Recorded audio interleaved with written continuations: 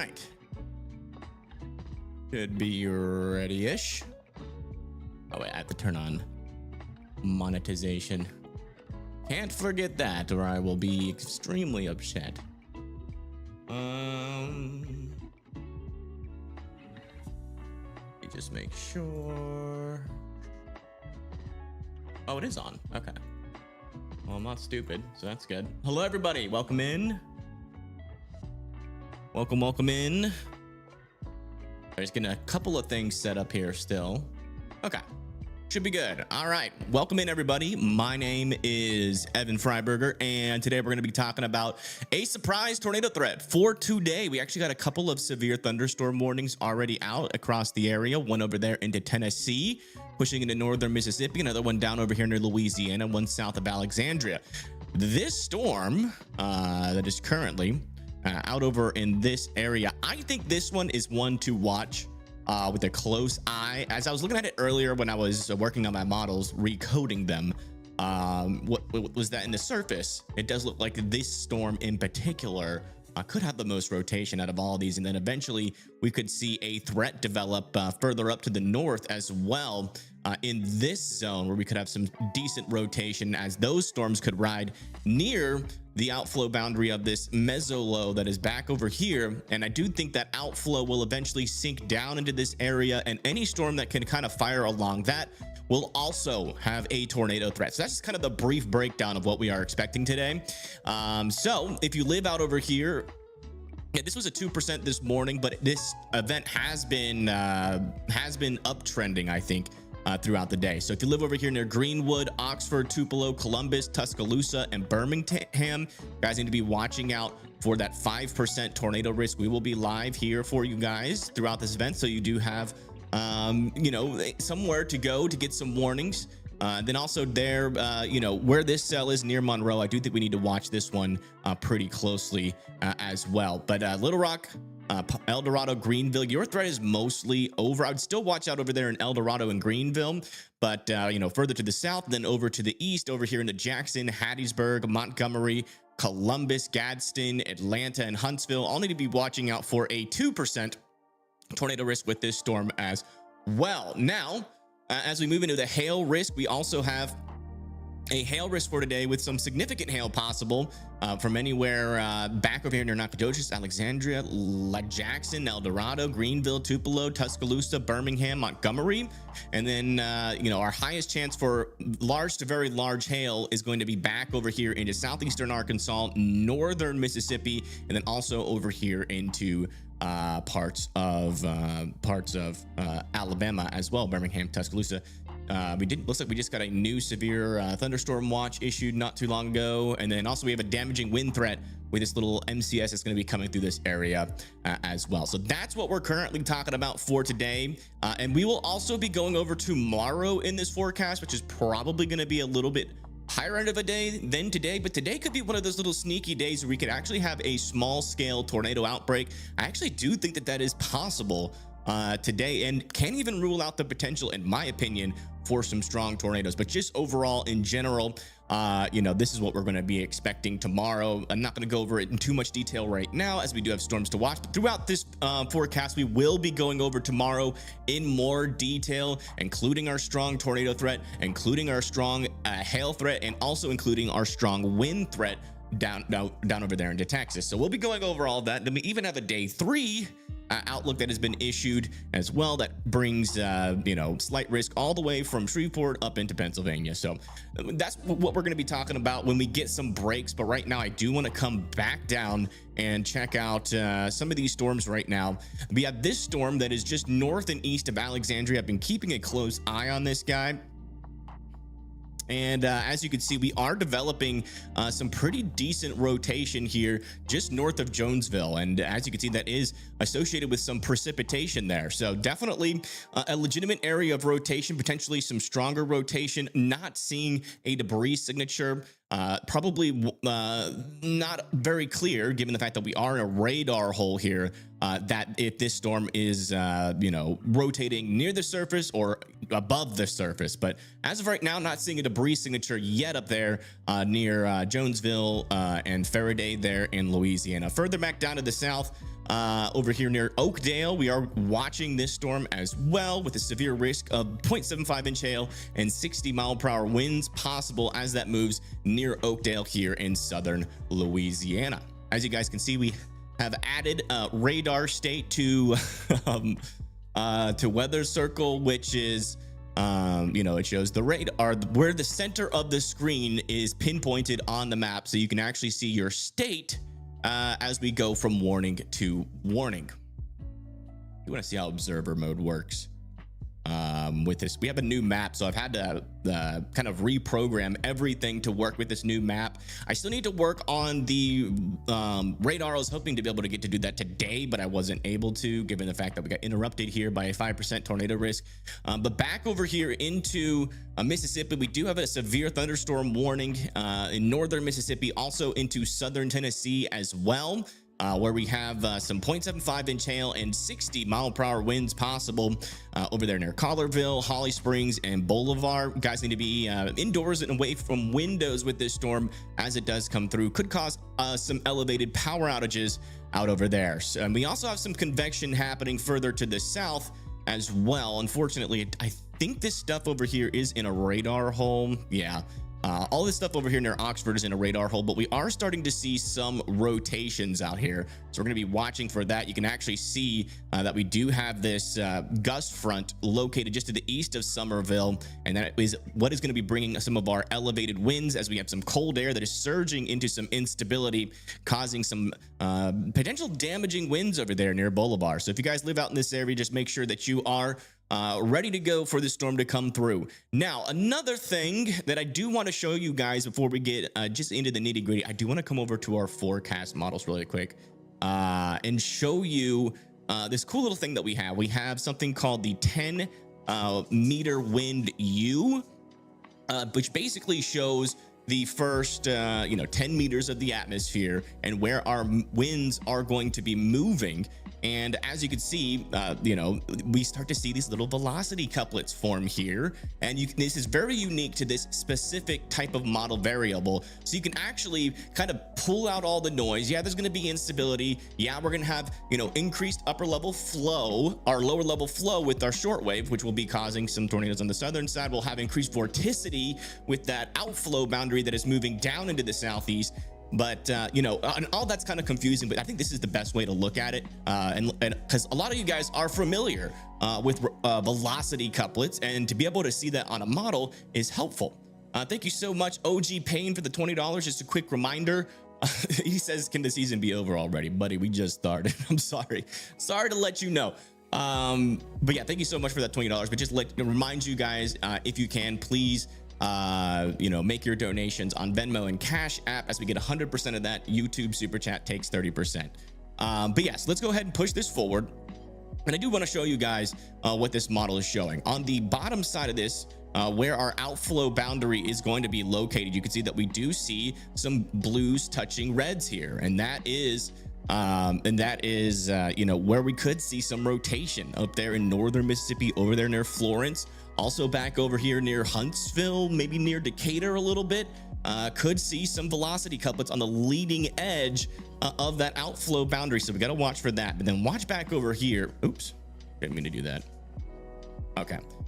We just got a new severe thunderstorm update on this storm. 0.75 inch hail, 60-mile-per-hour winds are possible there. Let me turn off observer mode while I'm in the models here. So let's come back over to our forecast models. I apologize for that. All right, but this is our latest HRRR18Z. Sorry, it's a little flashy. I'm still working. I've completely changed how all of this works. But yeah, you can see where this storm is in particular, and how it's moving to the east. One of our strongest velocity couplets possible today is going to be back over here south of Jackson, where you can actually see, again, another velocity couplet there. So if you guys live out in this region, you definitely want to be paying attention as these storms move off to the east into southern Mississippi, as there could be some potential for some tornadoes out there. But that's the latest on our threat. Let's come back over here and monitor our radar. Check back down in on this storm here. Our latest scan is showing still a little bit of a decent amount of rotation inside of our storm. Should have our latest scan here shortly. Any cameras on Memphis because you have family members in Memphis? Yeah, I think the traffic cameras are working today in Tennessee. So let me see if I can get some views on those storms that are out in the Memphis area. Oh, I got to turn on something really quick. That input, output. Okay, that should fix it. Yes. Okay. Let me let's go look for some cameras over there. Let's see, we'll do traffic cameras.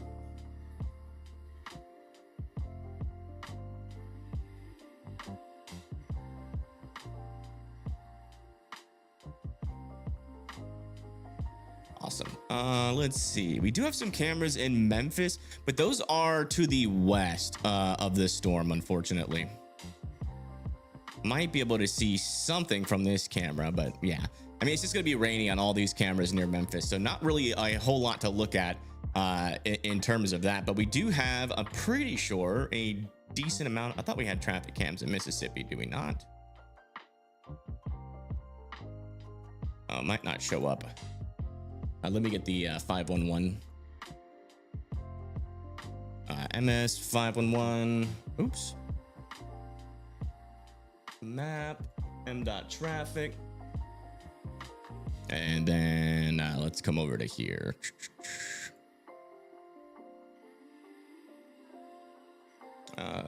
Wait. There we go. Hey, thank you, Oversteer 699 for the $200. I do appreciate that. Is Jonesboro, Arkansas, going to see any bad weather today? I think most of that is to your east by now. Most of that is to your east. Let's see here. We do have storms that are approaching pretty close to Vidalia and Natchez. Let's see if we can actually get a view of it. Look west from here. West. We'll switch to this one and just see if we can see anything back there. Yeah, it's a little bit muggy out there, so it's going to be hard to see really anything with that. Maybe if the storm gets close, we can actually get some sort of answers of what's possible, at least on the ground in terms of our views. Let's and why is this doing that? Hold on. Yeah, okay, that's what I thought.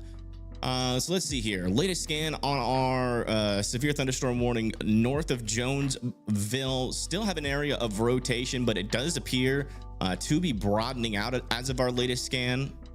A little bit broader, but definitely still a storm to pay close attention to there. Can I pin messages?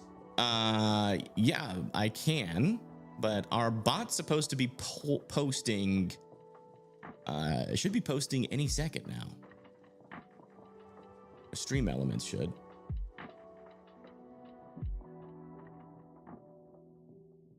I'll probably post the Weather Circle app if anything. Man, that truck barely fit under that bridge. All right. All right, looks like they did officially allow this severe thunderstorm warning over there near Oakdale to expire.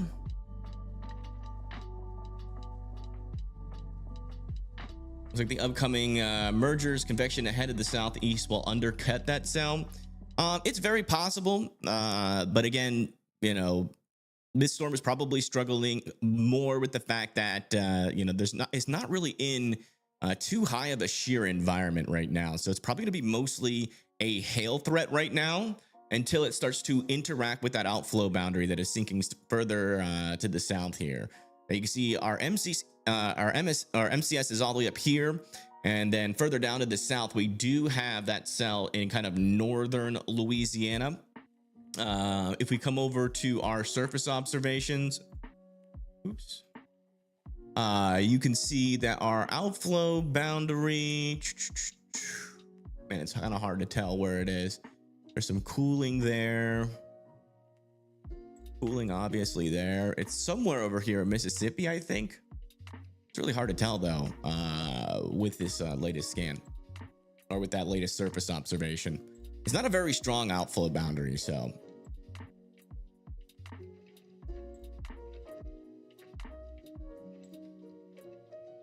There's stream elements. Wait, did you trigger that help?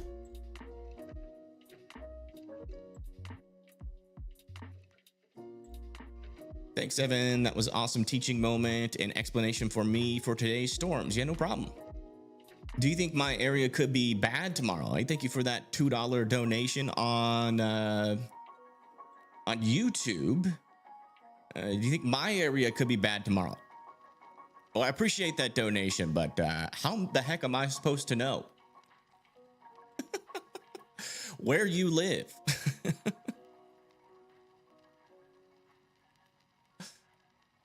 Just a quick question before we answer that question. Am I supposed to magically know? Is that what you are assuming? All right. Let's see here. Let's come back and look a couple areas out here.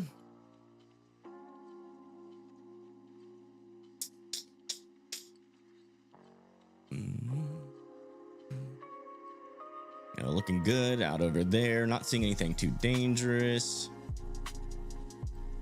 This storm north of Vicksburg looking more like a damaging wind threat than anything.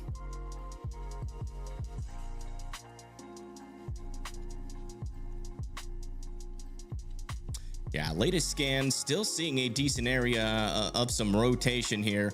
Still not seeing a definite debris signature with our storm south and west of Harrisburg.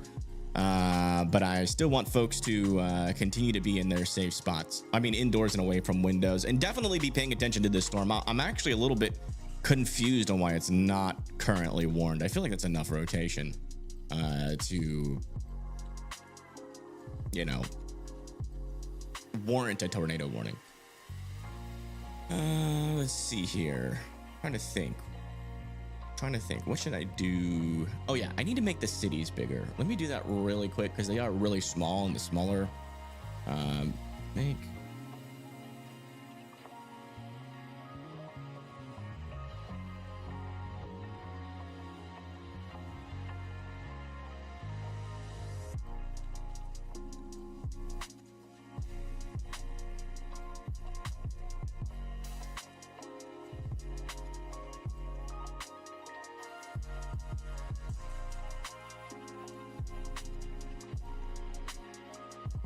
Shows giant hailers.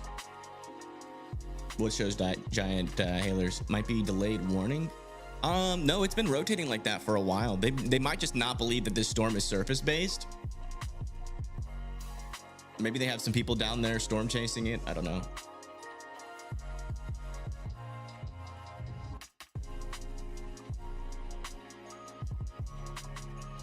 Good afternoon, everyone waving a hand. Hello, hello.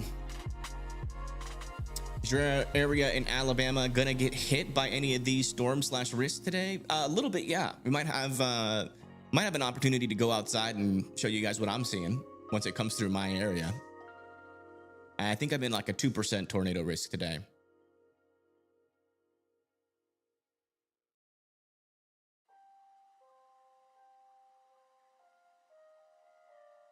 I appreciate that, golfer.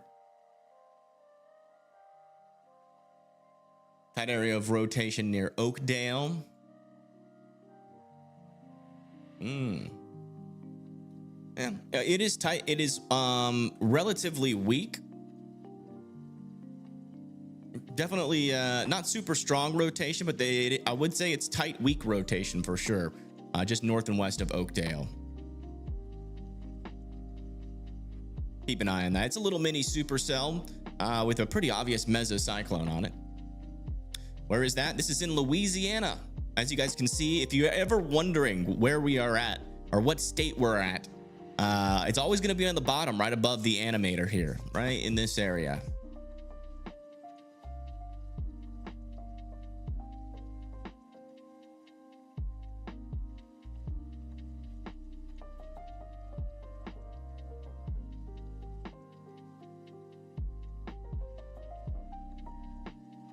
warm, sunny, and windy in South Mississippi right now. Interesting. Paige and Bryce are on that storm. They're live down here. Oh my gosh, they really are.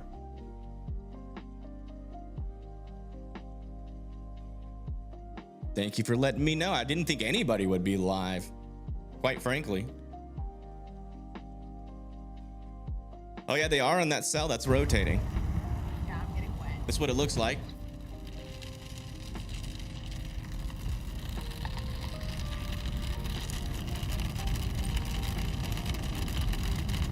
I guess they just don't miss storms, period. I'm not talking about Wednesday yet, but we will talk about Wednesday in more detail in a little bit. Hey, it's all good. Let me check the cash apps. It's actually uptick right now.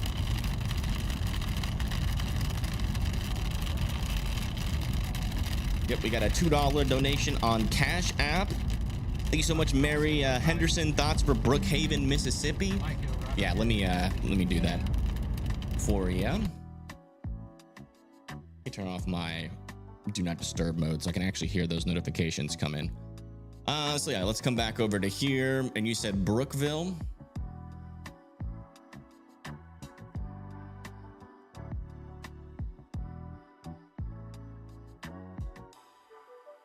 That can't be right. Hold on.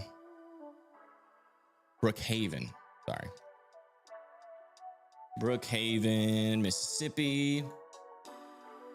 Yeah, I mean, I would definitely be aware. You know, you got a lot of cells to your west that could definitely carry some severe potential. Only one or two of these should have the capability of producing a tornado. The problem is that if one of these can become, you know, more mature and these mergers don't disrupt their ability to produce a tornado, we could see one storm maybe produce a couple of tornadoes.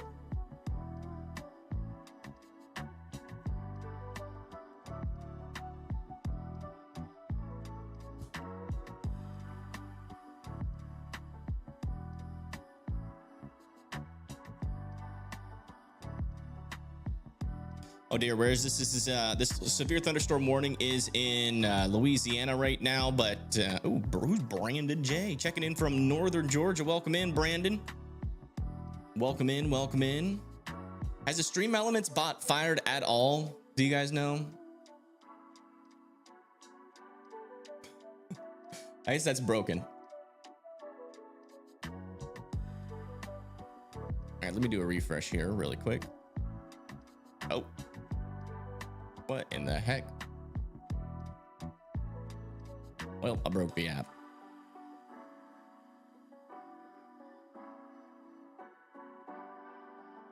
Give me 1 second. All right, latest scan is in, still indicating some pretty strong rotation with our storm just to the west of Clayton. Still really not sure why this is not warned, to be honest.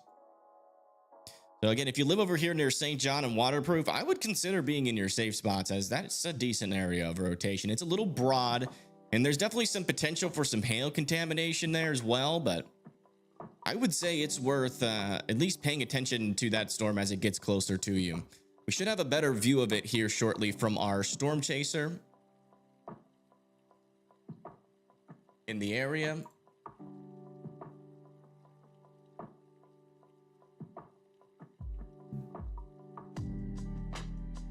Don't know if you saw, but yeah, I saw that. I am aware. Just been very busy. Too busy to make a forecast, at least yesterday. Today we'll be making a forecast with it though.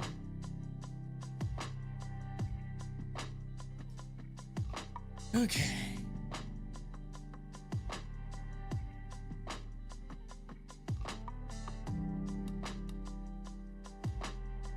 Everything's back to normal. Sorry about that. Sometimes when you change part of the code that shouldn't, you know, be a problem, sometimes it is a problem.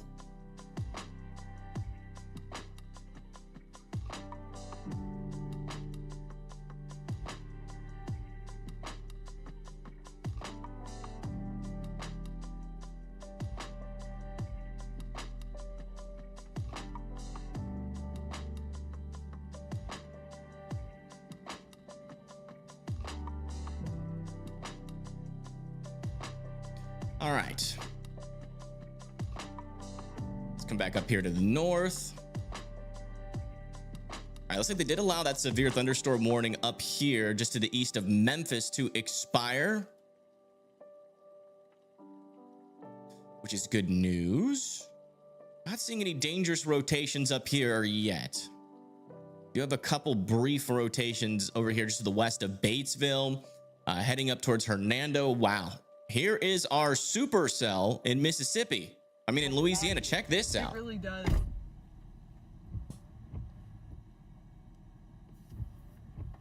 Yeah, that's looking like a storm, I'd say. Okay, so there's definitely no tornado on this, which is good news.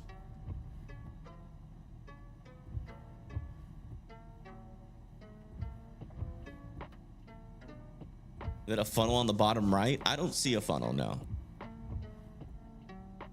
I definitely see a clear slot RFD wrapping in though right now. You can see on the left side how the storm is kind of bending. That is a clear slot wrapping around our mezzo. Yeah, definitely got an inflow tail on the right side. And it looks like a healthy supercell. Whoa!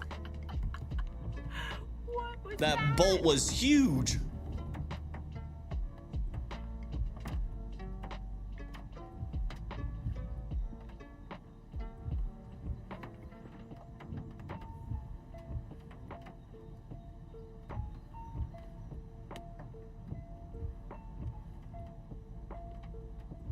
Yeah, inflow tail. Yeah. You know, typically when you're looking like for a tornado, it looks like an upside down cone, right?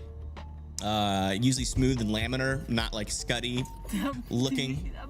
But you know, they should be able to get a pretty good view as long as the rain doesn't wrap around this mezzo. With that RFD coming in, there is a decent chance that the rain does eventually do that. But the base is actually surprisingly rain free. Holy cow. Like you would expect a storm with this much precipitation, you wouldn't be able to see anything back in there. But you can actually see it. The storm looks pretty good. I think once You're in Jonesboro, Arkansas. What can you expect for tomorrow / Wednesday? Yeah. Yeah, again, like we're not doing like forecast for tomorrow right now. We're a little bit sidetracked, but we will do a forecast later today. I promise. I'll look at the day 2 outlook for you real quick. Yeah, it looks like Jonesboro's in a 2% for tomorrow, 5% for hail, and another 5% for wind. So nothing too crazy for you in Jonesboro tomorrow.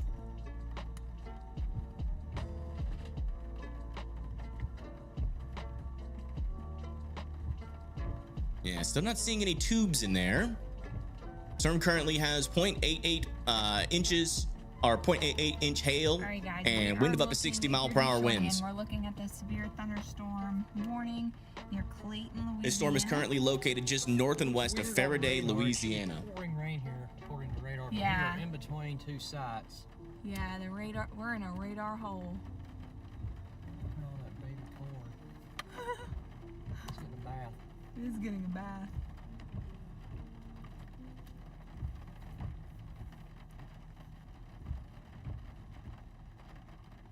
Okay. Maybe one. I wonder what it looks like from Jackson. Looks a lot different.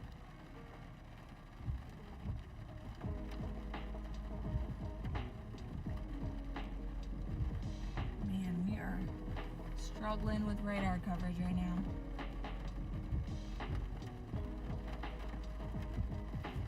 But we have to get to our river crossing so we can stay with this thing.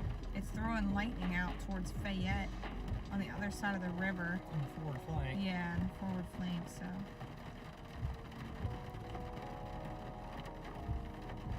Should we skedaddle yet? All right.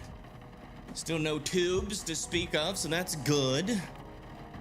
We'll keep an eye on them. We will definitely keep an eye on Pagey, Tornado, and Bryce. All right. Let's come back over to here. This is the storm that we're currently looking at. It's just north of Faraday. Looks like our circulation is actually kind of peeled off of our storm here. and it's occluding right now, and we still have and there's that RFD you can see that was surging in, so we still got to watch out for some new rotation to develop back over here, just to the north and west of Faraday. Where are we today? We are over here. We are over here in Texas, Louisiana, Arkansas, Mississippi, Alabama, and parts of Georgia. And our 5% tornado risk is up here, but some of these storms down into Louisiana could potentially overperform today. You could probably make the argument that we should be seeing like a 5% like really extend like down into like this region here. You could make that argument. At least that's my opinion. Cassie, are you bumping my thing?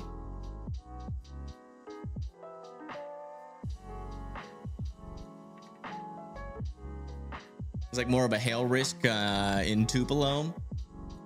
Well, I don't even know where Tupelo is. Jeez, that's not good. Yeah, I really need to make these cities bigger. That's what I need to do. But last time I tried that, it made my screen black.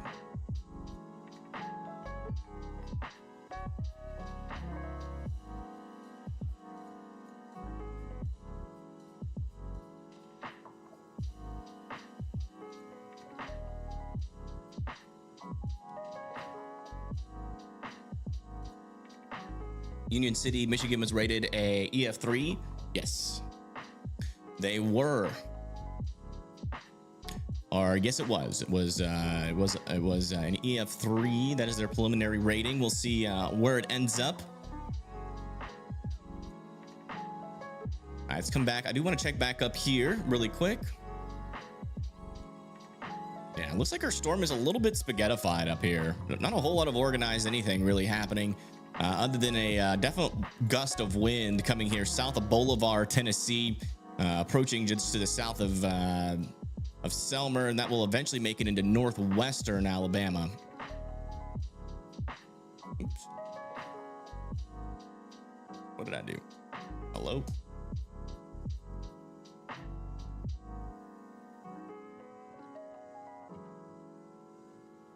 There we go. That was weird. All right, latest scan back over here just to the south and west of Senatobia. Still have an area of some broad rotation over here. Still keeping an eye. We could definitely see some tornadic shenanigans happen over here into northern Mississippi as well, which is why there's a 5% up there. But yeah, and so far nothing overly concerning at this point.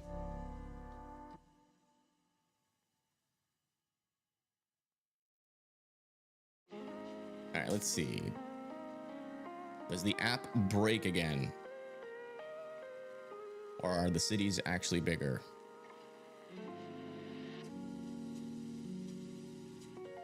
They're a little bit bigger.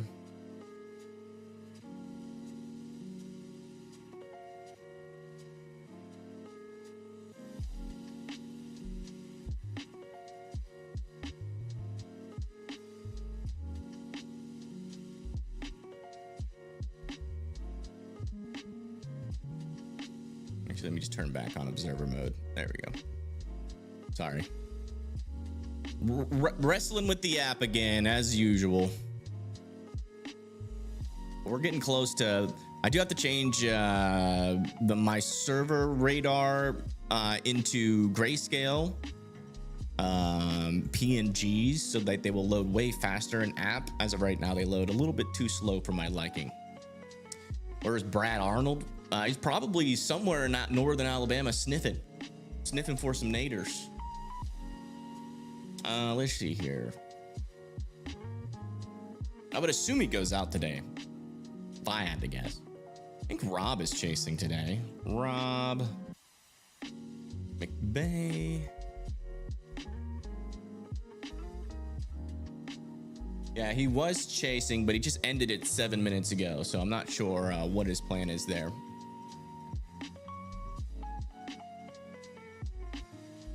Evan is the GOAT. Will you go over that risk at all today? Yes, I will go over the enhanced risk for tomorrow. Yes, I will. Watching from Georgetown, Delaware. Welcome in, welcome in.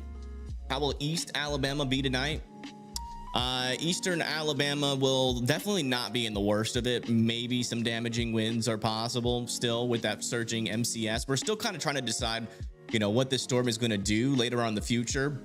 If we come over to our surface-based cape, you can see right out in front of it, there is plenty of instability in this area. So you can certainly make the argument that we're probably going to see some more severe weather as this continues to surge. We're really just waiting for that cold pool surge. It's technically surging right now, but we don't really have a whole lot of organized convection yet on the southern side. You can see it's all kind of scattered right now, but eventually that entire cold pool will surge to the south, and that will allow for some one, damaging winds, and two, potentially some large to very large hail, and three, maybe even a couple of tornadoes.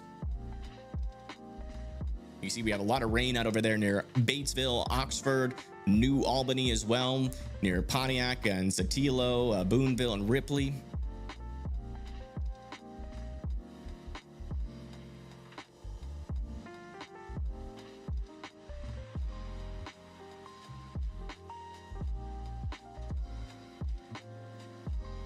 Okay, let me see how that looks.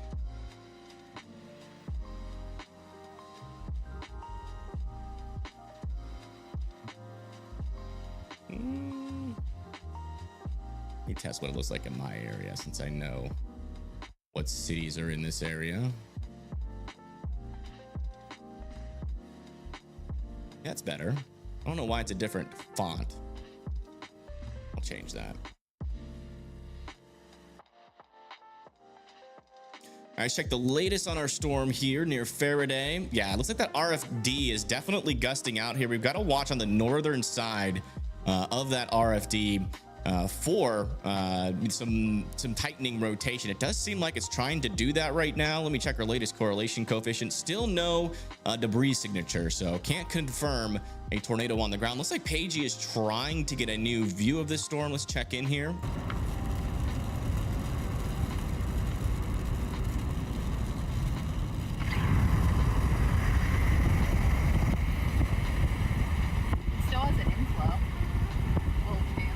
They're saying that it still has an inflow, which is means the storm is still healthy. Oh, there's another big bolt. Did y'all see that? Yikes. You guys see that? Yeah, I saw it. Yikes. Did y'all see it? If you didn't see it, you should probably get your eyes checked. Oh, another one. Now that one's a little bit harder to see. You're gonna need 20/20 vision to see that one. Around here, don't be outside. There's a lot of lightning.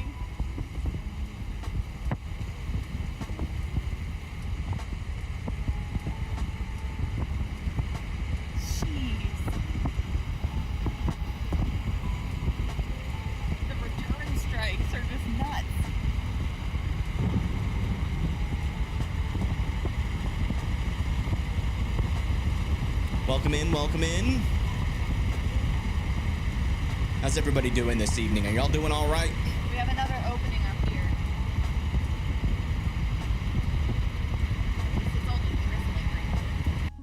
Yeah, that's the latest out here. It's definitely a supercell here for sure. This is about to cross over the Louisiana-Mississippi line. We'll keep watching since we have a good view. They're eventually going to get lost in the trees here, so we should probably watch this storm while we can, so we can at least see. Oh, there's another lightning bolt there. We'll at least see if a tornado doesn't develop. Oh, yeah, it looks like they lost the view of it there. But yeah, that's what our storm over here near Faraday looks like currently. Yeah, you can definitely see that that RFD pushing in near Clayton, St. John, Spokane, and Waterproof. We'll find out very shortly if Waterproof is really waterproof. All right, let me do something here. Oh.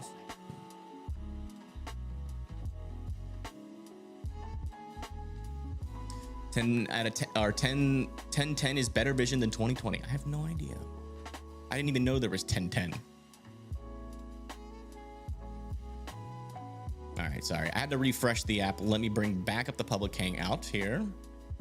Myself oriented. Sorry, I've already had like a stressful day today because I've been wrestling with this new map I've been putting into Weather Circle all day long. I didn't realize how big of a challenge it was going to be. I worked on it for like 13 hours yesterday, and then I've been working on it since 9 a.m. this morning until pretty much this live stream.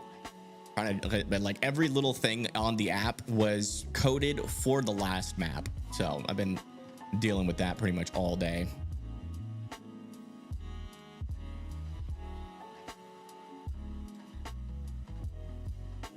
All right, let's come check back up over here. I want to check in that little area of rotation to see if it's actually sustaining itself. It is technically sustaining itself. It's broad circulation, but it is rotation. There in between Helena West, Helena, and near Batesville. I think it's still worth keeping an eye on this guy. It's near that boundary. It could potentially try to tighten up. Do I know when? No, but you know, should we not watch it? No, I think we should watch it. What do y'all think of this little the radar state here? Is this helpful, knowing where the radar is centered at all times? Because I know we can go, you know, to different spots super fast, and like for instance, now you know we're back over here on Louisiana, but you can see a state border over there, so you can know that that is a the latest scan. And we did get our latest scan in here. Hey, thank you so much, Young Savage, for the $5. Do I think I-65 from Birmingham, Alabama, Nashville, Tennessee would be safe drive? I mean, you're definitely gonna run into some severe weather. It's really up to you. Really up to you. Our latest scan here is showing a collapse of our velocities here. Let's load it up. This is the part that's slow that I need to fix. I was gonna fix this today, but got a little bit distracted, obviously, by the severe weather. You can see it's really slow, but once that because it basically what the app is doing is transferring it into a PNG itself. Let's see here. Yeah, you can see it had that rotation. That RFD surge came and then just died. So it looks like those mergers are helping our storm for now kind of fall apart. There is another part of our storm back further to the west that is developing a stronger inflow right now, just north and east of Jonesville. Just north and east of Jonesville. So we'll keep an eye on that guy as well. Some earlier models were saying that we could have a storm fire over here in northeastern Louisiana that could be more discrete or super cellular. I think that would technically be this guy over here, and it looks all spaghettified, not really like a mature supercell. But thank you so much for that $5 donation. Thank you so much. By the way, guys, just a quick reminder, we are 100% crowd-funded. We don't take any sponsorships. And donations are the way that we fund this channel. So if you guys do want to do that, we would prefer them to be over in Venmo or Cash App, as we get 100% of those donations. On YouTube Super Chats, we only get 70% of it. All right, let me just make sure we haven't gotten any new ones of those recently. Nothing on Cash App.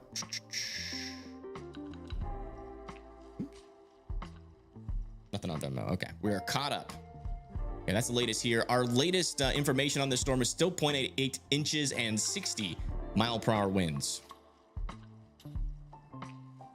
Will I give a rundown of tomorrow's potential? Absolutely, I will. Yes, I will. Absolutely, I will. But not right now. We are a little bit... once we can figure out what the heck today is going to actually do, we will probably... Probably figured that out later today.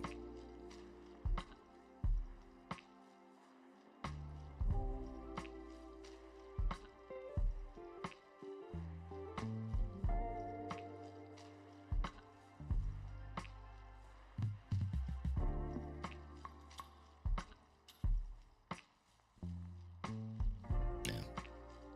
This is the only storm that had rotation on it. At least rotation that looked anywhere suspicious. So we're now kind of back into a wait and see kind of moment here.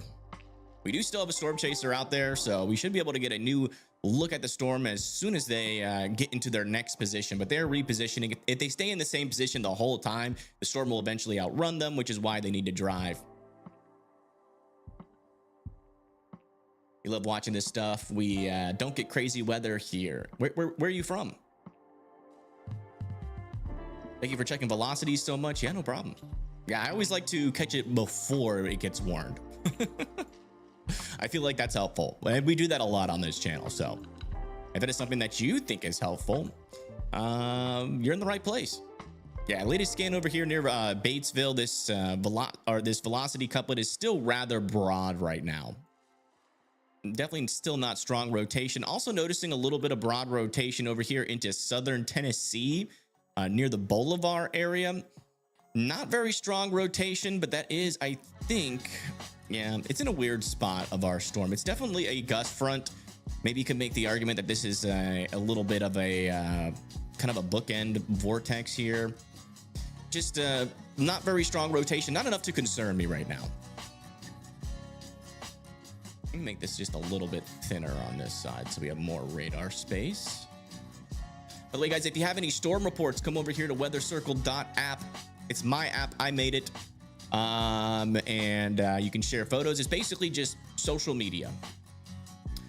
How are we able to see the storm chasers in videos on here? It's in the Hangout. It's in the Hangout.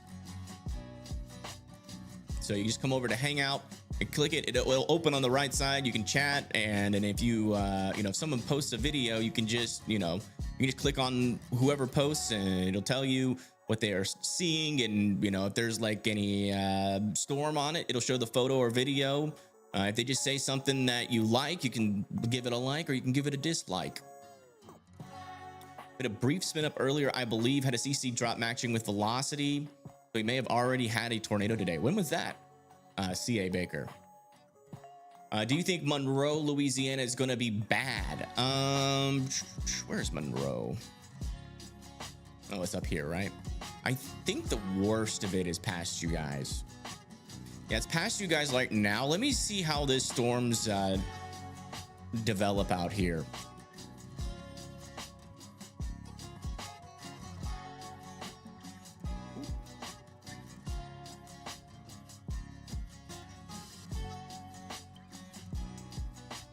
Yeah, maybe some chances for some thunderstorms over near Monroe as we get into 8 p.m. tonight. It seems like our strongest thunderstorms, though, will be around where this storm is right now. And then we'll have this MCS further up to the north. That'll bring a damaging wind threat and potentially a QLCS tornado threat. And maybe you could make the argument that a prefrontal storm that can get caught up in that lower level shear that this storm is going to have. So if I go over here to our lower level shear,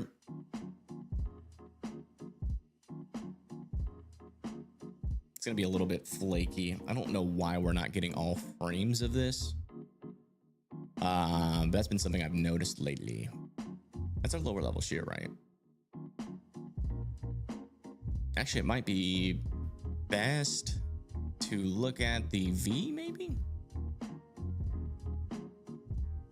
I have 8 frames here. Let me go to the 18Z. Oh yeah, this is a little bit better in showing this guy right here. You can see that we're basically going to have a boundary right here. You can see to the north, our winds are going to be moving down to the south, and on the southern side, they're going to be moving up to the north. And you can see the winds, at least when you use 850 millibar wind V, shows the directional components with colors. So you can get you don't really need the arrows if you understand it, but if you don't understand it, the arrows are helpful. And you can definitely see there's going to be a little bit of a boundary here. If you get any storm that locks onto that boundary as these storms push off into northern Alabama, you could definitely see, a couple of lower end type tornadoes possible as this moves into northern Alabama. Let me check on our U as well in the lower levels. Sorry, it's so flashy. I've been working on the app all day to try to fix this, and I just ran out of time. We had to go live. But yeah, you can see the boundary is not as sharp from the east to west, and so we don't see much blue or red disagreement, but you can definitely tell associated with this, we do have a little bit of extra lower level shear over there near Tuscaloosa and Birmingham and Gadsden, And that's why we're looking out for the chances for tornadoes.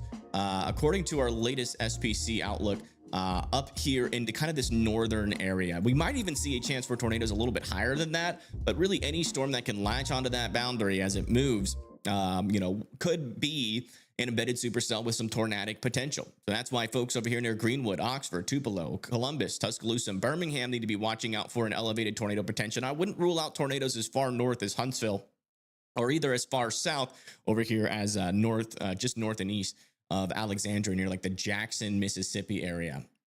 That's kind of my thoughts on today. Obviously, those will change as we get more data coming in from our mesoscale analysis, but that's just my current thinking at the moment. Okay, Jackson radar.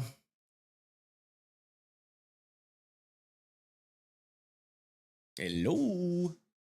Thank you very much. All right, Jackson radar was too far away. This one is still showing a stronger inflow coming into our western storm, and maybe a little bit of a stronger RFD on our storm just north of Faraday, Mississippi. And that is the latest there. Let me get our music back on. You're doing great. Thanks. I'm trying my best, as I always do. I always run myself into the ground in terms of working way too much. But, when you're a single man person, and, you gotta, when you're just a one man crew for most of the stuff, like we have the mods and stuff, but when it comes to thumbnails, this app, literally everything else in regards to this show, finding news, finding cameras, talking to storm chasers, all of that I have to do. So I work very hard to try to make sure that all of you guys have the best coverage possible. It's usually about 12 to 14 hours a day, but I'm used to it. We do this every storm season, so it's really no big deal. It feels easier this year than last year. You are also a single man person. I feel that from the heart. All right, let me go check on something really quick. Let's come back over here to Pagey Tornado for just a second. I need to check on the back end that's sending the next rad over just briefly.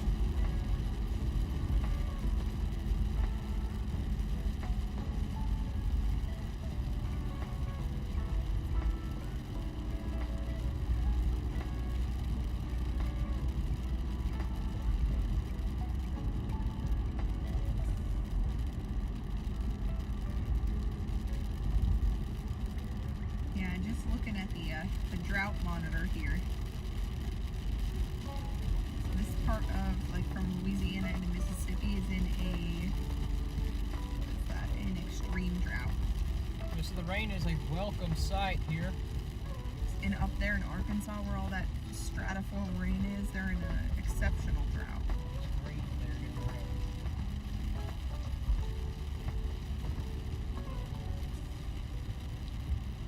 Yeah, right at where those three rivers meet in Louisiana, it's extreme drought.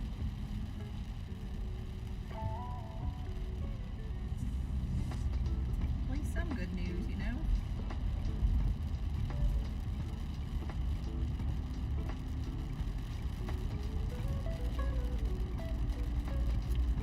Bridge. Kelly said you're a traveling meteorological genius. No, you. Oh, me? You. You're right. So Sorry they about warned that. the whole thing with a tornado possible. Okay. You can go to the south. Yeah. All about balance. All about balance. All right. A severe thunderstorm warning has been issued for these areas. Also, this is too loud. Let me bring this down to like 10. I noticed that on the last stream. All right, latest severe thunderstorm warning is now been issued back over here near Faraday, Vidalia, also near Fayette and Roxy here in Mississippi. If you guys live in this area, make sure that you are indoors and away from windows. Indoors and away from windows. What's going on? I feel like this is messed up here. Testing.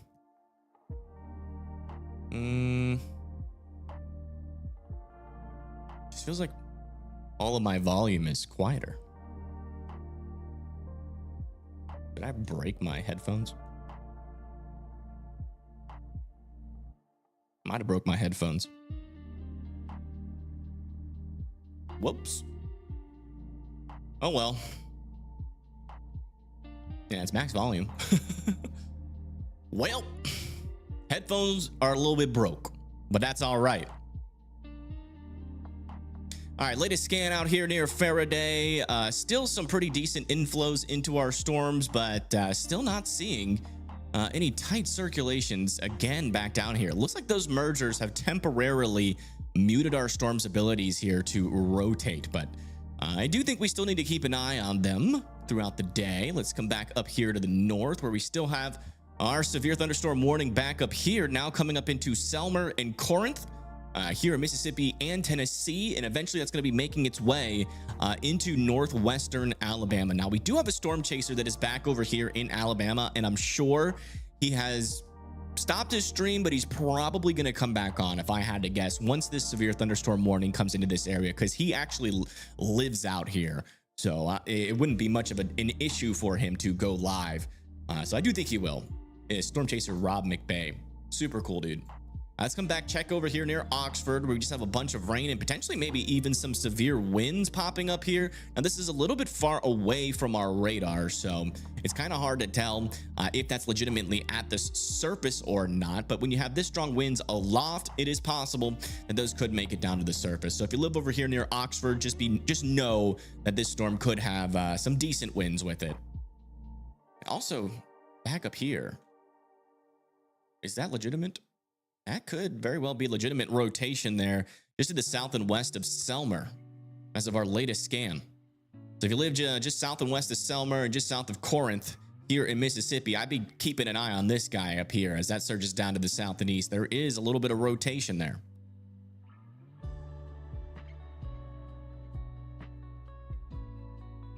Your state line is off. Yeah, it's a rough approximation. It's not perfect. It's added onto the map manually, so that I did not know that. So maybe there could be some changes there. Let me see if there's something I can do that like really quick.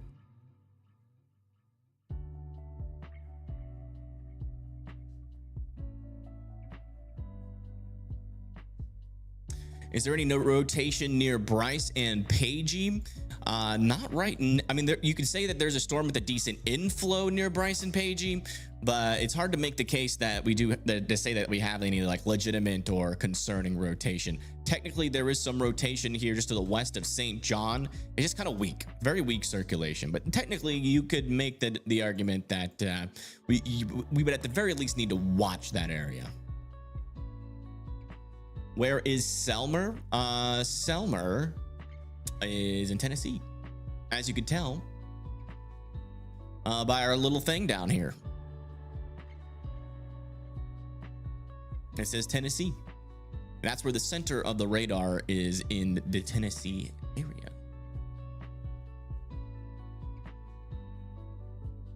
Yeah, y'all will get used to it. Right now, I know you guys aren't used to this being here, but it'll be here all stream and for the rest of the streams. And so whenever we're zoomed in on a storm and you're like, what state is this in? Instead of asking me in chat, you can just look down and be like, oh, it's Tennessee. I know you're not used to it, so I'm not gonna get my panties in a wad about it now. But if y'all are still saying it in a month, I don't know. Maybe we're gonna have a roast session. It's possible. Yeah, still not seeing anything over there just south of South Haven right now. Come back over here and check maybe a little bit further to the west. We do have some storms developing just north of Beaumont. Those could eventually bring some severe potential. It's a pretty low chance, but I wouldn't rule it out. And then back over here into Texas as well. We do have some little pop-up thunderstorms trying to happen north of Houston. And then some more pop-up thunderstorms trying to happen over here near Austin and Round Rock. These could eventually have a low chance for severe weather, but I'm not talking about a tornado risk with those, as the overall environment does not support that. The voice sounds like you have two audio sources. One is a little bit behind the other. Sounds like a small delay. What?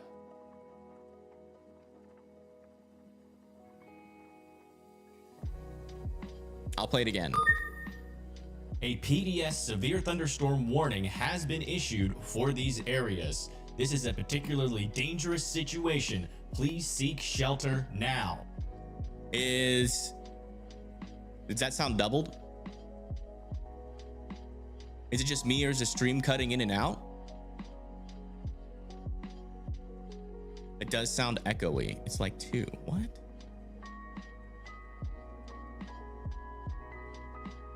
What could be causing that?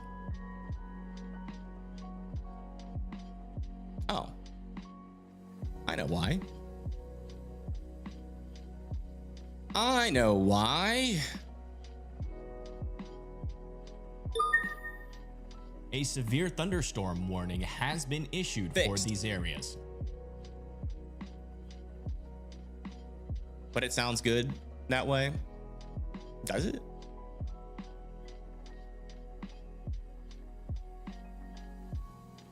That AI music, I think, is actual songs. No, this isn't. We're not playing AI music, guys. Who do you think I am? This is Fuchsia Badusha by Joby. I would never play AI music. That goes against everything I believe in. I used to make music myself. I'm glad I don't anymore, because I would be having a panic attack if I was successful at it. It's like, oh, they're literally gonna steal my entire shtick. Although, to be fair, the AI is also trying to take over the weather industry as well.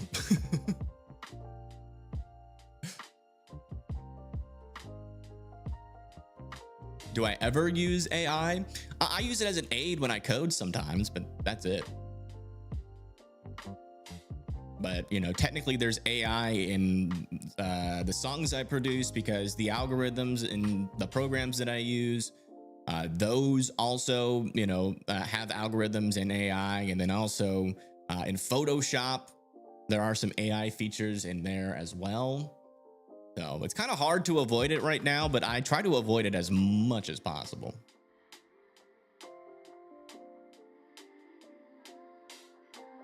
Use it to make scripts for work, Windows, AWS admin. Yeah, it's really helpful for coding. I mean, everybody that I know that currently codes does have help from AI. So it's a really helpful product for that. Wait, I'm not an Android? No. Not an Android. Me, myself, I am not. All right, let's come back over here. Check in on Selmer. Yeah, still some rotations just south of Selmer, but they're not as tight as they were earlier. So there's some good news there.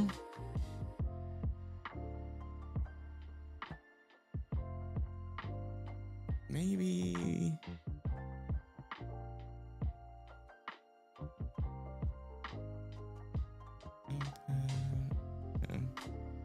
Trying to figure out, like, while we have a little bit of time here, like, is my headphones like really busted? I've only had these for like I've only had these for like 6 months.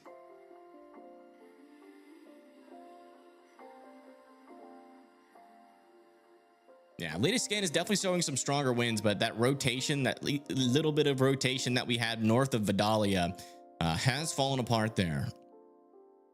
So we are now securely in wait and see mode.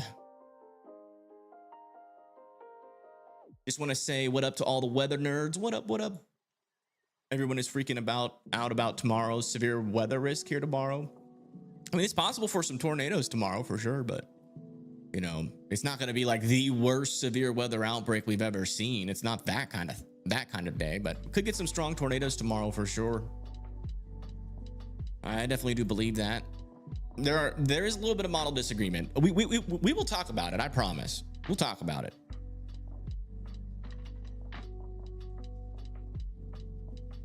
Does use a lot of resources, but so did computers when they were first created.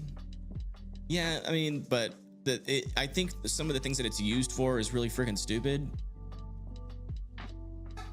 Like content creation, I think that's dumb. Like, we only have limited computers out there. Let's use it for like the things that we actually need, like medical research, all that kind of stuff.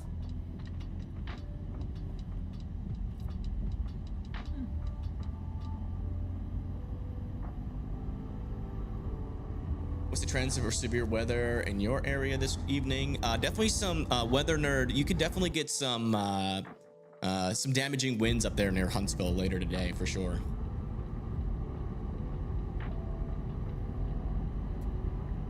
Some is pure laziness, yeah. No, guys, we're not Quint doing Texas tomorrow. We are going to the northern says, part of but by the way, Illinois, thank you so for the then $2 we can donation. on. They say, do I think Southern Michigan will get hit again? I don't think it's going to be anything like we saw last time, but I mean, I think you guys are in the day 2 risk up there in Michigan.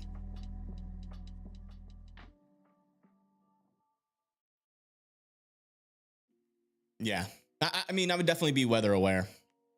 The warm front is going to be potentially near you. You get any cells that fire like last time and run over that warm front, you know, you could definitely see the potential for a strong tornado, which is why there is a strong tornado risk over there into southern Michigan, out over there into northern Indiana, and then also into central Illinois.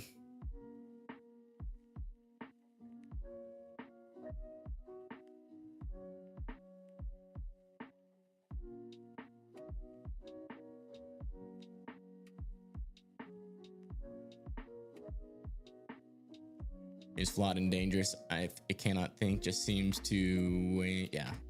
Understand. You just a little bit. Yeah.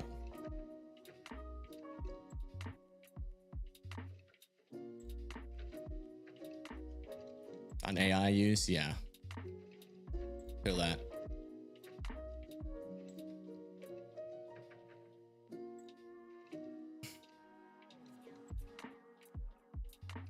Yeah, I would say AI is definitely a hot button topic. I literally said the word once, and there's been constant discussion about it in chat. So, you know, my personal opinion is probably shouldn't say it live on stream.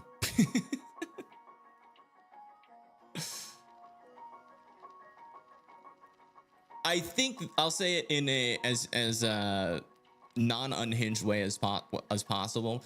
I think if there's some way to manually decommission every single data center across the United States, I feel like that would only be a benefit for humanity. That's all I'll say. I probably didn't do a good job masking my intentions there, but you get it. You get it. Oh, wow. As soon as I said that, my OBS disconnected briefly. They're watching.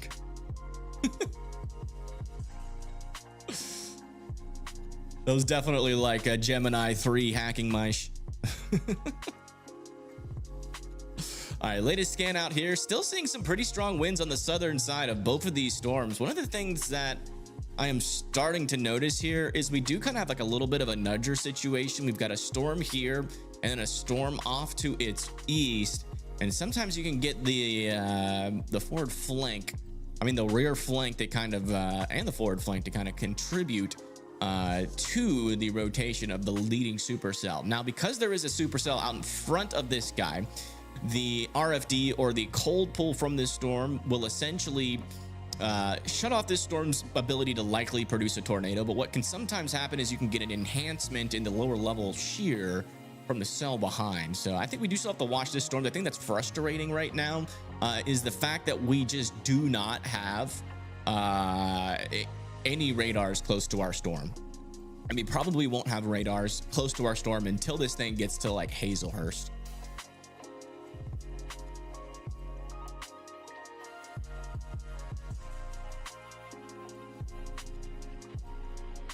Okay, so do our state lines look better? Hey, okay, they're a little thin.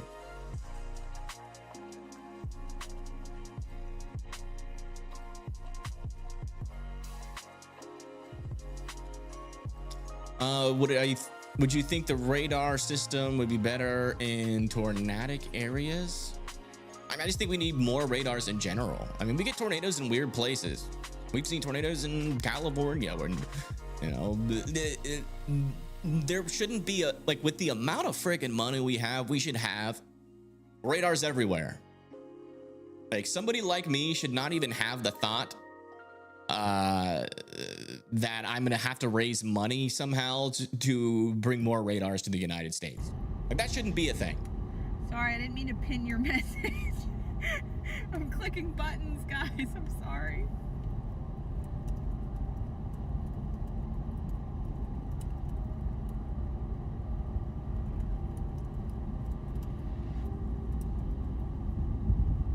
Yeah, that's a good point. Yeah, there was a pig strike behind us. I saw it in the. Yeah. So kind of in the storm waiting room right now. We'll see what this ends up doing. I do that. Let me make sure. Perfect. Yay. How's that for state line accuracy?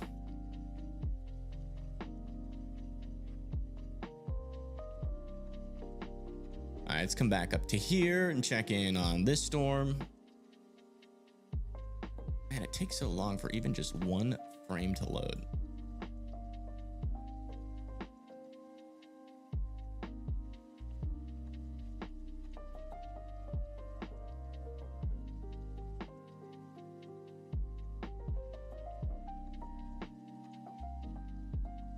Who is the chaser there? That's Pagey Tornado.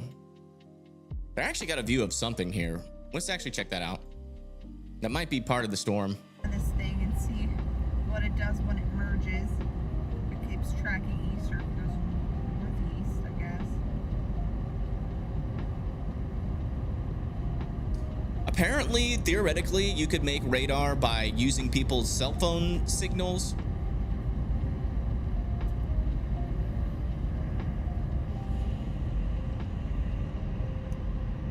I'm not sure if you'd be able to have dual pole with that. I've been meaning to do some research into that. Hey Sam. Hello Aiden.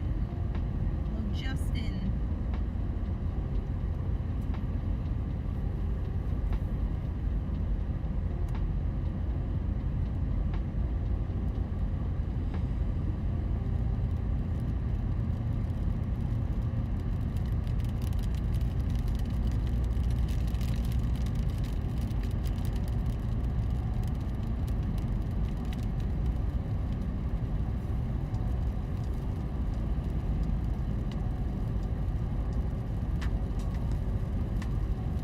You see there's a little base of the storm here.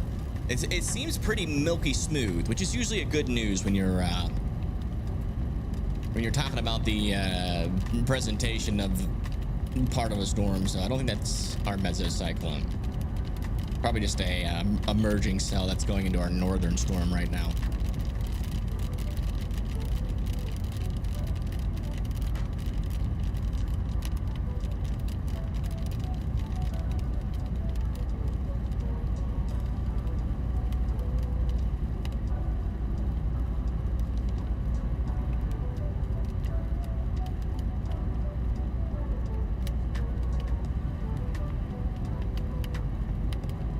Crazy of one of the best chasers. Well, I was actually one of the people that convinced Tornado Pagey to do her YouTube channel. I made a lot of her first thumbnails, helped her set up her system initially, and so we've been friends for a while.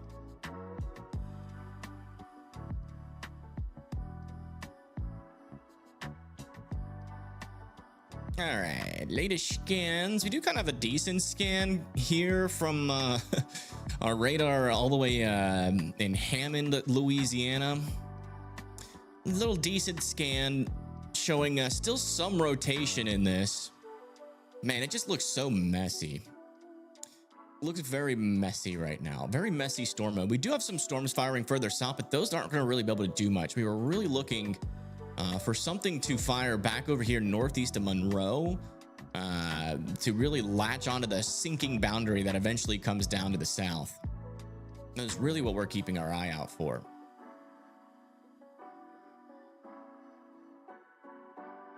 Yo, my map became a bunch of squares in Peru.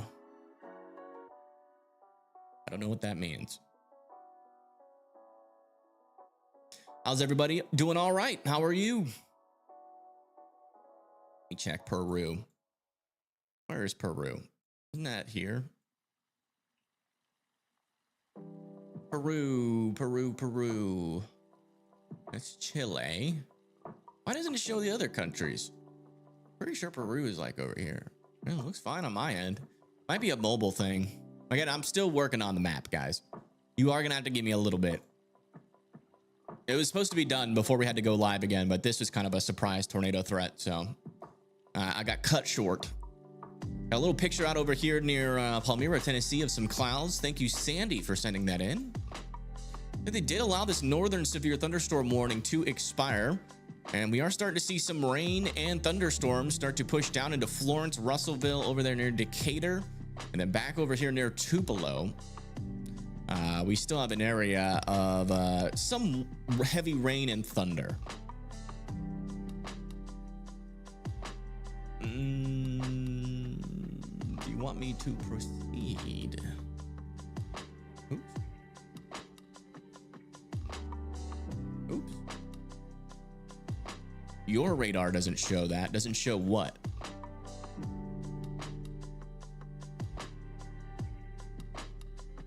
Thank you, Evan. Yeah, no problem. Early season, yeah. Doesn't show your storm? I don't know which radar you're using. Do mergers increase or decrease the severe weather possibility? I think most of the time, especially, it depends on how it merges and what kind of environment you're talking about. Like if this was an environment that had, like, let's say we had a like an outflow boundary to like the south and to the like something like this, and this storm was moving kind of in this direction or like towards the outflow boundary, like, or you know, or actually I think a better example is saying like the outflow boundary is just near the mesocyclone but it hasn't surged.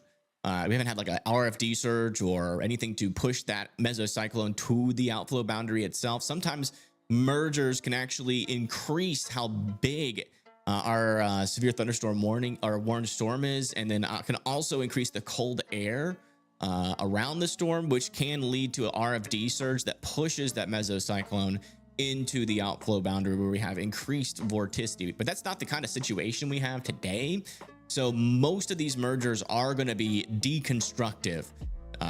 You know, if we get a situation where our, you know, we have a storm behind one of our storms, right, and it nudges the storm, that can be a favorable merger. And sometimes when you get mergers, like small storms merging into the forward flank, those can also be constructive. But, you know, it's never the same thing every time, because every atmosphere with, even though they kind of have similarities to other events, they are all different in their own certain ways, with either different temperatures somewhere, different moisture, different, you know, subtleties in the shear environment, which direction is that going. Like, you get all these differences that happen with new setups. So so it's impossible to tell most of the time whether a merger is going to be constructive or deconstructive. I mean, we just had a storm in Oklahoma not too long ago that, you know, that was a supercell, and it just had like trains and trains of mergers go into its forward flank, and that actually ended up strengthening it briefly, when in most scenarios that would have killed the storm. So it's really hard to tell exactly what a merger will do, but it's always good when you see one coming to kind of monitor the storm to make sure that it doesn't do anything unexpected.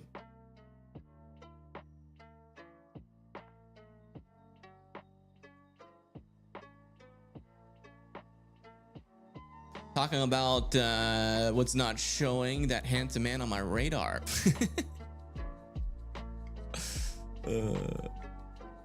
True.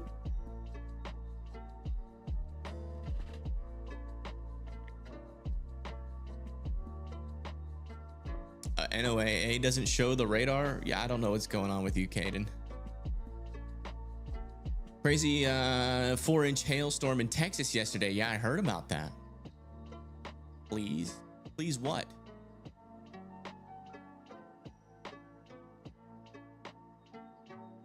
We had some type of method to enforce use it or lose it policy for money, then we can prevent it. What? Prevent what? What are you guys even talking about in chat? I'm losing it.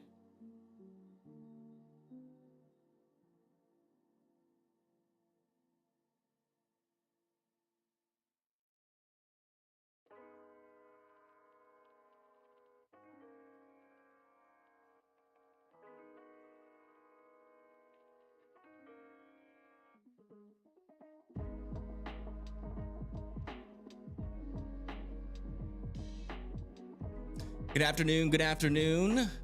Beautiful, sunny, warm in Connecticut. Snow is almost gone. Nice. Yeah, it is spring. It certainly is spring. It looks like they're driving into the storm, Paigey and Bryce. I am curious to see what it's like in this southern cell. Thank you, violinist and elevated player, for subscribing. Thank you.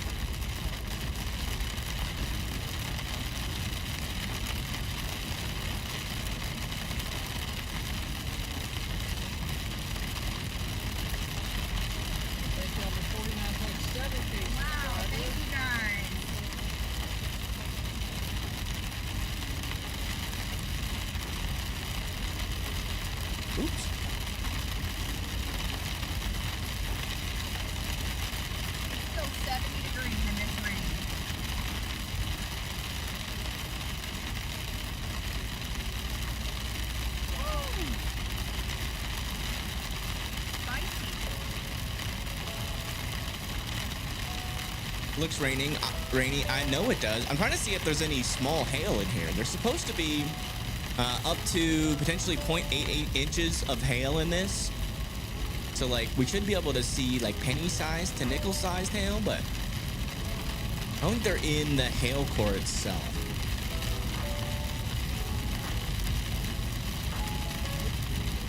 Till Wednesday, yeah.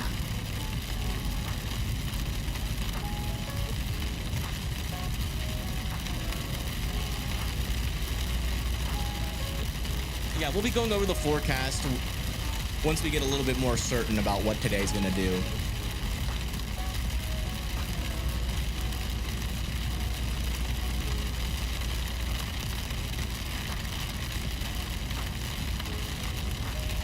Okay, well, it is definitely just rain.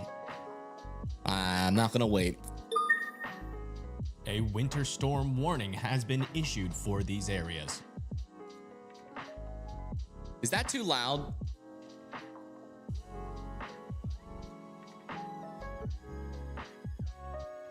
You're in Delaware? Nice, nice.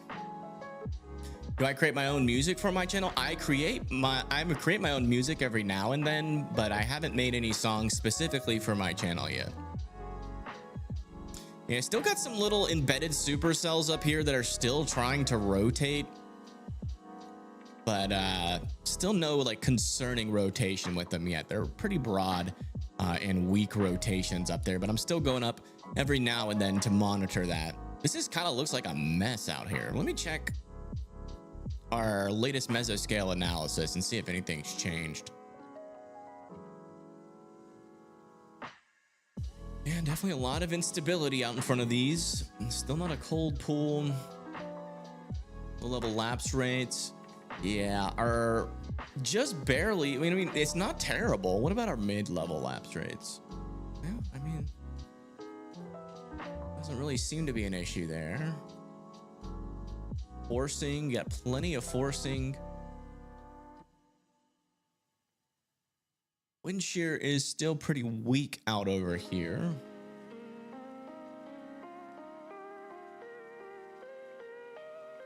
Decent mid-level winds, 500 wind, millibar winds pushing in. I mean, I don't see a reason why we shouldn't eventually see. Let me check our surface obs. I mean, we got dew points in the 60s. Dew point spread is decent. I don't really see a reason why we shouldn't get stronger storms to develop at some point. Other than it just kind of looks like the mesoscale analysis is just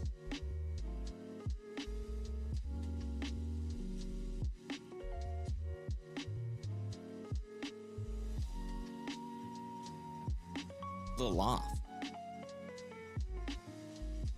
And it definitely seems like there's a more expansive cold pool here than what it is seeing. So we might see by the next update that we might actually have a little bit of a surface inversion kind of pulling into here. But if this surges at all, it could be a problem, but it's really not surging, it's just kind of raining.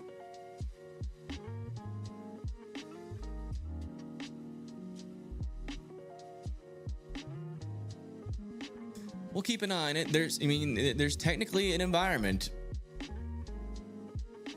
but a lot of things have to go right for an environment like this to do anything. All right, well, they've stopped here, so let's go look back in with what they are seeing and what they're talking about.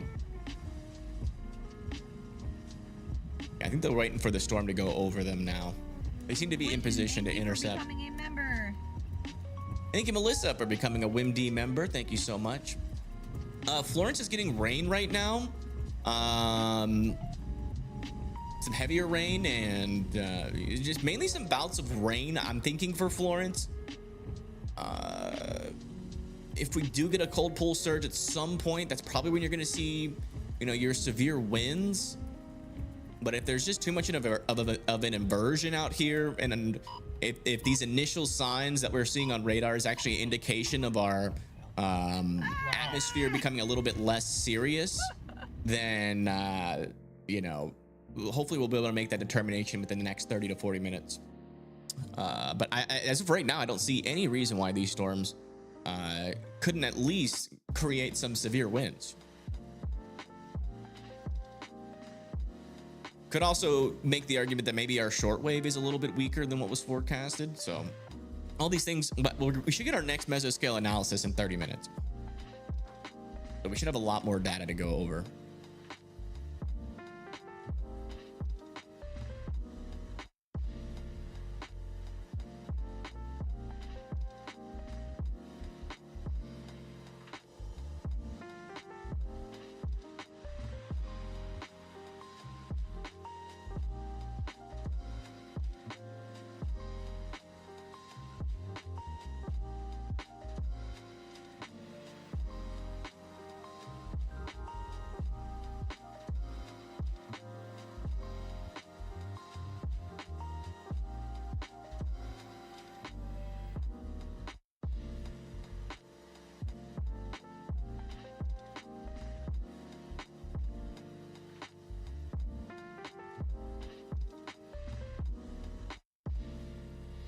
Anything for severe weather in tomorrow? Okay, yeah. Since we are waiting for our storms to figure out what the heck they're gonna do.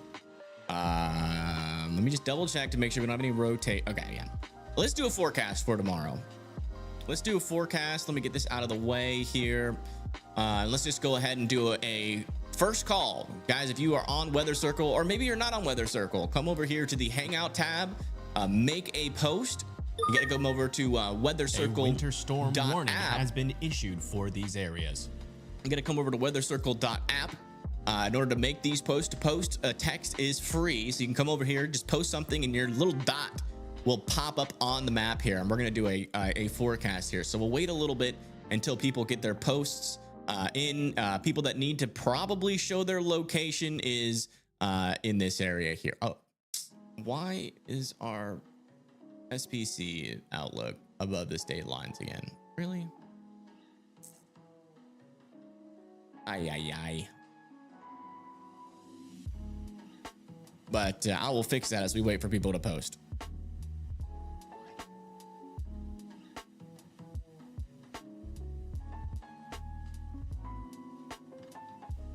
So basically, if you're like back over here in Texas, Oklahoma, Kansas, Missouri, St. Louis, Illinois, Chicago, Indiana, Michigan, you should be coming over here to post. You'll be able to see your dot in relation to our forecast.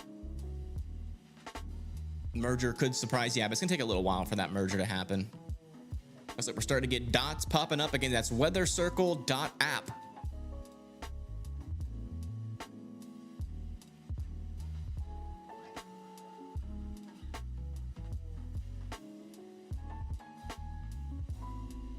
Come on over here, make a post so you pop up on the map.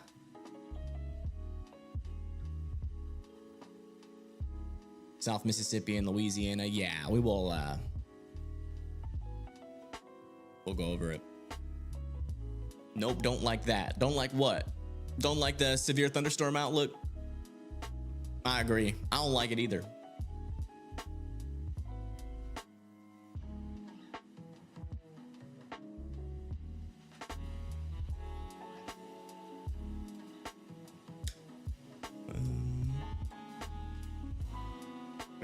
How many people do we have watching? I guess we just don't have that many people that are in the path of the storms that are watching right now. Yeah, a lot of people are watching for these storms. I was afraid of that. That's why I didn't really want to do the forecast, but we do have enough people here, I think. We do like a quick forecast. We'll do a quick forecast. Okay, so SBC outlook should be fixed. There we go. I added the new state lines, but I forgot to reorder the SBC outlook. So here is our latest severe probabilities for tomorrow. So 1 out of 5. Oh, it's not clickable. But we do have a 1 out of 5 for severe weather here in the green. That's over there near Cincinnati, Cleveland, Michigan, Des Moines, parts of Kansas, Amarillo over there in Texas. Then we also have a 2 out of 5 in the yellow here. That is going to be for some damaging winds, also some tornadoes potential, and also the potential for some hail. And then we also have these orange areas. That's a 3 out of 5. So this is where our most serious severe weather is going to happen tomorrow. As you can see, we do have an area outlined out over here for some pretty dangerous severe weather, including strong tornadoes, damaging winds, and very large hail being possible over there in Davenport, Burlington, Quincy, Decatur, Bloomington, Urbana, Kankakee, Chicago, Cary, and Caleb are in that enhanced risk. So you guys definitely need to be weather aware tomorrow. Tabby, the Savage, Lisa, and Rifty Fish are all in the 2 out of 5 for severe weather. And then we got Killer back down over here south of St. has been issued for these areas. San Antonio, you are in that marginal risk. So that is what we are seeing out there. So guys, just make sure that you are weather aware. Now, going into our tornado risk, this is where things get a little bit more serious. We are going to have a warm front draped over here, and if any storms can latch onto that warm front, we will have the potential for some strong tornadoes going into tomorrow. That'll basically be in the afternoon hours. But if you live over here near Springfield, Jefferson City, Chicago, you guys are in that threat for some strong tornadoes. Tabby, the Savage, Caleb, and Cary, you guys are all in that strong tornado risk. So you definitely want to be weather aware tomorrow afternoon, as those storms could bring that potential. Lisa, Rifty Fish, you're not in the severe weather, or at least a tornado potential for tomorrow. Fine Butt Face, apparently. Thank you for your super mature screen name. You are in a 2% risk for severe weather. But yeah. So that is what we're talking about for the strong tornado risk up further to the north, further to the south. We are expecting a potential strong tornado risk as well. Our models have been getting a little bit more bullish down over here near Wichita Falls, Abilene to start off. When it comes to Dallas, that'll probably be at the end of that stronger tornado threat, but there is still a chance. a small chance over there for Dallas going into Waco and Tyler as our storm moves off to the east into this area. Our hail risk is also potentially going to be a problem tomorrow as well. Let me zoom out. I don't know why the app is so slow right now. Holy crap. But yeah, that's going to be some 30%. Oh, A severe thunderstorm warning has been issued for these areas. over there in Marshall, Mississippi, Pontotoc, and Union County, Mississippi's.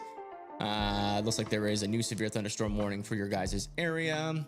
Moving east at 40 mile per hour and wind gusts of up to 60 miles per hour is possible. But yeah, we have a 30% out there for some hail. Large damaging hail, 2 inches and above. That's going to be for Kari, Caleb, back over there. Then also in parts of central Texas as well. 15% around that for 2-inch hail and above. That's going to be for Fine Buttface, Tabby, the Savage, and Ryefish. We got Weather Boy up here in Milwaukee. He's got a 5% for quarter-sized tail, 15% for quarter-sized tail over there near Lisa. So that is what we're talking about in terms of hail. So could be potentially a dangerous day for some hail as well. And then our damaging wind risk as well is going to be possible out there across a large area from Ohio down through Missouri and Tulsa for some 60 mile per hour winds and above. And then further down to the south, we could have more significant winds with our dry line storms back over here into Texas, Dallas, and Oklahoma. So if you guys do live in this area, again, be weather aware. We're gonna have a lot of severe weather all the way across the country. Not everybody's gonna get hit by a super strong storm, but it's definitely worth, I would say, at least planning around this and just making sure you have a plan to be indoors and away from windows when stuff starts to happen tomorrow. So again, nothing super duper crazy, but definitely I would say worth keeping an eye on. Again, we're not talking about a 30% hash risk for tornadoes and SIG 2, 3 EF3 tornadoes and above. Shouldn't be possible tomorrow, but again, technically, if you just get the right storm, it latches on the boundary. Maybe you can even make the argument that that could be possible tomorrow as well. So, you know, those are the things and kind of the questions that we still have for tomorrow. Let me see here. Is it the bubbles that do this? No, I don't know what happened. It now is feeling fluid again. Anyways, but yeah, that is what we're talking about right now. So let's come back, take this off, and let's do an actual forecast in terms of timing for our storm. So we will be using the HRRR model for now. Actually, let's do this. Let's do our nerdy part of the forecast on pivotal weather, just because that's easier. It's more, we can compare to more models. Still need to get more models. But my laptop is literally maxed out. All right. So in terms of our storm, let's come over here to why we're going to be seeing a storm at all. We got a little bit of a low pressure back here. It's actually a pretty decent low pressure, anomalously low pressure, back over here near the Baja of California and Mexico. So as we go forward, you can see we do have a ridge back over here. Our low pressure system is eventually going to eject into the southern United States. That is going to be the cause of some of our forcing, especially where our dry line could be located further back over here in Texas. But we also have an area of lower pressure here to the north and a little bit of a short wave that is going to try to make it up into Missouri near Illinois as well. You can see it right there in Oklahoma by 4 a.m. on the 11th. Actually, sorry, that's not right. Shortwave it's actually going to be in the lines there. Sorry, I went a little bit too far forward. But yeah, we're going to have this trough ejecting into the United States. It's going to be a dry line. The dry line is going to cause some forcing, basically like just a gradient between moisture and dry air. When you have that gradient, you get a little bit of moisture or forcing, and you can sometimes see storms fire off of that. And when you do get that, you can see strong storms, especially with a lot of hail. They can also, if there's enough wind shear, could have that tornado threat as well. And we also have an ejecting low pressure system up here, or lower pressure system up here to the north. But the main thing for tomorrow is going to be that shortwave trough that could eventually make it up here. You can just barely see it, but you can kind of see it right here near Mississippi. That would technically be our shortwave ejecting. Maybe a little bit too late here. If it's not perfect timing, we could see the threat kind of fall apart and nothing really too bad happen up here. Maybe still a couple of tornadoes still being possible, but nothing being too strong. But this is an area that we are going to have to watch issued for these areas with this little shortwave here. So there's our little shortwave trough that is going to be bringing some forcing, some elevated lower level shear into the area. And let's go look at our 500 millibar heights. So this is our wind above our heads. This is going to dictate whether or not we have an environment that is suitable for tornadoes or not. And further down here to the south, you can see that we do have a decent amount of forcing aloft, which essentially what that means is that we have the spreading apart of our wind vectors, creating a void. And that void, you know, it's basically like a vacuum. I'm not going to say there's no air. There's obviously still air, but it creates a little area of lower pressure, and something has to fill that vacuum. And a lot of times, and almost all the time, it is moisture. And especially in this case, you can see that there is our spreading apart part of our wind vectors. Those winds are going up to the north there, and then they're going more to the east here, and that creates that void. So but right around this time, we're going to be watching for storms to initialize right there in that boundary. And as you can see, they do that. You can see those little bubbles popping up here into our upper level winds. That is that forcing happening, those storms firing. So decently, or I wouldn't say powerful, but decent amount of flow aloft as we move into about 4 p.m., 7 p.m. That'll be causing those storms to fire. So that's one thing of the equation. The other thing is watching how strong our winds are. We got about 50 to 80 knots, which is about in the medium range of things. It's not the strongest storm we've ever seen, but it's definitely not the weakest. So it'll probably support some sort of strong tornado threat if we don't have over convection in this area. We are going to have a decent amount of forcing. So sometimes when you have too much forcing, you don't really see discrete cells. They're all competing, but you can still get a cell potentially take dominance in the area and become supercellular. So that is what we're looking at in the upper levels. Now, what we also need for tornadoes is going down to the lower levels. We need perpendicular winds for one. It's not a requirement, but it definitely helps tornadoes more if there are perpendicular winds. So in this case, those winds would have to be coming out of the south to the north, which we do have here in Texas. And you can also kind of see our shortwave, that elevated wind shear from the shortwave working its way up into Missouri by this time. And, you can make the argument that, that could cause thunderstorms itself, and it will. And we will also have a warm front in the north, and we'll talk about that as we come down to the surface. But the bottom line is that if I take this off and just kind of move this into the future, you can see that our lower level shear as we go into the nighttime hours is definitely going to increase further out in this area for sure. So that's something that is a little bit concerning. You don't want to see lower level winds up into the 40 near 50 knots and you have supercells nearby it. That's just not a good or a good situation for anybody. That's where you get those strong tornadoes being possible. And I really do believe down here in central Texas that is an area that people need to be watching out for. I think that's probably one of the most guaranteed areas for tornadoes tomorrow, and then maybe a little bit more of a conditional risk further off to the north, really depending on where our warm frontal boundary sets up. Yeah, that's what we're talking about there. So let's go down even further to the surface here. Now we're going to be looking at our surface base cape. And you can see pretty clearly where our warm front is going to set up here further to the north. So when that short wave comes through, it's going to be piling up some moisture. There's going to be enough instability to definitely support severe thunderstorms further up to the north, and also enough instability further to the south to also cause some severe weather further to the south. Let me, since we're going back down to the surface here, let me now switch over to the RRFS model. As this will probably give us a little bit more of an accurate depiction of what our surface environment will look like. But yeah, as you can see, we have a wide open warm sector up here in a warm frontal boundary, very clear to see, really draped across southern Iowa, going into northern Illinois, and also into Indiana. So what we're going to be watching for is the initiation of supercells back up into this area.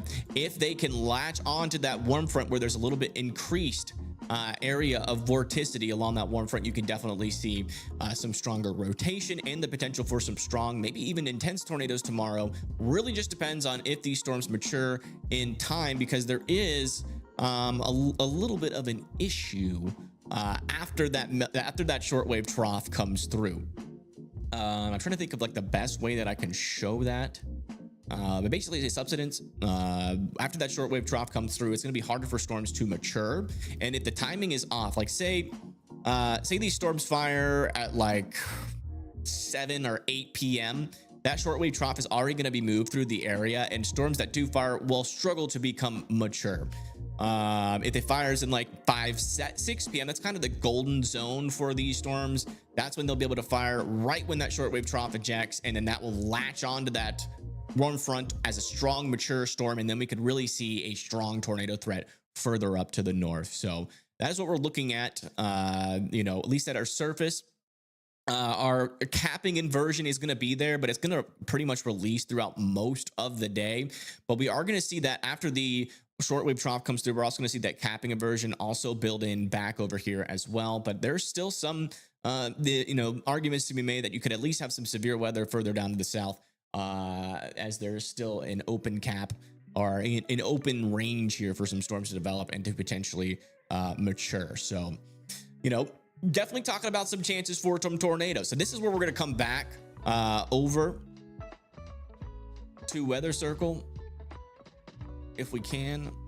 Let me press shift B. Okay, is that, yeah, okay, so it is the bubbles. Interesting. We'll turn them back on key moments. We can toggle them off and turn them back on pretty quickly. So this is probably my most favorite thing to look at, and we're going to look at this before the timing, and talk about the timing of our 10-meter wind U. This is going to show us the directional winds at the surface, and you can literally see the velocity couplets that everybody talks about when it comes to tornadoes. When, you know, you got a tornado coming towards you, the velocity couplets is what we look for to be able to say, hey, there's probably a tornado there. And you can actually see velocity couplets on a 10-meter wind U. So this is the HRRR run. The first thing I notice is that backwards? Yeah, the first thing I noticed is down here in Texas. We have a couple of velocity couplets here further to the south. That probably is going to be elevated convection, so likely not going to be much. But look at this guy right here. You can actually see the blue touching the reds, just like we would look for in a regular storm. So we're really actually seeing a potential tornado here south and east of San Angelo. Now, will it be exactly here? No. Could it be a little bit further to the north, a little bit further to the south? Maybe this storm might not even develop at all. Yes, that's true. But this is a scenario where we could actually get a pretty decently strong rotation down out in front of our dry line, just south and east of San Angelo. And the next thing you look for is, do we actually have storms over that area of rotation? You can see those little areas of rotation pop up all the time. But if you don't have any storms over the area, it doesn't really mean much. And there, south and east of San Angelo, look at that. You know, some pretty heavy convection right over where we could have potential velocity couplets forming. So that would definitely be a supercell. That could definitely be a tornado threat. And this is a good example of what could happen near this dry line. You have these storms fire to the east. They, tap into that lower level shear that's in the area. And these could be actual long track supercells as long as nothing disrupts them. You can see that really all the way from South San Angelo all the way to the north, these storms stay mature before that dry line and that cold frontal boundary really starts to push into the area and starts to sweep that storm away. We're probably going to be transitioning more into a QLCS tornado threat by this time over there to the east of Wichita Falls and south and east of Abilene, where there's definitely going to be the potential, for some tornadoes still, as our lower level shear is only going to be increasing as we go throughout the day. A severe thunderstorm warning has been issued for these areas. Show bubbles. Show. Okay, my show bubble button is not working. Bubble button. All right, we'll just have to do it manually. Thank you. Yeah, no problem. No problem. All right. Let me see if I can turn that on again. Let me turn off the bubbles. That's annoying. All right. What was I doing? ADHD brain. You can do it. Get back on track. Right. That's what I was doing. Keyboard shortcuts. My brain, man. I've been working maybe a little bit too hard. Maybe I'm developing a bubble brain. Control B. Oh, I was pressing Shift B. Oh, oops. Control B. There we go. My bad. But yeah, so you can see that initially here. Okay, when I pan the map, I gotta press Control B. There we go. So yeah, that's what we're worried about back over here. And it doesn't seem like we have anybody tuning in, at least that has showed up here on Weather Circle. That is in the kind of most dangerous portion of this line of storms. But if you live over there near Wichita Falls, Abilene, and Dallas, Waco, and Austin, these are eventually going to make it to you. Looks like maybe not keeping its intensity, but certainly back over there near Abilene and San Angelo, you guys definitely need to be paying attention to these storms as they come through. Control B. There they go. All right, now further off to the north, you can see that throughout the day on Tuesday, not a whole lot's going to happen until we get to around 5 p.m. to the 8 p.m. range. Now, you can see that really nothing happens until we get storms fire over there near Topeka. And then back over here, we see storms fire further to the north. Now, one thing to note about these storms, which is interesting coming here from the HRRR, is if we come back over to our 10-meter wind view, you can also see that warm frontal boundary super clearly here. This is what we're going to be watching out for, is whether or not those storms fire south or north of that boundary. So let's draw that boundary here, and just kind of remember where it is, because once I click out of it, oh, it's still there. Okay, never mind. I forgot I did that. All right, that's perfect. So there's our warm frontal boundary. And then if we come over here to our composite reflectivity, see almost every single one of those storms is north of there. So all of those would probably be elevated hailers. This is not really that bad of a look. Now, yes, will we have tons of severe weather with those kind of storms? Yes, but they will be north of our warm front and not really much of an issue. But you can see further down to the south, we're pretty much clear out here. We're pretty much clear. We don't have any storms south of our warm front.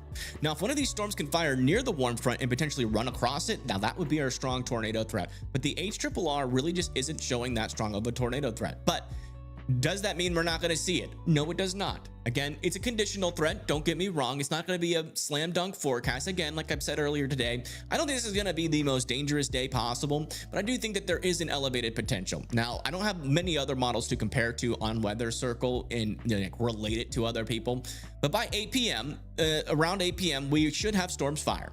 Right. And if we do see, maybe a little bit earlier, some storms fire over here near Quincy, Columbia, north of St. Louis, that's when the red alerts go up. And we won't know, we won't be able to put that red alert up until tomorrow, until we see those storms fire, because it's just going to be a conditional day.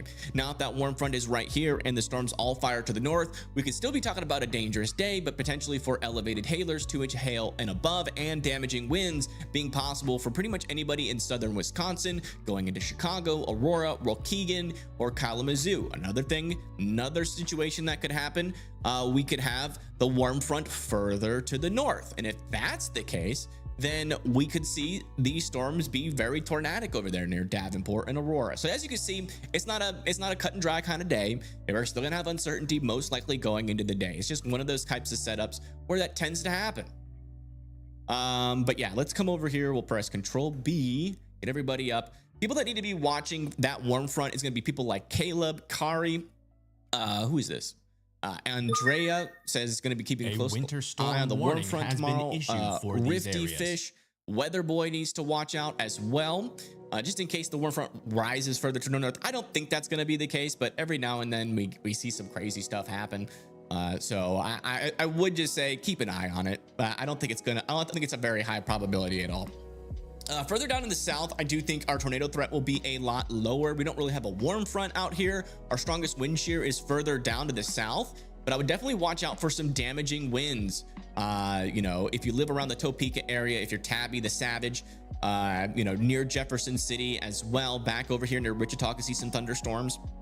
And then as we go further into the night, further up here to the north, see those storms stay north of that warm front. Maybe that one south of Chicago is close enough to latch onto it eventually. We see some damaging winds potential, some heavy rain, thunder potential over there near Topeka as we move into the overnight hours. But a lot of our storms kind of struggle going into the overnight. So, it really just depends, when do our storms fire and how close are they to that warm front?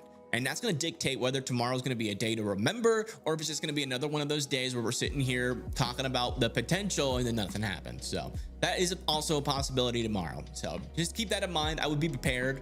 But that's kind of my thoughts going into tomorrow. I don't think, Yeah, Wednesday's not super in range, but essentially what we're going to be watching is for our trough to continue to eject here into the southeast. I think further up to the, let's go look where our surface-based cape is.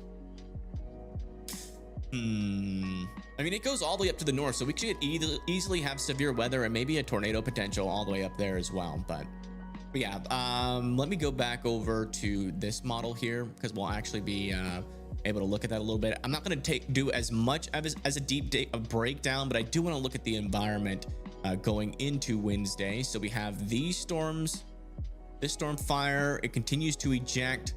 Wednesday 4 p.m. still a strong upper level trough with some decent forcing out over here. It might be a little bit too much forcing, but definitely enough to cause some severe weather and maybe a couple of discrete cells or semi-discrete. Further up to the north, not as much forcing. You can see our wind barbs up here are going away from, are kind of going in the same direction, but there will be some thunderstorms up there and some of those might be severe. 850 millibar winds. Yeah, not as strong going into the southeast. Maybe overnight, like 7-10 p.m.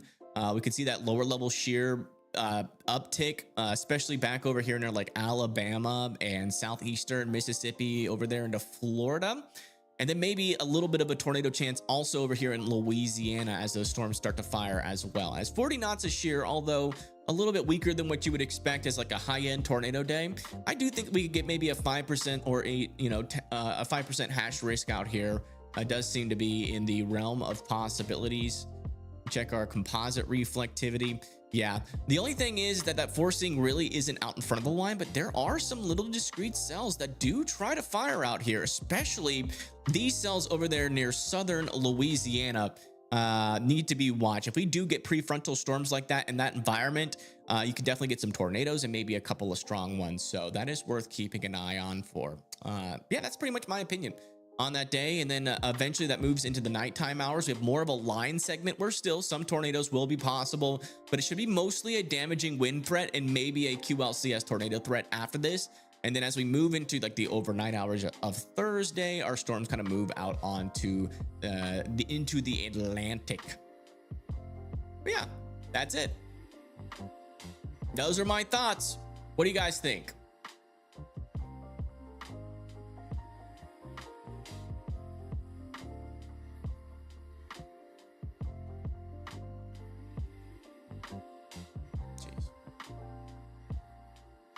All right, looks like we are getting a storm start to rotate back over here in southern Mississippi. This is now our current view, northwest of Macomb. This is going to be moving off towards the east, towards the Brookhaven area. I do think that might be a little bit side lobe contaminated, but this storm does look a little bit more healthy than it did.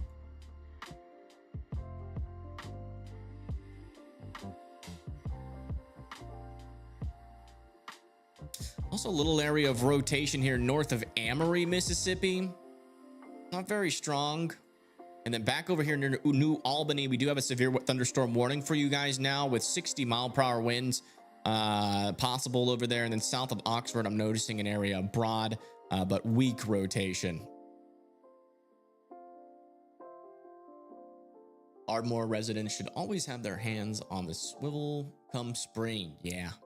Yeah, spring is our month out here. Spring, usually summer, the severe weather risks start to move more to the plains. And we start getting those bubbly, those really fun bubbly thunderstorms. Let me see where Tornado Pagey is in relation to this storm. Are we close to seeing a view of it? Did you see this? Yeah, they're in like the rain shield of this storm, the downdraft. We might see hail here in a little bit, and then eventually we should be able to see the structure of the storm as it moves over them. So they're positioned in a pretty good place here to give us a pretty good view. On Macomb, this storm is going north of you. You do have some thunderstorms to your west, but they are pretty weak right now. This one's gonna go north of you. The only thing we can do is take this down to some. Wait, start over. I was in the kitchen. No. What about Wednesday? We just went over Wednesday. Yeah. You want me to go over it with all the bubbles on the map? Is that what you want? Because unfortunately, we can't really do that as the HRRR is not in range. I need to get the RFS model onto the weather circle. Okay, that's the one I didn't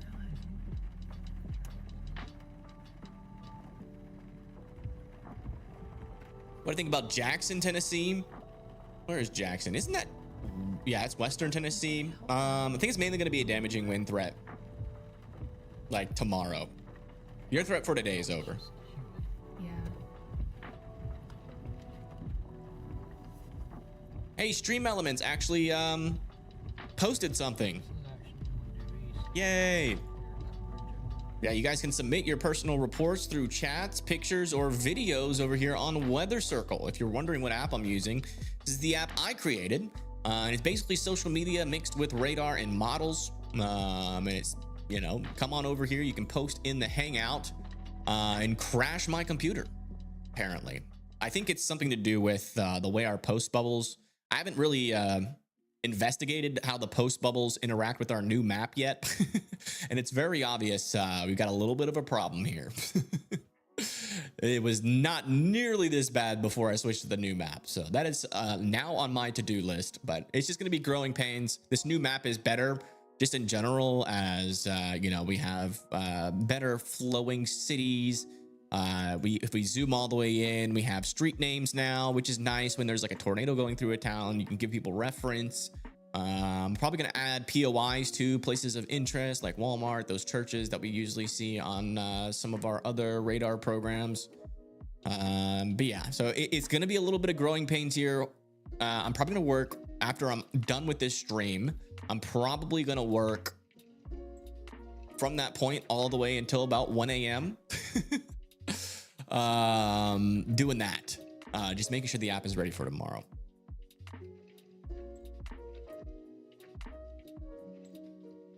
Am I coding it yourself? Kind of, yeah.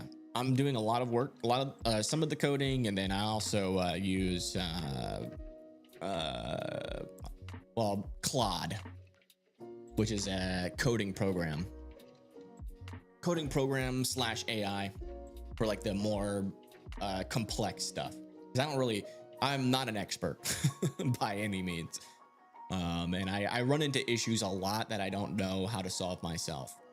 But I'm learning slowly but surely how to do the more difficult stuff.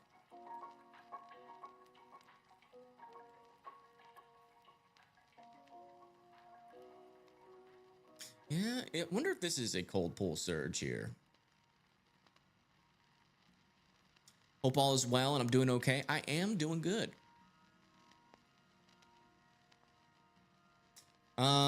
How is Birmingham, Alabama doing? Good for now. We do have storms building off to your west, and eventually we are expecting those to kind of surge down into your area. I do want to see if this is surging here. Yeah, we are officially, I think, getting our cold pool surge. You can really see that this area of rain here. Watch how it just like is nothing. Then all of a sudden we get this heavy bit of rain, and then you really see that start to surge. See how like everything is just kind of hanging out, kind of moving with the wind, but then this guy it's all by itself really surges out in front of there. That is the cold pool surge we've been looking for, or at least expecting to happen is the better way to put it. Let me see if I can get some traffic cams near the Tupelo area.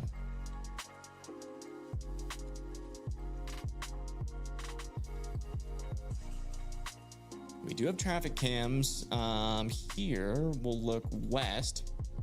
Should be able to get a view of the storm before it hits Tupelo. Might go just north of Tupelo. Where's the pup at? He's just under me.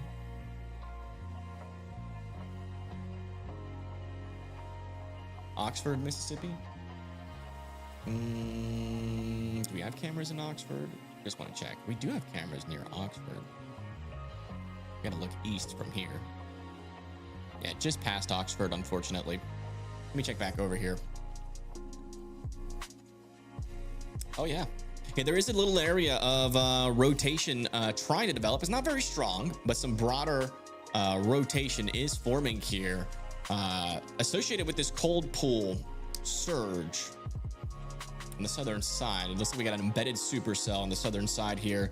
About to try to track towards most likely Pontotoc, or maybe just a little bit south of Pontotoc. Is that how you say it? Definitely keeping an eye on that storm, for sure.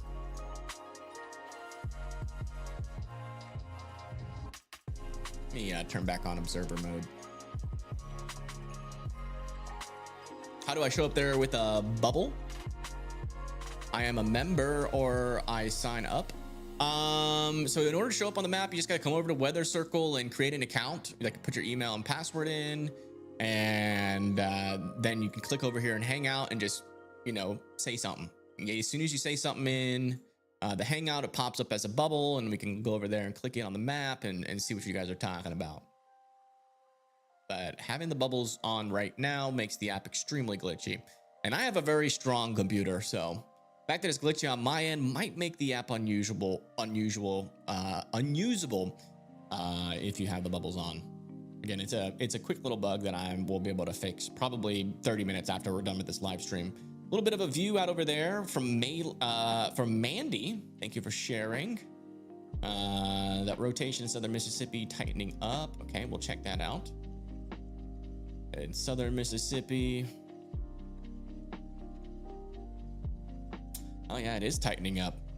We got an area of some tightening circulation here. It does seem to be in the inflow though. But we'll see what it looks like when Tornado Pagey and Bryce get into range. They are currently in Meadville.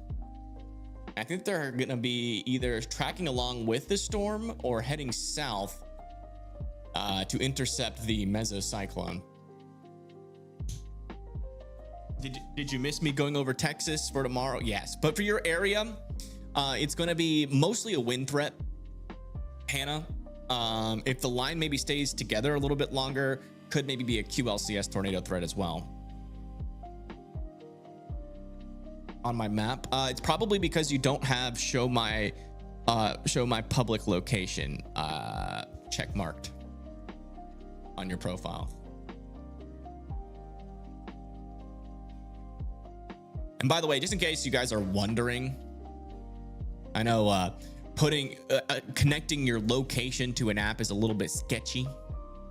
And you know, you have concerns probably about whether or not your exact address is going to give out. One, there's like a randomized mile bubble around you. Hey, look, you got it to work. That's awesome. But yeah, if you zoom in past a certain level, it disappears. So you're protected. For some reason, it's all smooth now. Oh yeah, a bunch of these expired. That's why. Weird. Gotta look into that. Looks like Roving Sign posted, it's a beautiful day. This is out over here in southern Pennsylvania. Thanks for sharing that. It does look like a beautiful day. 73 degrees over there in Pennsylvania. You guys are cooking. Holy moly.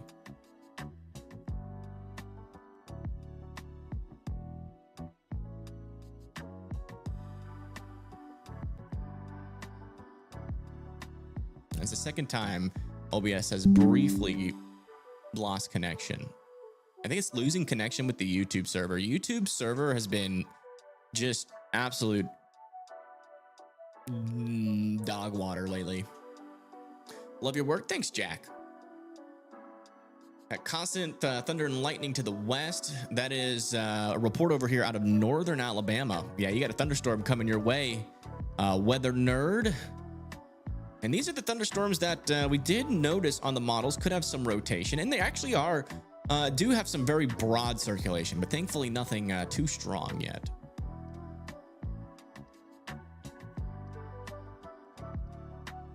All right, latest check back over here. Yeah, still an area of rotation to the south of Oxford here. South and east of Oxford. Not tight circulation yet. But you can definitely tell that supercell is trying to develop here. You can see that precipitation is trying to wrap around that area of rotation. So definitely still need to keep an eye on this for the near the Tupelo area and Pontotoc area. Stronger winds are just about to move into New Albany as well.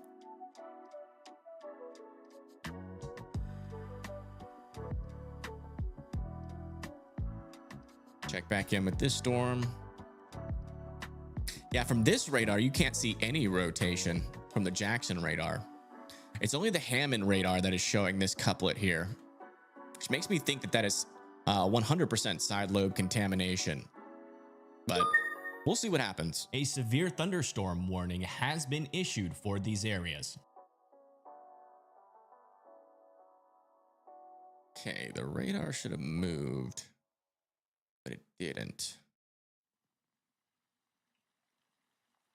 All right, new severe thunderstorm warning over here near Pontoc for 1 inch hail, 60-mile-per-hour winds. And that is going to be associated with this storm here. There's also, looks like there's a tornado possible tag on it. A severe thunderstorm warning has been issued for these areas. Looks like we also had an extension of our severe thunderstorm warning further down to the south and east over here just to the west of Macomb, Mississippi. Doesn't seem to be any cities, but if you live over there near Macomb, watch out. It does look like at least the mesocyclone portion of this storm could make a close approach to you. That would be the part of the storm that could have a tornado associated with it. YouTube problem has been getting worse. Yeah, it really has. And I don't understand how they haven't fixed it yet. Like, they have millions and billions and trillions of dollars. Need to go ahead and hop on that.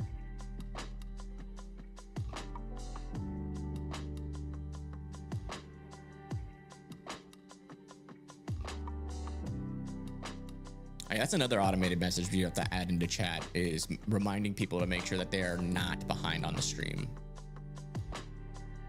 Hey, this camera should be coming into range on this storm shortly.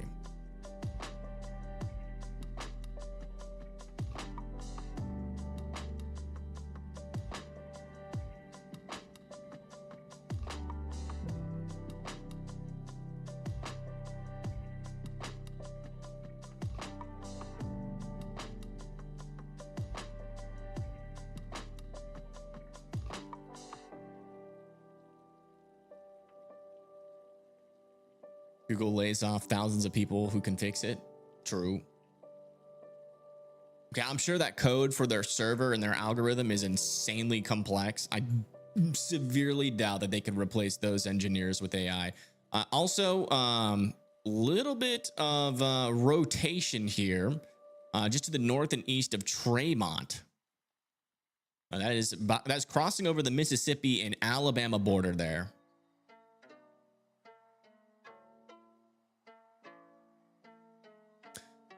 Is Maggie expected to get bad? South of Hattiesburg? Probably not. No, I mean, there's definitely a chance of severe weather down here, but our tornado risk should mostly be to your north. It really just depends. Is this storm going to start to move south and east, or does it just move east? But I think it should miss you there. But I would keep an eye on this storm if you live closer to Hattiesburg. Yeah.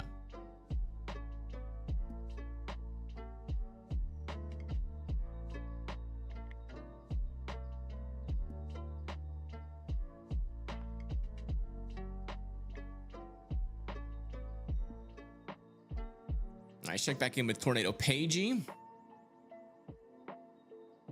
Okay, yeah, it looks like they're driving towards Meadville right now in Mississippi, and they're probably going to go south from there. Okay, no problem.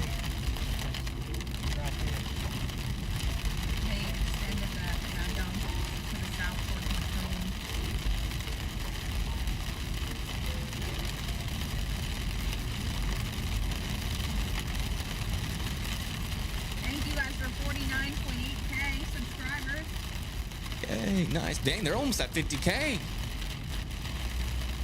What do y'all think? Y'all think Pagey passes me in subscribers by the end of the year? I think it's a good chance.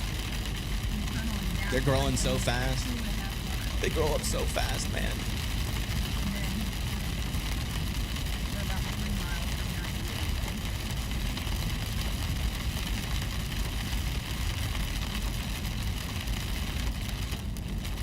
Yeah, once they get through this, they are moving southeast. So once they get through this rain shield, we should get a view of that mesocyclone pretty shortly. Like probably like within 15 minutes, I would assume.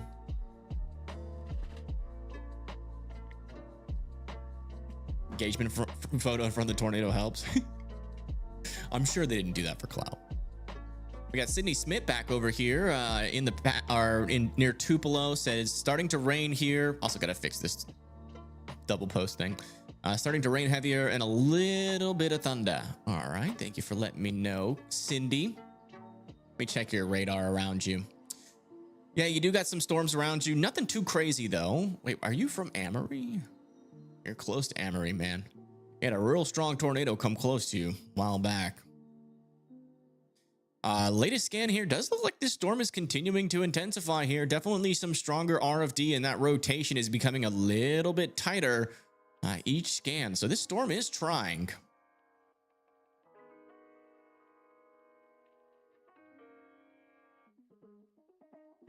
It is certainly trying. Now that cell up there in Pontoc look like it's going to produce? It's possible. I mean, it's in the right area, right on the leading edge of that outflow. And it's probably also riding this storm's outflow. One of the things that could happen, though, is that this outflow could, from this storm to the north, could eventually cut this storm off from that moisture. But right now, it doesn't seem to be doing that. So there's definitely an opportunity here for this storm to produce in the short term.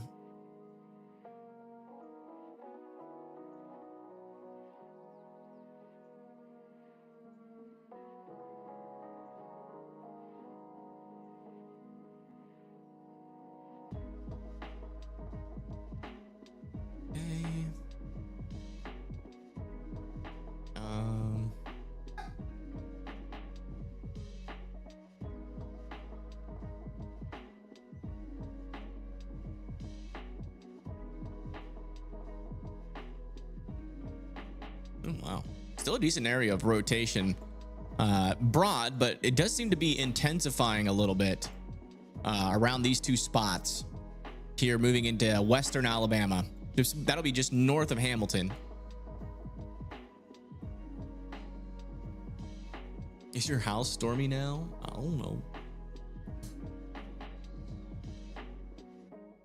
Let's see. Do we have any new posts out over here in Alabama out in front of these storms? Watching you and James Span. Let's go.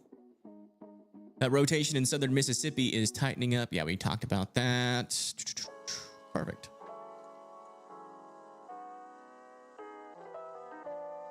Okay, let me refresh this really quick. I made some performance changes on the bubbles. Removed some of the styling on them so it doesn't, I still do the little pop-up thing.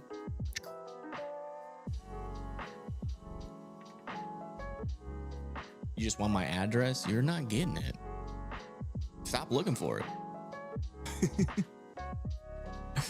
Alright, still waiting for that latest scan up here to the north. Let's come back down here and check in on our southern storm. Storm apparently has 1.25 inch hail, and Tornado Pagey and Bryce should be close to that.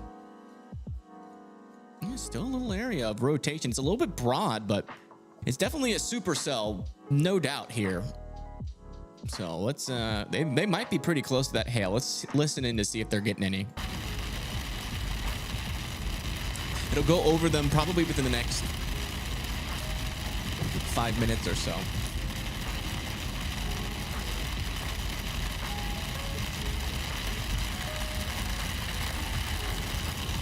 Like it's just hail on radar so far? Yeah.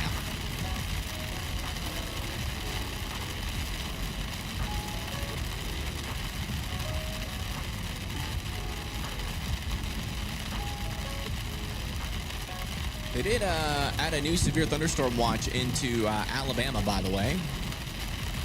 Let me see if I can get a graphic on that. Or help. Did you post something in the Hangout? They did not. We're almost to our road, guys.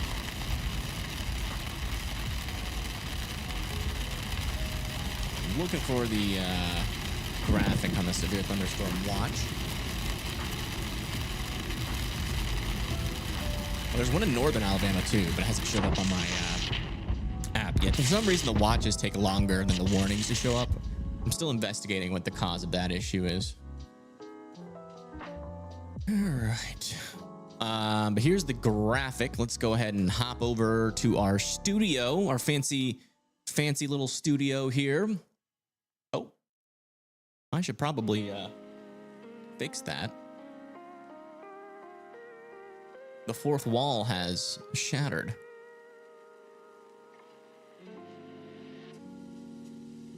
And it's back. There we go. We got a severe thunderstorm watch out here for Florence, Huntsville, Albertville, Gadsden, Anniston, Over here in parts of western Georgia as well. That's going to be for Rome, Carrollton, and LaGrange. Sylacauga, Birmingham, Tuscaloosa, and Jasper are all in this severe thunderstorm watch. So if you guys are in this area, make sure you're watching out for the potential for a couple of tornadoes. Scattered hail of up to 2-inch size possible, and scattered gusts of up to 70 miles per hour possible. That is the latest. That'll be going until 10 p.m. tonight, Central Time. There's some storms nearby me. I don't think I can see them yet, but I'm about to get absolute clobbered by some rain, maybe even some hail, which is good. I need some hail to finish off my windshield. All right, latest scan has come in back over here to the west of Pontoc, still an area of some broader circulation. But I think still, you know, worth keeping your eye on this storm for sure. It seems like this is actually appearing to be in the inflow. Yeah, that's in the inflow. Our circulation is actually back over here. Now, the circulation near the mesocyclone itself is not that strong. It looks like it's weakening now. Hydrate, thank you.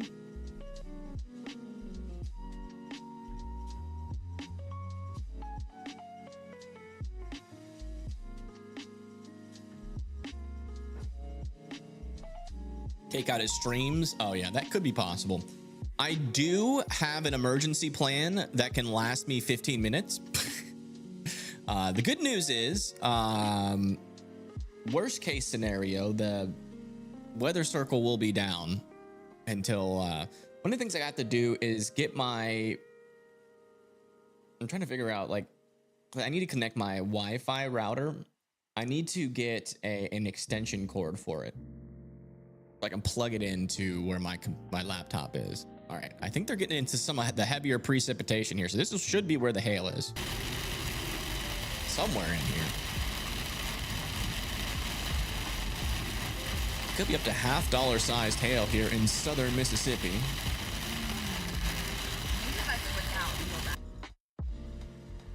Need my hour of sleep back. Dude, I literally had a panic attack today because of the freaking... That's the only thing I could think of that could have caused it. Where'd they go? Are they just bad service? Oh, yeah, they're bad service. Oh, they're back.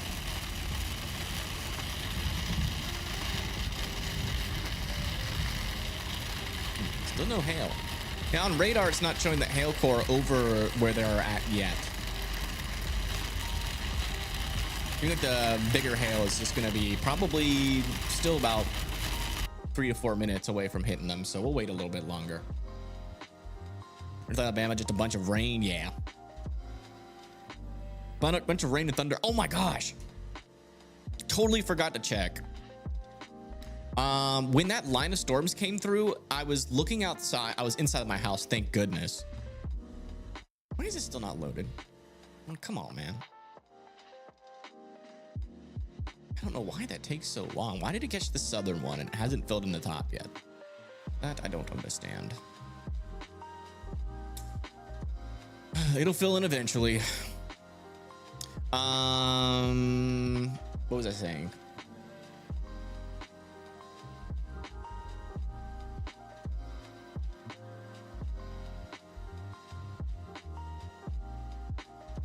Oh yeah, a lightning bolt hit literally.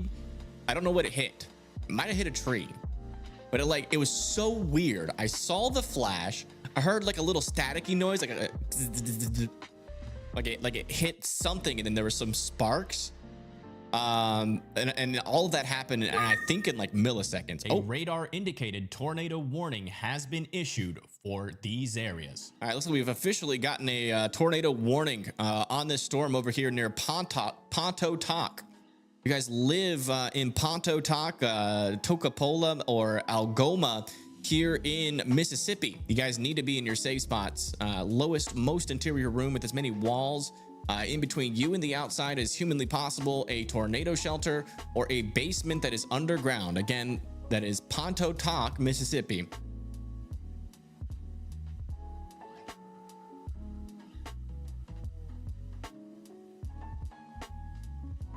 Let's go check out our latest velocities to see what tipped them over the edge here.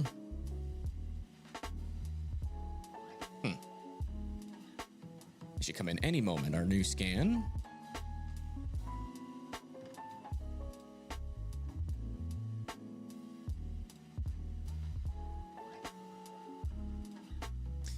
Hey, Evan from Cincinnati, love your videos and I love your hat. Thank you. It's my golf hat. If you guys are just tuning in, we just got a tornado warning out here for Tocopola, Algoma, Pontotoc. What you guys need to do is go into the innermost interior portion of your house, as many walls in between you and the outside as humanly possible, a tornado shelter or a basement that's underground. If you live in a trailer home or a mobile home, you guys need to be evacuating that immediately and seeking sturdier shelter, as those buildings are not that great for tornadic activity.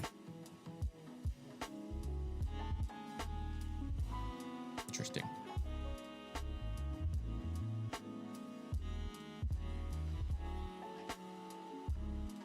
It's been a while since we've gotten a scan here. Let me check weather-wise,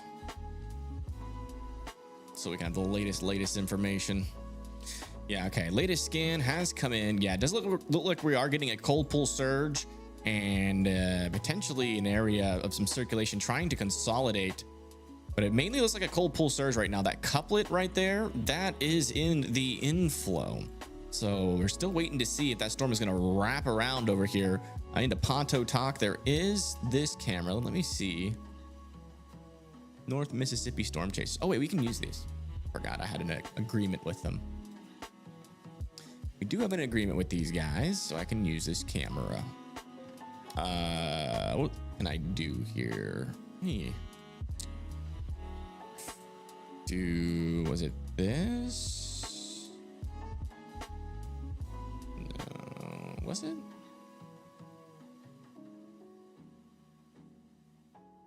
Whatever, I'll just do this. Give me 1 second. And you can see those lower level clouds out here are streaming by super quickly.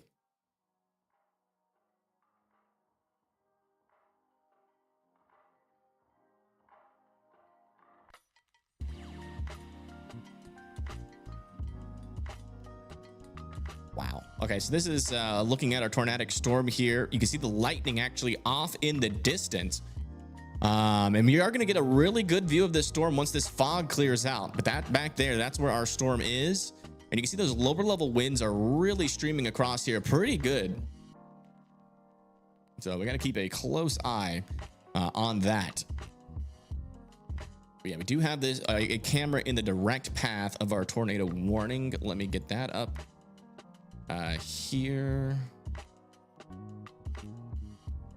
if I can, how would I do that exactly? I have to put that there. Yeah, we'll just keep going back to it. Let's get our why is this so far behind? Do not understand that.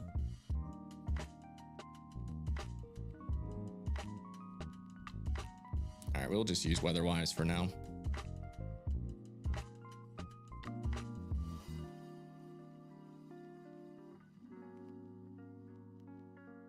Yeah, still waiting on that latest scan to come in. Actually, this is the latest scan. Yeah, latest scan is still indicating an area of rotation with our storm. It's a little bit broad here. Again, not super strong, not seeing any tornadic debris signatures right now, but the storm is kind of in an environment that could support the potential for a tornado. So again, if you live over there near Pontotoc and Algoma, I would continue to be in your safe spots as this continues to push down into your area. This is our current view of the storm. It is now starting to pop out of that fog, so we should get a really good view of this shortly. And this lower cloud deck is really low to the ground.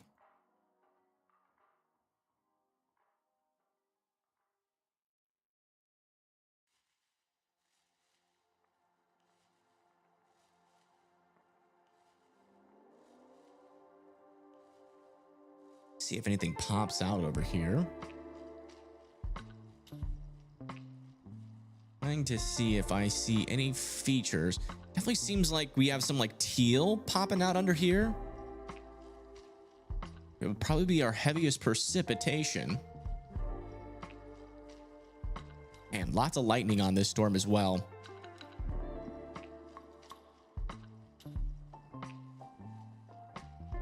Still a little murky. As this gets like right next, I mean, this camera is like, is it looking the wrong way? No. Yeah, this camera right here is looking, I mean, it's literally in the path of this mesocyclone. So this is going to be about as close of an approach as we can get to this storm as possible with a static camera, which doesn't happen very often.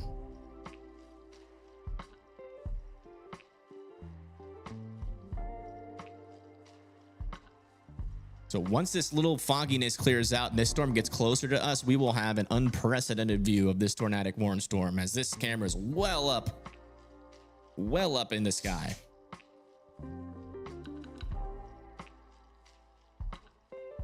Oh man, look at that lightning bolt. Holy crap.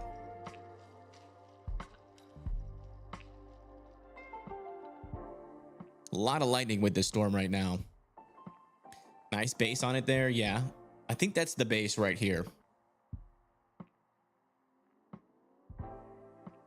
And if you're just now tuning in, we have a tornado warning here in Mississippi. We are tracking it here in a live cam. Oh yeah, there's the base of the storm. You can see it now starting to pop out behind some of these lower level clouds. Probably not going to be able to tell if this thing has a tornado on it until it gets a little bit closer. So we do have a lot of hills out here. It looks like we just got that latest scan to come in yet again. Don't have the latest velocities though, but right in there, that's where your strongest winds are. I know that.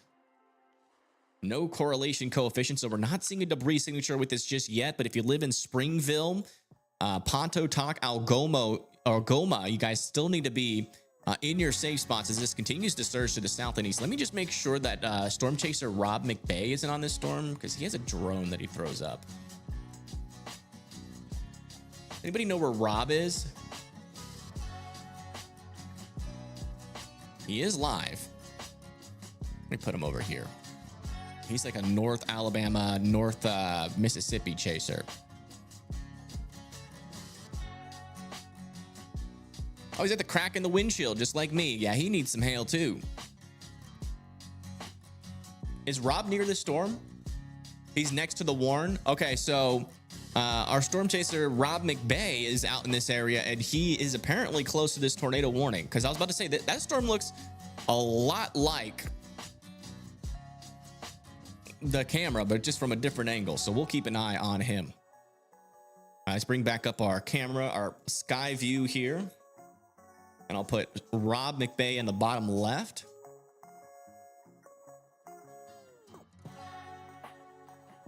Rob McBay is live on YouTube if you guys want to go watch him independently away from the stream. All you got to do is search his name and he will pop up.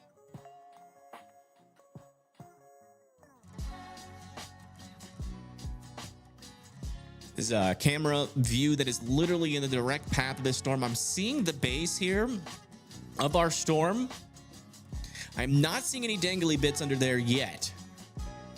So I can't confirm 100% as that, you know, if there was a tornado in here, it could be embedded in some of this rain that's behind here. But man, we're about to get right up and close and personal with this circulation. So we'll see what it's all about. Pontotoc. Gotcha. I will try to remember that. Give me a little something right there. There's a little dangly bit under there now.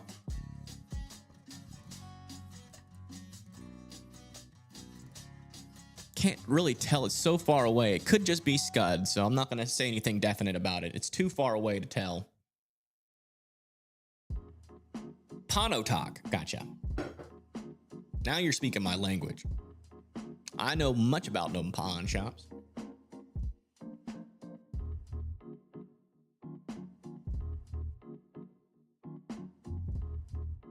Tennessee cooked on Wednesday. Mainly damaging winds in Tennessee, I'm thinking. I mean, there's gonna be enough instability to support maybe a QLCS threat, but I don't think it's gonna be super elevated. I think our highest elevated tornado risk for tomorrow is gonna be in southern, like central to eastern Louisiana, maybe going into southern Mississippi.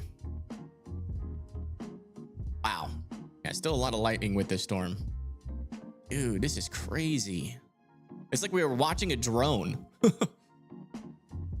Whoa. Not every day you get to see something like this. An approaching tornado warning. Let's check that latest scan. Okay, latest scan still shows some rotation. Again, not very strong rotation on this storm right now. Really not impressive, to be honest. A little bit broad, but again, storm is kind of in an area where it could take advantage, you know, of a boundary sagging to the south of our little cold pool surge here. We're also getting a cold pool surge back over here in Russellville, where we have just gotten a new severe thunderstorm warning near Russellville, Phil Campbell, Littleville as well. But yeah, you can see our camera is literally right in the path of that area of rotation. That's the latest Pontotoc, sorry, Algoma, all need to be in their safe spots. And again, that's the lowest, most interior portion of your house, as many walls in between you and the outside as humanly possible. I know my camera's hidden, just in case you guys are trying to tell me. I'm just trying to stay out of the way of this camera right now. I'll turn it back on when we're not using this camera, but since we have to use this camera in this view, I will continue to hide my thing so you guys can see the best.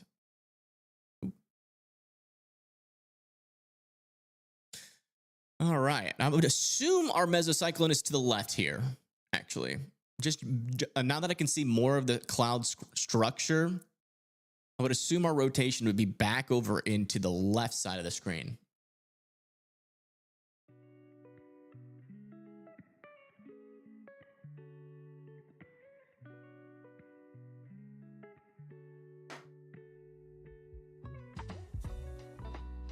Rotation near Decatur.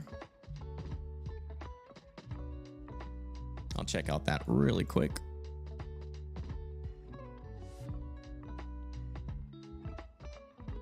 Yeah, I mean, it's mainly just wind. It's really weak rotation. Not worried about that near Decatur, but we'll keep an eye on it.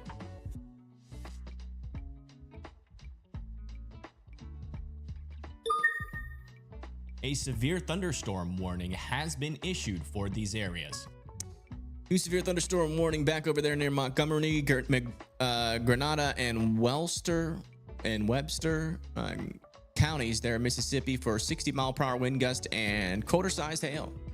Thank you, Shauna Girl, for being a member for 18 months.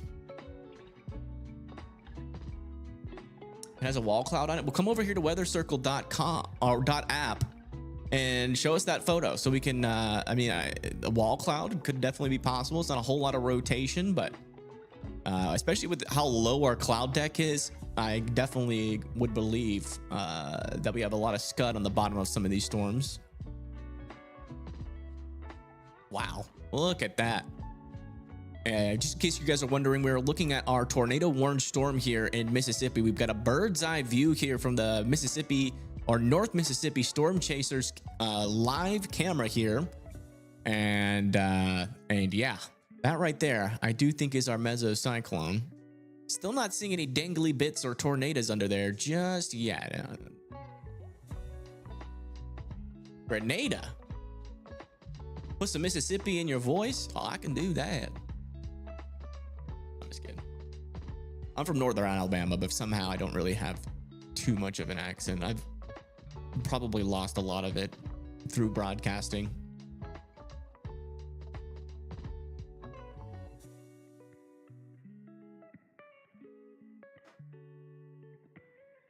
Yeah, our camera's located right here. Our circulation is back in here. The camera's now looking in this direction, which would indicate that our mesocyclone might even be further left. No, it's right there. Okay. Latest scan. Showing maybe a little bit tighter circulation there, just this west of North Junction. Still not overly impressive, though. I would still put that on the weaker side of rotations, but you know, it's still there and it's pretty persistent. So if you live near Pontotoc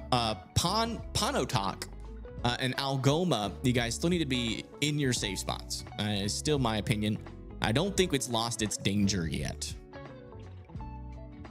Let's come back over here to Decatur. Yeah, still looking good. Still looking good there. I don't think I can use that camera there.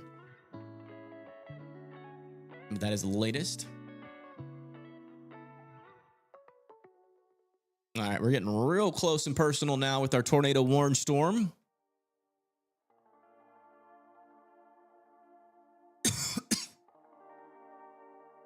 This is when, if a dangly bit were to happen, we would really see it. And so the center of circulation, according to radar and according to where our camera's pointing, should be just on the left side, probably more left of center. Very fast moving clouds, that's for sure. On the upper levels, I'm not seeing too much motion yet in the lower levels. All right, Blondie, see you in a bit.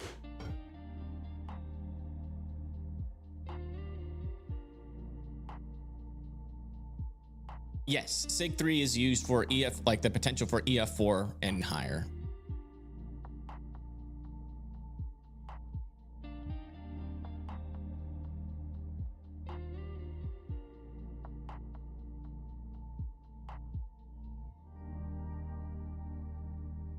Cash App? No, that's in reference to global warming, my Cash App name.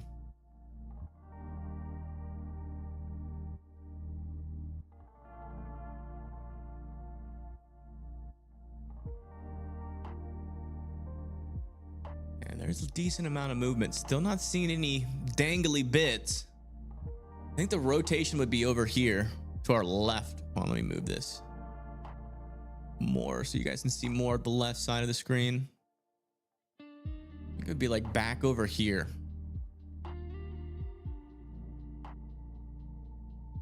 Oh, look, we have stupid people in chat.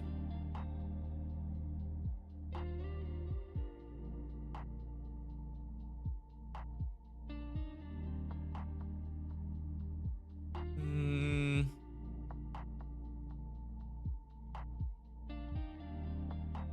it must be wrapped in the rain because I am just not seeing a whole lot of motion on this on the underside of our leading edge. It must be embedded in the rain.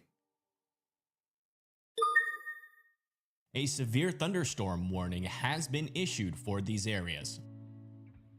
New severe thunderstorm warning has been issued back over here near Grenada, near Big Creek and Calhoun. Yeah, some decent southerly wind or inflow on this storm as well. Near Grenada, we have a camera nearby. Oh, wow. Storm is looking kind of crazy. Not gonna lie. That camera? No, it's this one. Okay. Look at this storm. Near Grenada. Nice shelf cloud on that. But this is not tornado warned. Ooh, these cameras freeze every now and then. Okay, but watch out over there near Grenada. Let's come back and check in on our Pontotoc storm. And a little area of rotation here. Our embedded circulation, though, is kind of dying. There still is some stronger winds there and a little bit of rotation. I mean, that's about to go directly over this camera. I don't think there's a tornado in there. I still want Pontotoc to be in their safe spots near Algoma. But let's just double check and then just watch this rotation go directly over. I mean, that rotation is just going to hit this camera head on. So we'll see what it's like when it comes through.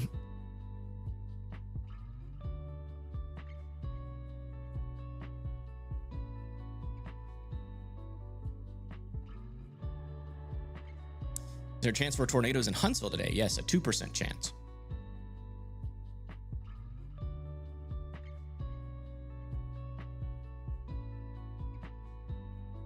Wow, look at that rain. You can actually see the rain coming in.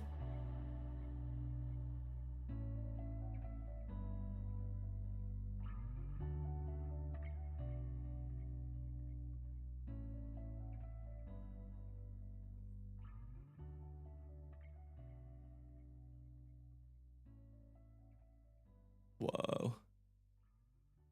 All right. I'm about to see what this storm is made of.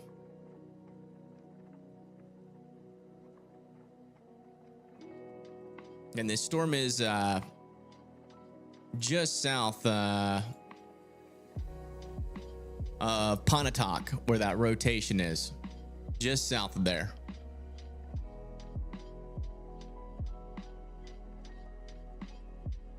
Wow, you can see you can actually see the wind streaming across that lake down there.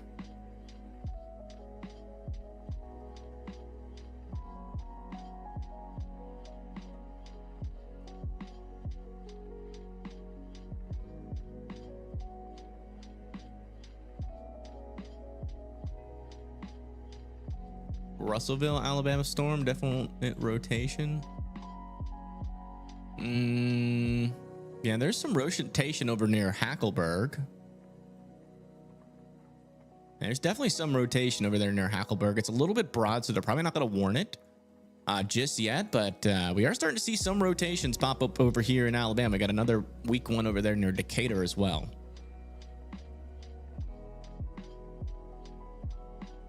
All right, here comes the storm.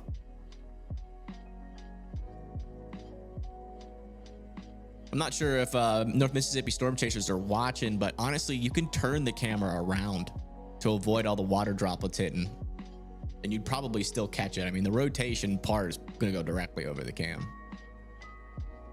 No point in facing it into the rain.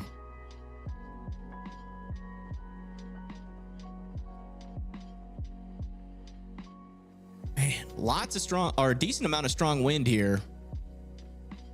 What we can kind of tell. Man, it's even shaking this little thing that the camera is on.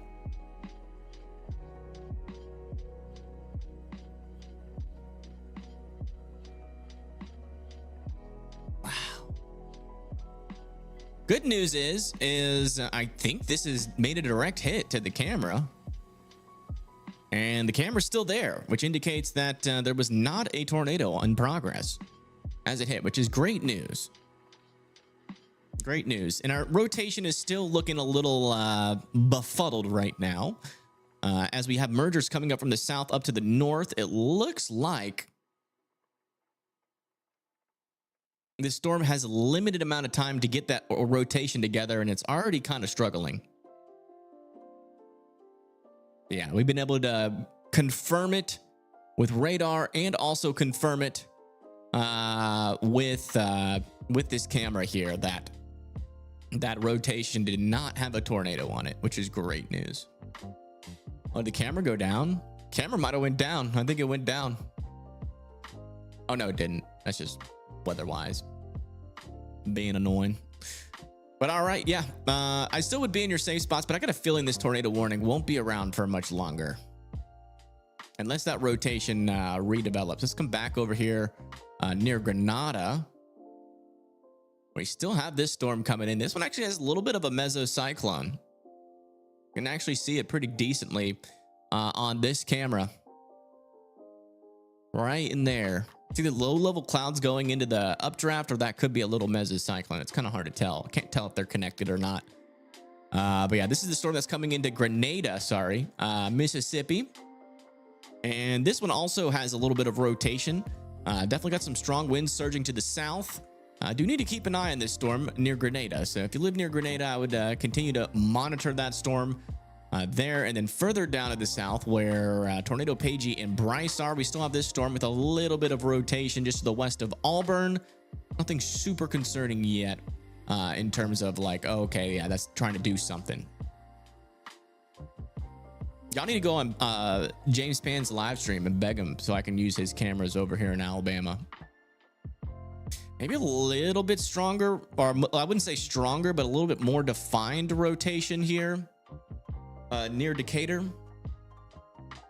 Oh, looks like Rob McBay is also out in front of that storm in Mississippi. This is the tornado warned storm. Let's at least listen in. Hey, he's got my stream up. Rob, what are you seeing?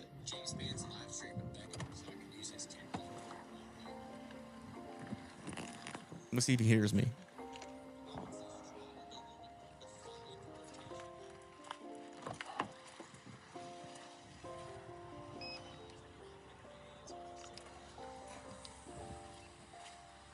What's up, Evan?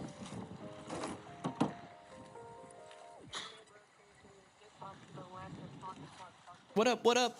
It's such a big delay because we're dealing with his delay and my delay. We've got a wall cloud. I'm trying to get in it. We're right here in the inflow notch. So if we can try to thread the needle here just south of this couplet, we'll be able to see it. But right now, I do not believe that there's a tornado on the ground. We're putting the bird in the air right now. Okay, we're about to have a drone view. I'm not sure if he has it connected to his stream or not, but we're about to see the tornado warned storm yet again. from our storm chaser in the area. Jesse, what are you doing? Bird is up, Evan. Bird is up. Bird is up. There is a massive amount of CGs underneath that wall cloud. I know. There's a lot of CGs. All right. We'll switch back to him in just a second. Had someone asking about Huntsville. We are monitoring this storm over here near Decatur. That has had a little bit of rotation. Nothing too strong yet, but we are keeping a close eye on it. Could definitely bring some severe weather. I think you, Businski. Oh, there's the view from Rob. Okay, so that's what our tornado warned storm over here in Mississippi continues to look like. It looks pretty much the same as we left it, which is mostly just a shelf cloud at this point. There is a little bit of rotation trying to redevelop. Oh, let me put back on my camera since we're not using that thing anymore. All right. Yeah, there is still a little bit of rotation on this near Chippewa, Zion, Woodland, and Praise Acres that we're still keeping an eye on. But again, it's still relatively weak. It looks like that storm might be either recycling or just getting absolutely destroyed by this merger to the south. For Tuscaloosa, right now you guys are kind of in the wide open air. Not really a whole lot to really even be worried about right now. There is some storms off to your west, but they're relatively weak right now. We do have some storms over here near Granada that are taking more of a southeasterly trajectory. This could potentially be the storm you have to worry about, but given the fact that it's so far away, it's really hard to tell whether or not you're going to get impacted directly by that storm or not. Has anything dropped today? No, nothing has dropped yet. Here, let me move Rob into our second spot here.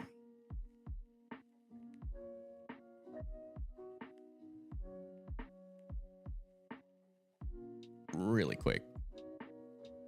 Oops.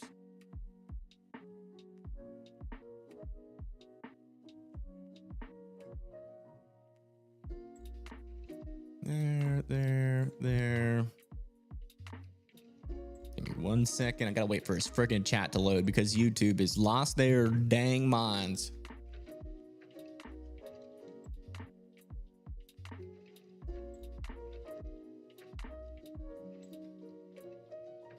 Come on.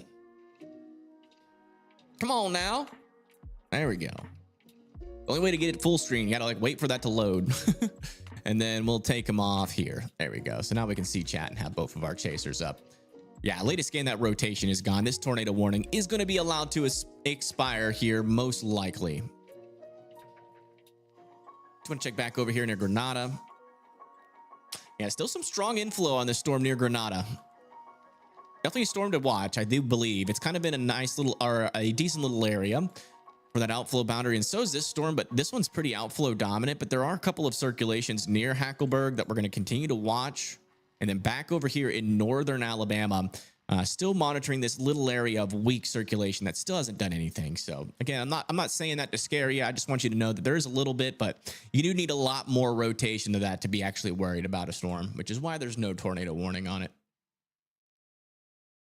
Okay, let me come over to Rob McBay and give you guys some personal time with him. A lot of rain being pushed out ahead of this, so we can't see much definition right now. My dog, we're going to hold our position. I'm known for being able to get pretty close, so we're going to try to get you pretty close here.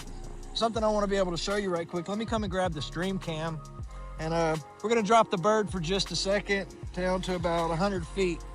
All right, we'll let that hold right there. Now what I want to show you guys here,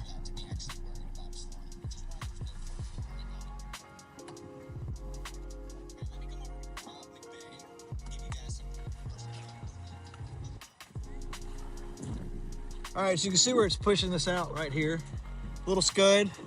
But what's pretty impressive with this right now is actually,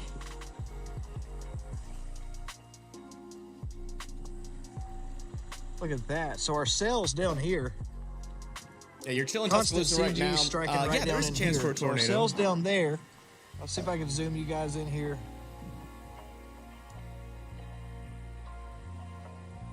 But thank you. Huge shout out to Baczynski for the $20 donation on YouTube. Thank you so much. There's just not much to see right here. But we are straight in the notch, so we should be facing right into it right there. All right, I got to bring the bird down. Heavy rain, guys.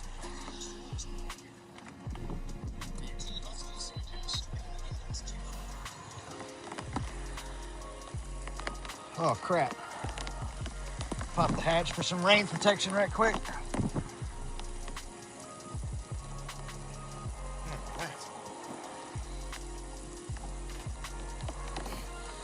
Yeah, rain is starting to pick up here. Okay, Chaz is all fed. All right, latest scan on our tornado warning. Still no new rotation. No new rotation on that. Come back over to Weather Circle. Check in with whether or not we have any new reports out here. Holly P says severe weather season has begun. It sure has. She does not seem to be very happy about that, and I agree. Southern Dad got a pretty cool picture here of a storm here in northern Alabama. Thank you for posting that on weathercircle.app.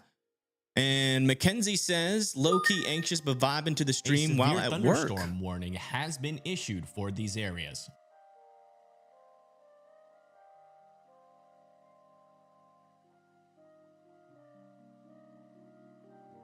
All right, let me refresh this. Our observer mode should be fixed.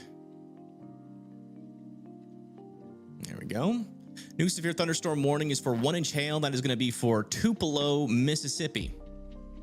Tupelo, Mississippi, also Verona, Shannon, Nettleton, and Plantersville. All need to be indoors and away from windows. It looks like they're going to be extending this as a severe thunderstorm warning and not a tornado warning, which is great news.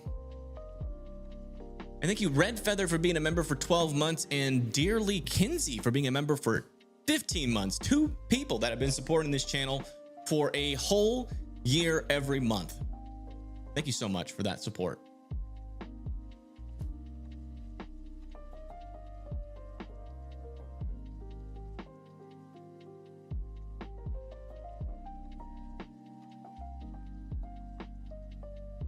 Yeah, we've got a storm chaser that is out in front of the tornado warning, so we're just monitoring his feed. We don't really need to use the cameras.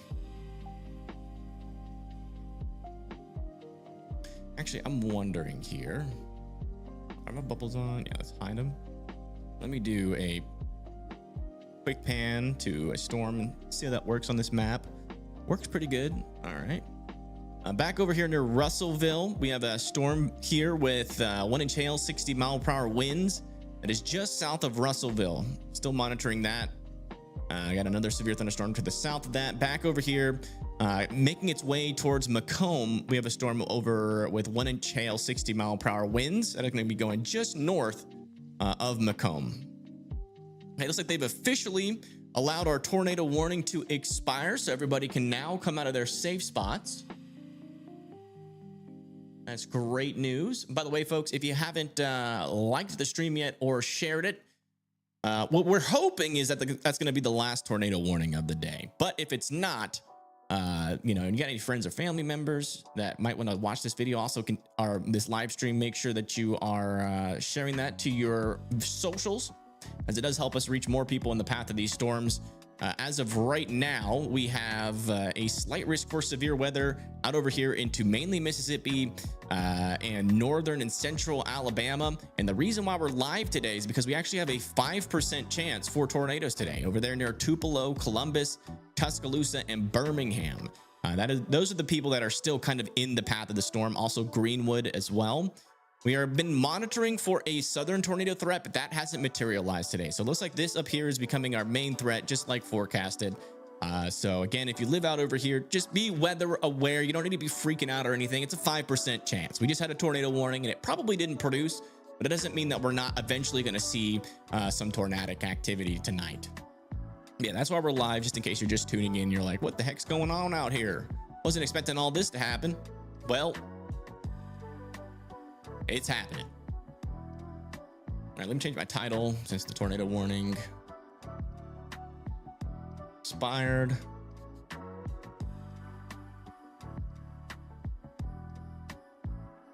There we go.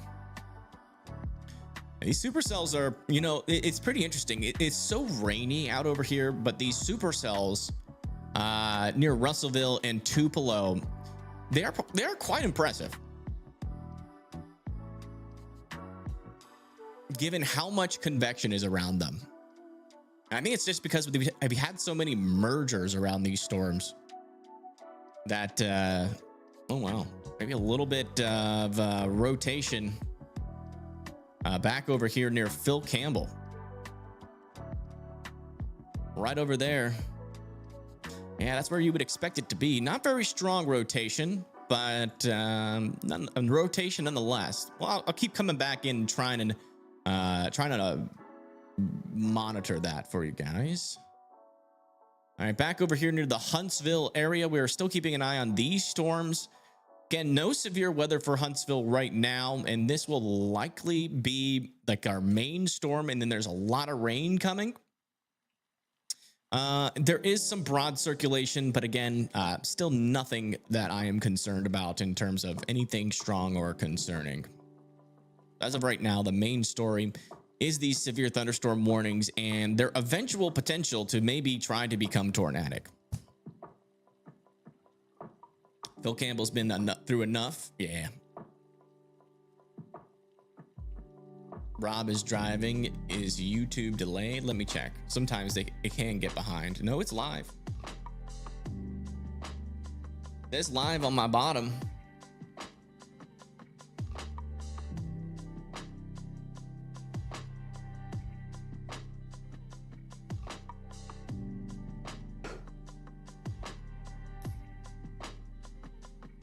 He's driving through that storm that was tornado warned, so let's listen in.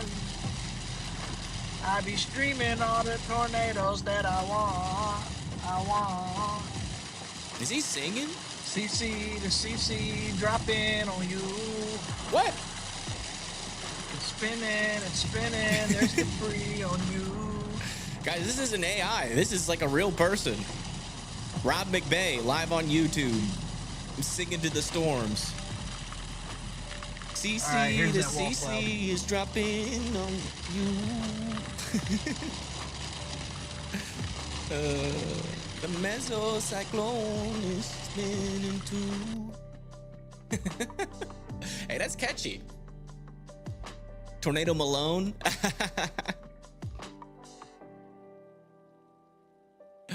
Post frontal Malone.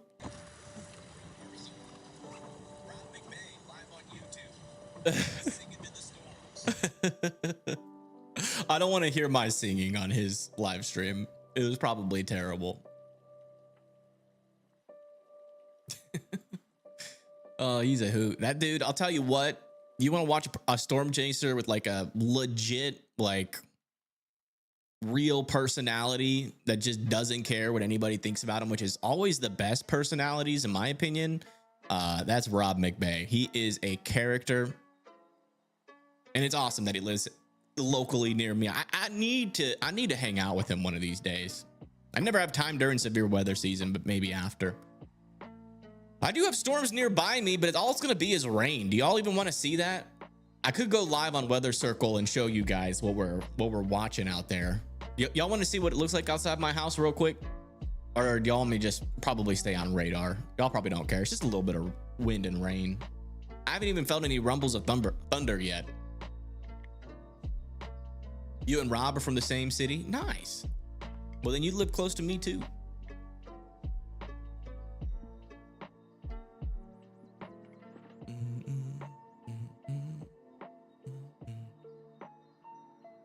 Thunder. I don't think we're gonna have much thunder with these storms. I mean, I feel like I would have like felt my house shake. What radar app or site do I use? I'm using Weather Circle right now, but we are in a transition period. I just switched over to a new map, so I'm still like adjusting a lot of my code for the new map style. So it's been a little touch and go today for Weather Circle, but yeah, I'm using Weather Circle. It is a social media mixed with weather. You can post on the public hangout if you see anything with photos or video. You know, it's just like social media. You can come over and follow somebody. You can do a 7-day forecast of your. Oh, I forgot. That's not my. I always think that's going to show my location up there, but it doesn't. That's just the NWS that's local to me. You know, you can get your forecast. You know, you can do all these things. It's pretty cool. And you can also subscribe to subscribe to post photos and videos. That's the only thing other than like the models or observer mode that I charge for. And also radar state, which literally only shows the state above the above the animator, but I need to have something behind a paywall. Nothing, pretty much nothing of this app other than like a couple of things are behind a paywall. Like all this Nextrad radar and all of that is free. Posting text is free. Going live is free. MRMS global radar is free. Satellites free. Forecast models are also some parts of that are behind a paywall. You got SPC outlook, storm reports, traffic cameras, METAR stations, tornado shelters. I need to remember to talk about the tornado shelters when the tornado warning goes off when near an area where I know tornado shelters are at. I need to do that more. Yeah, one thing though, you know, if you guys got any tornado shelters that are not on this map, you can add shelters by clicking add. Like if you know of a tornado shelter nearby that's not on the map, you can go over there and add shelters. But yeah, you can turn them on and you can see we have tons of shelters out over here in the southeast. If we get another tornado warning, I will definitely call out some of the tornado shelters in the warning. I keep forgetting to do that, but I will make it a habit, dang it.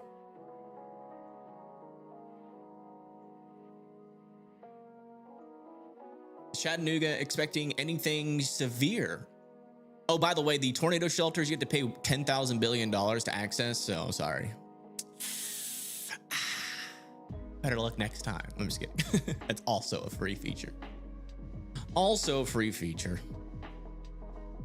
Man, the upper levels of this storm over there near Madison is definitely cranking. It's trying to make it down to the surface too. I mean, but it's just such broad rotation that I'm not concerned about it right now. But if any of that upper level rotation can make it down to the surface, it could cause some problems. So that's why I keep going back over there. Also, like all my friends and family live in Huntsville, so I might be a little bit biased.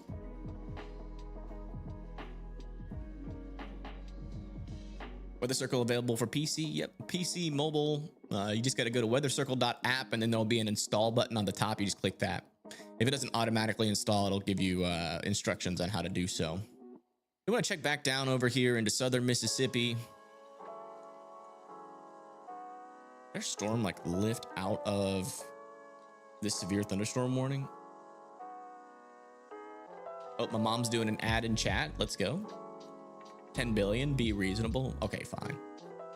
Next time I make that joke, I'll be more reasonable.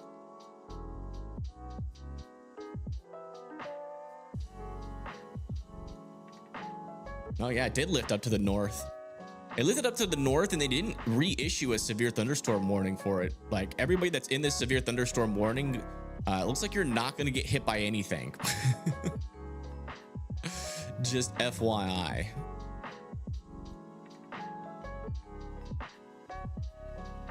You got it installed on your Steam Deck? Weather Circle? Watching from Madison, welcome in. We're neighbors. I live south of Huntsville. I'm not gonna tell you where, but I live in Marshall County, like really close to the Marshall County. Actually, I'm not even gonna say that. I don't want to give y'all too many hints. I don't even know what a Steam Deck is. Dad just posted a picture. Oh.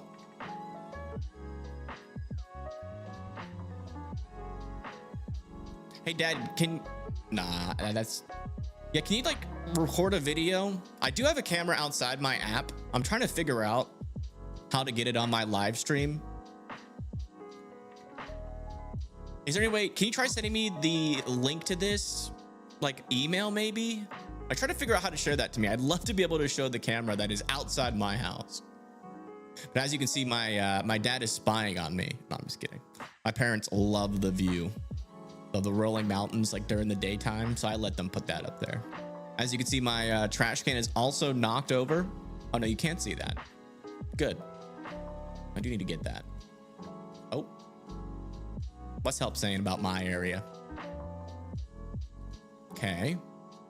Help says strong to potentially severe storms moving into Huntsville. Flooding threats certainly exist. These are moisture loaded thunderstorms. I agree with that. There's a lot of rain coming for the Huntsville area. It's going to be this round, and then after that, another round of heavy rain and storms.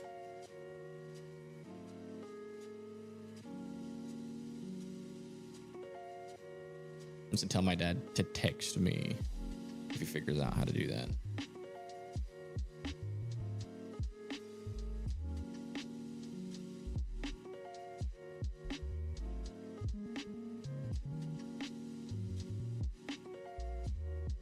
Okay.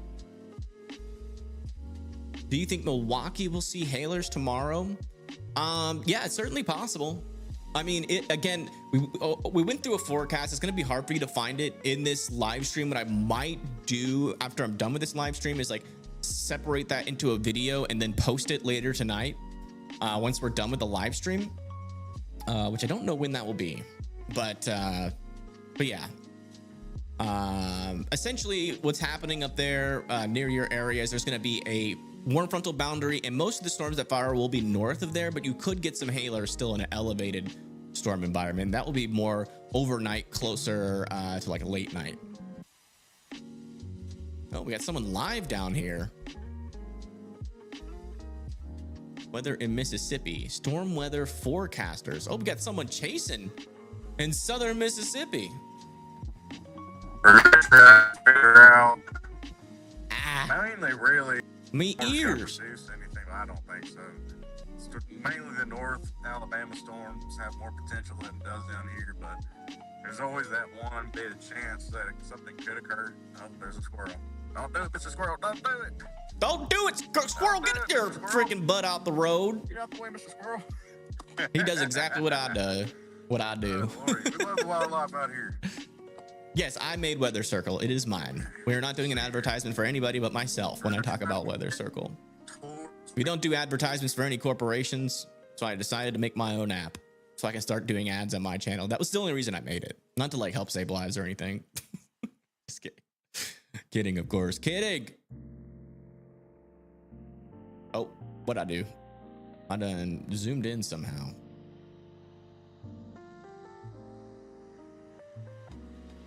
It definitely embedded Supercell. I'm actually quite surprised. Let me check something here on weather-wise, or just for a little bit. I want to look at the VIL on this storm. This is close to severe hail, almost quarter-sized hail there near Madison. I just wanted to check in on that, because it does have a decent little hail core on it.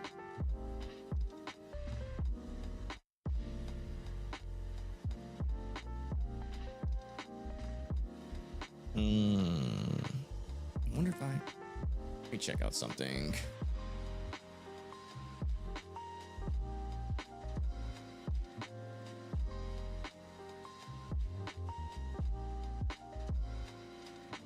No. What is the app thing for Windows? Is it Market?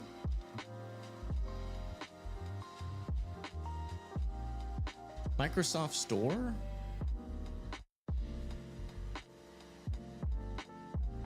Hey, thank you, Chris, for the $5. Just a quick reminder, guys, if you do want to donate to this channel, the best way to do it is via Venmo or Cash App. We get that money immediately, and 100% of it on YouTube. We only get 70% of that money. So just a quick reminder. But thank you so much, Astro, for the $5. Will Southeast Texas see any more severe weather soon? Yeah, tomorrow. Potentially tomorrow. All right, I'm trying to figure out how to get my camera that's on my house to show up on the stream so we can watch these storms roll in.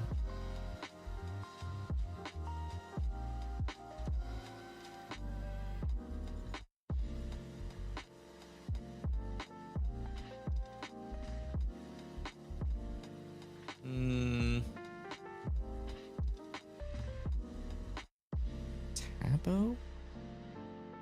Is that only a mobile app? There's not like a link that you can click and send it. Let me check. There's got to be a link you can share it with. surely. Yeah, latest scans are showing our storms are still healthy, technically speaking, with inflow, but the storm structure itself on radar is certainly lacking. Thankfully.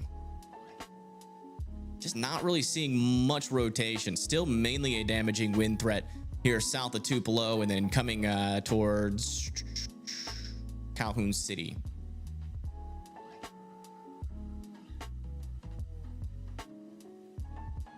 I hear you're reporting in the app.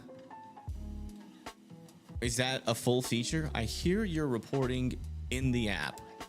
Wait, what do you mean by that? How do you hear my reporting in the app?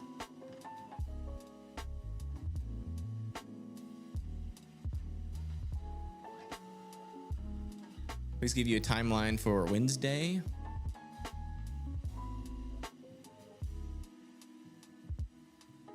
Do that really quick.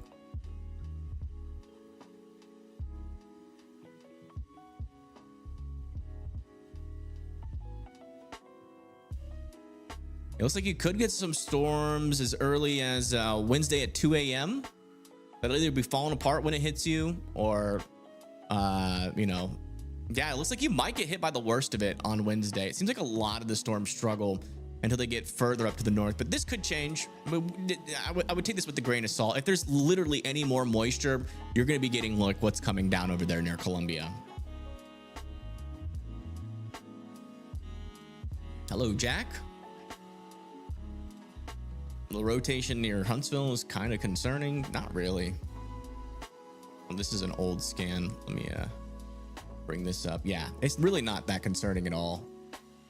It's very broad and weak, but it's definitely got a supercellular structure. But it's not something that is concerning me yet.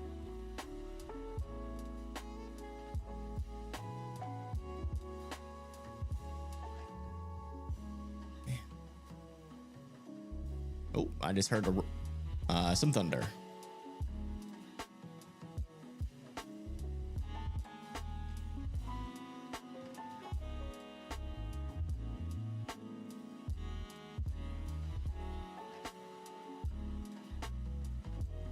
What does central Indiana look like for tomorrow?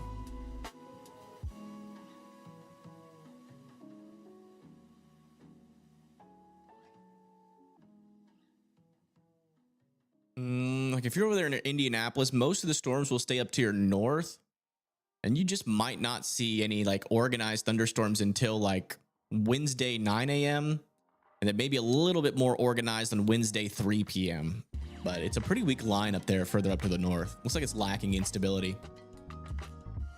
Yeah, no problem, Sandy. To make an account before you can download, I don't think you have to. A severe thunderstorm warning has been I'm not sure issued if you for can. these areas. I'm not sure if the install app button pops up for guests. Okay, my observer mode still didn't zoom in on that.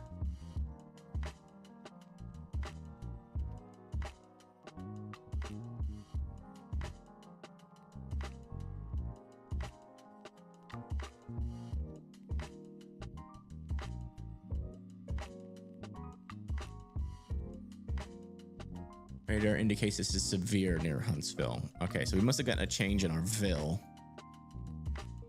We might get a severe thunderstorm warning here shortly. Let me check. Oh, yeah. There might be a small pocket of 1-inch hail. The latest scan, though, it disappeared. But could be isolating or, you know, not isolating, kind of going back and forth in between like 1-inch hail and like penny-sized hail. Oh, never mind. A severe thunderstorm warning has been issued for these That's areas. good that they went and just went ahead and confirmed that. So that's this severe thunderstorm warning is going to be for Huntsville, Owens Crossroads, Gurley, Woodville, Pleasant Groves, and Scottsboro and Hollywood out over here in northern Alabama. Our hail core is really right here near I-65 or 565, and that's eventually going to be going over 231, the Memorial Parkway. and then eventually into Huntsville itself. Huntsville, like downtown Huntsville, might get missed, but like areas near Lily Flag or like just south of 72. And mom and dad, if you are watching, that hail core might come pretty close to you guys. So I'd get your car indoors if you can. It shouldn't be big enough hail to like break a windshield, but the environment does technically support larger hail than what's happening on this storm, so it might get a little bit bigger before it gets to you.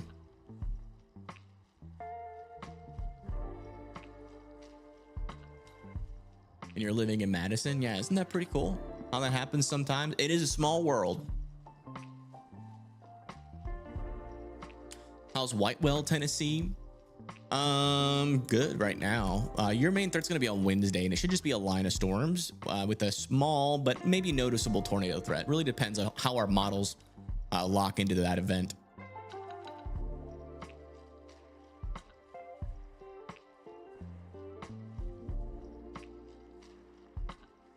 Stream had crashed due to weather circle saying internal error. Did you lose service? Yeah, it looks like he lost service.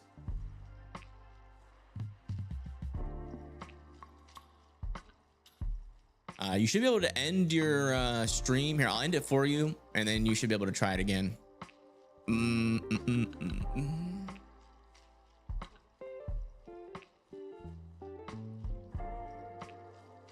Oh, we got a tornado shelter report.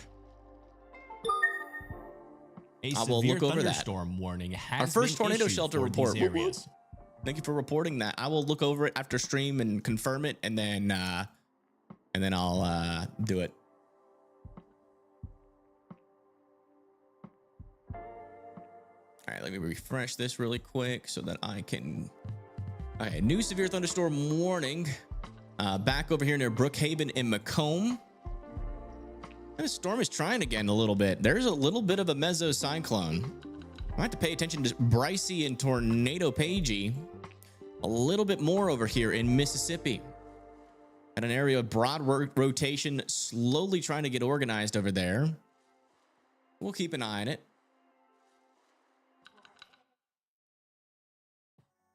That is the latest. Come back over here and check it in on Huntsville.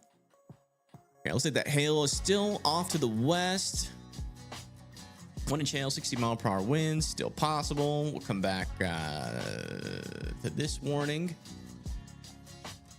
In western Alabama, where we still have 0.75 inch hail and 60-mile-per-hour winds just to the east of Haleyville, Alabama. Then south of Tupelo, heading into Nettleton, Mississippi. Some 1 inch hail and 60-mile-per-hour winds are possible there as well. And then back over here near Grenada, still watching out for the potential for 1 inch hail and 60-mile-per-hour winds. On the radar app, LOL, I hear your voice reporting warnings like Tornado HQ. On the radar app?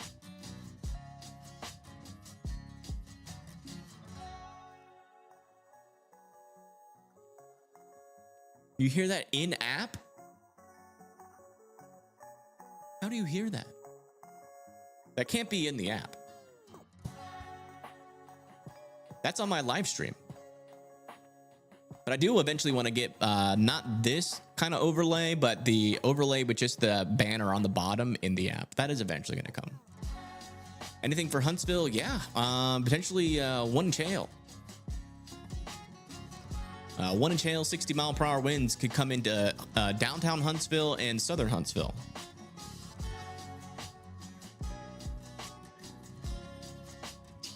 Oh, I see.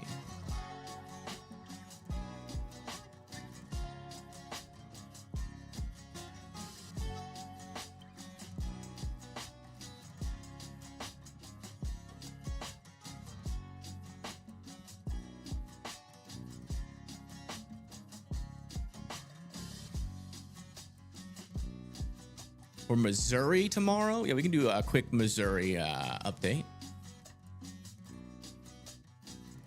So Missouri, for the most part, is going to be pretty chill, except if you live over there near Kansas City. Things can definitely get a little bit rough over there in terms of large hail.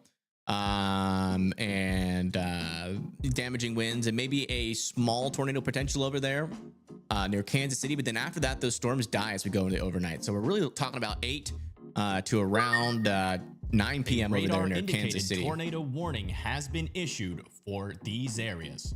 All right, new tornado warning has been issued. Back down over here into southern Mississippi. That's this storm down here with an area of rotation still on it. So we'll switch back over here to weather-wise really quick. Check out the latest on this. Huh. Okay, not a whole lot of rotation from that radar. What about this one? I mean, must have rotation aloft. No? I mean, they could have waited. Honestly, I mean, we're talking very broad circulation here. So I'm not really overly concerned about an immediate tornado threat, but if you live in Johnston Station in Sartonville, I'd be keeping your eye on it. The storm is looking pretty supercellular, but the rotation on it is really not that noticeable. The tornado pagey leave. They left the storm. Oof. I have a camera, traffic camera potentially nearby there. Let me switch over to here. And then we'll do MDOT. Give me a second.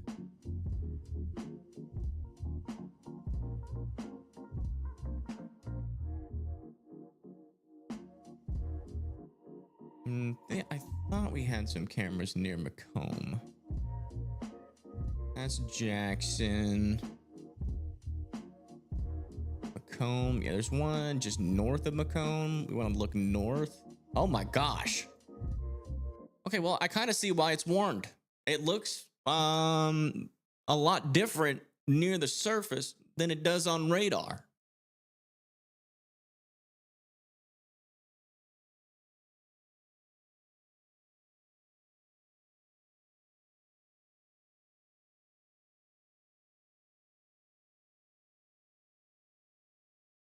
Stream keeps crashing after a few people start watching. Not a service issue. Let me click on your dot and just how to figure that out for you. And I'm not sure it's something I'm gonna be able to fix on the fly, unfortunately. The mobile works pretty stably. It's usually only crashes when you just don't have service. Let me check it. Let me check the console and see if it shows what's happening here. It might be something else. You could be onto something. Post Cloudflare stream 409. 409. Okay. Well, that's interesting. Let me see what this means.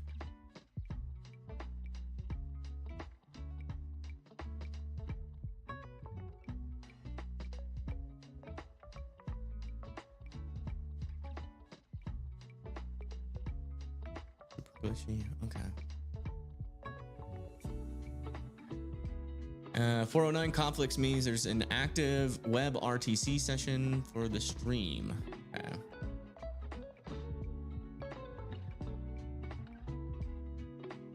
All right. That'll be something I have to fix after this. Oh my gosh.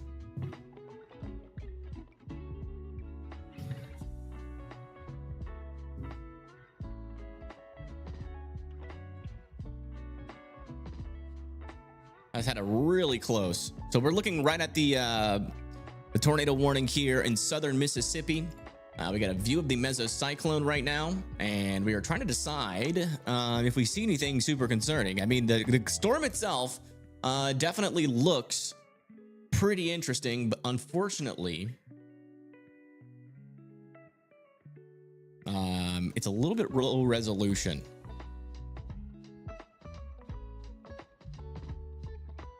And again, if you're just now tuning in, our tornado warning is back down over here. A severe thunderstorm warning has been issued for these areas. Near Summit, Mississippi. Let me check our latest radar scan.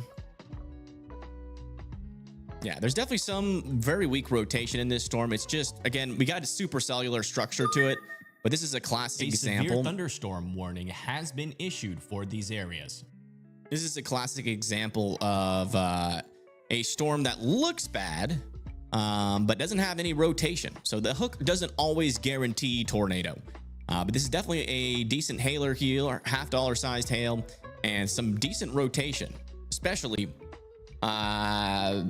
you know, you can tell that we have a pretty organized mesocyclone on this storm right now.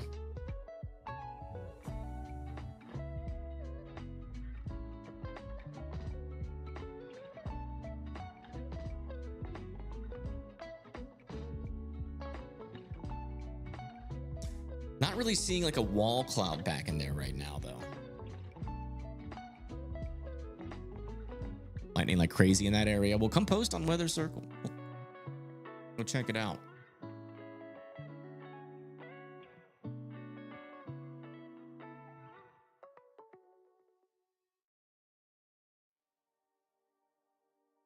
Okay, a little update back over here for southern Huntsville. Actually, this is going south of Huntsville. It looks like it's more making an approach towards like Owens Crossroads, New Hope, Woodville, over there near Scottsboro as well, Hollywood and Pleasant Grove.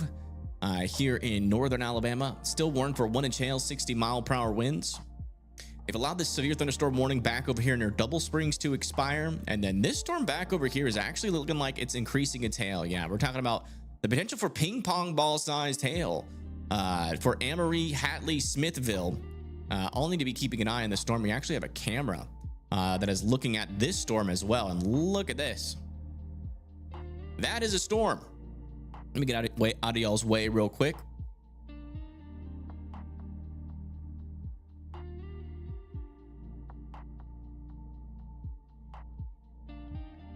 Look at that.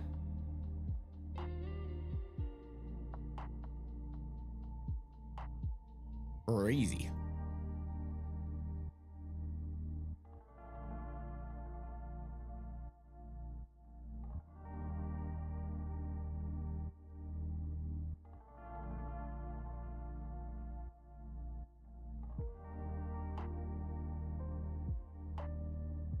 This is what our tornado warned storm looks like right now. I'm not seeing anything of concern.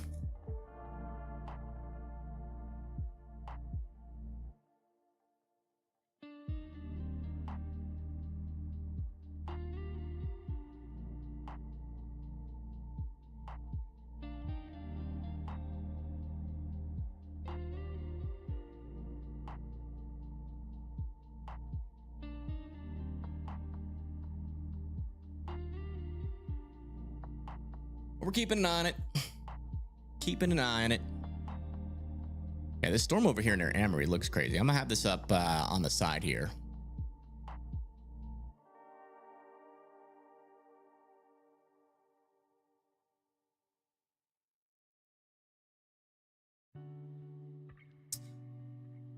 Right. Yeah, mainly just damaging winds coming for the Amory area and some large hail, potentially up to, now they've just upgraded this to golf ball sized hail. Golf ball sized hail over there near the Amory area. This is what that storm looks like right now.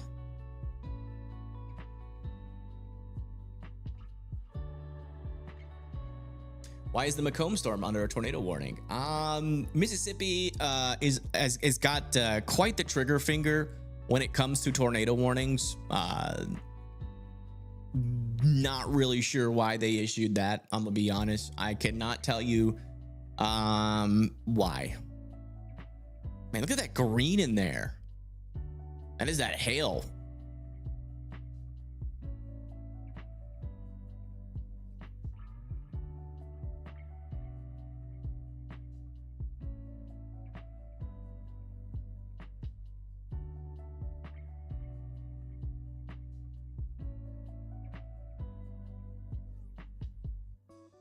Can't blame Mississippi. I mean, it's not really an argument. Not really an argument to be made to, you know, issue a tornado warning on a storm that just really doesn't have much rotation.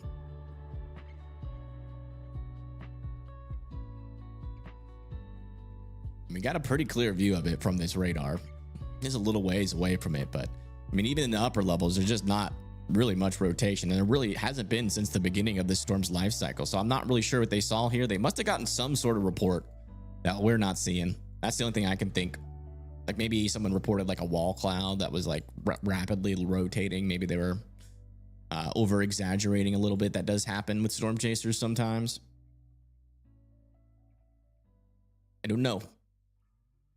I'd have to be there to know why it's warned. And unfortunately, we just the cam that we have in Macomb just isn't clear enough for us to really tell what's going on under it. I would be in your safe spots, but I will tell you right now, this storm is not producing a tornado here right now, and it hasn't produced a tornado yet.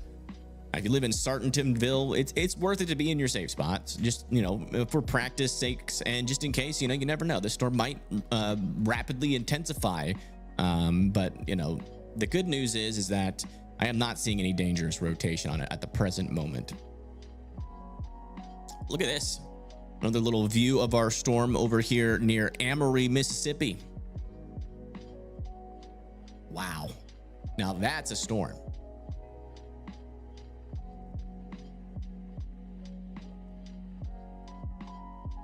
Anyone in Huntsville and Madison watching? I'm sure there's a couple of folks.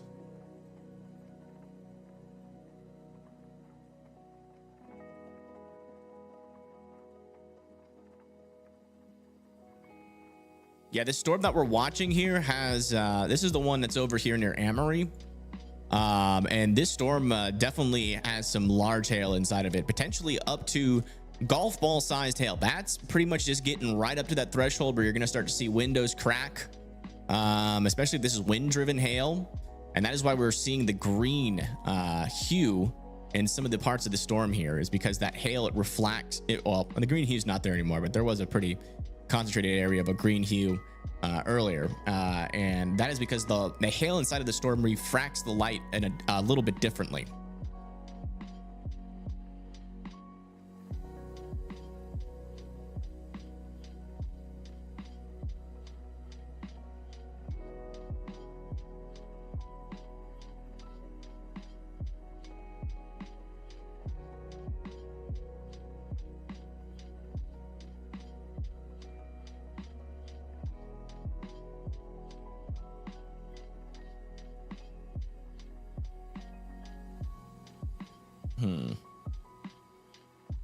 Well, it seems quite a lot of work to do that, but I will try it.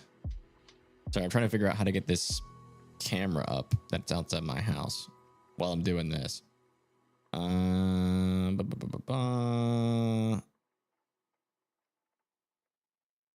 Yeah, that's the latest out here near Amory. This camera froze.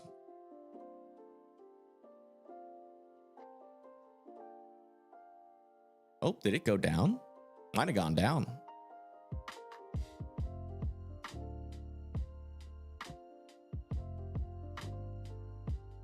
All right, latest scan on our tornado warning here. I think a little bit of rotation trying to develop back over here near Johnson Station, but again, still very weak rotation. This is pushing off towards the east, just south of Ruth.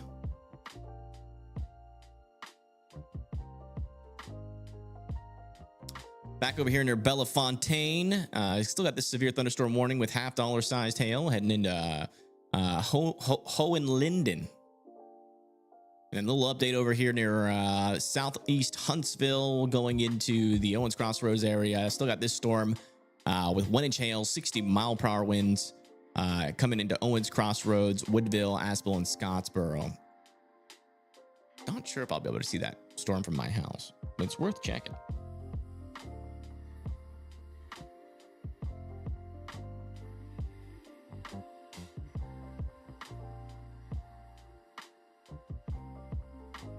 All right, let's come over here to Weather Circle and see if we have any updates from folks that are out here. Southern Storm Chaser or Weather Forecasters is saying a little bit of rain down here in southern Alabama. Thank you for posting. How to get cameras to pop up on the app, or is that a paid feature? You just come over here to live, and then you go from your phone, or you can do it from OBS streaming software. The easiest way is to go from your phone, and then you just click on that, type in the stream title, and then you know, click the red button here, and you gotta wait a little bit, and then it goes live. If you spam it, it's not gonna work.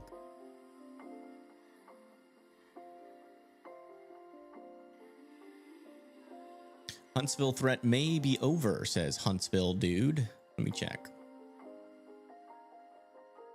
Yeah, mainly heavy rain still to come for Huntsville. I would say keep your eye out for some flooding over there. Yeah, that Amory cam is still down, but I think Storm Chaser Rob is on our is on this storm. So let's go listen into him for a second. I'm working on it, chat. I'm working on it. We're a little bit behind.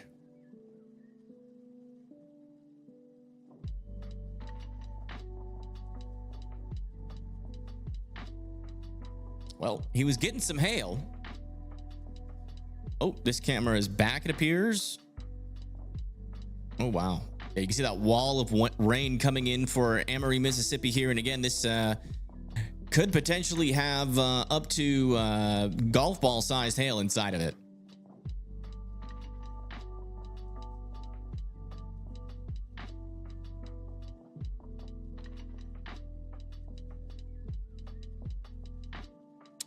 Tornado possible for Huntsville? Not anymore. Not for downtown Huntsville. Oh, looks like Rob is probably restarting his stream, if I had to guess.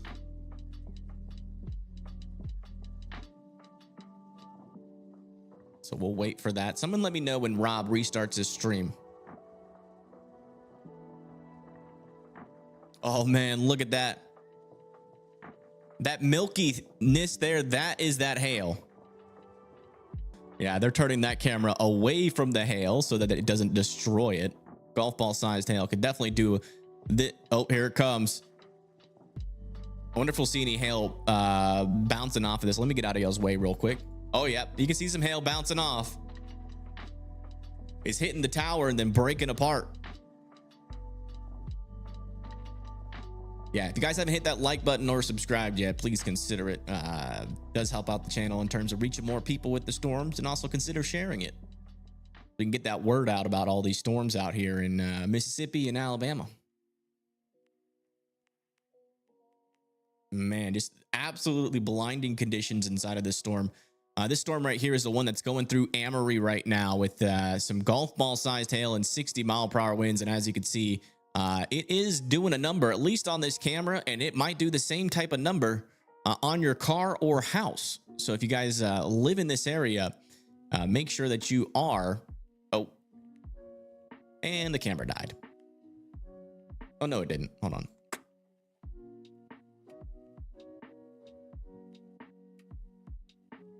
It's still here. If you live in this area, just make sure that you are indoors and away from windows.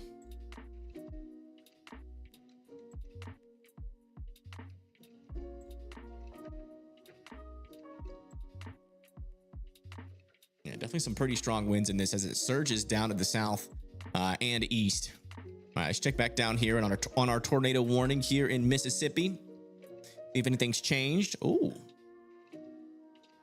There's actually a little bit of rotation now developing on our storm south of Wilkinson. If that continues to tighten up, they might reissue a new tornado warning back over here near like Topeka, Ruth, Blisterville, Brister Store, and Verna here in southern Mississippi. That is a possibility as that rotation. I wouldn't say it's concerning yet, but it's getting there.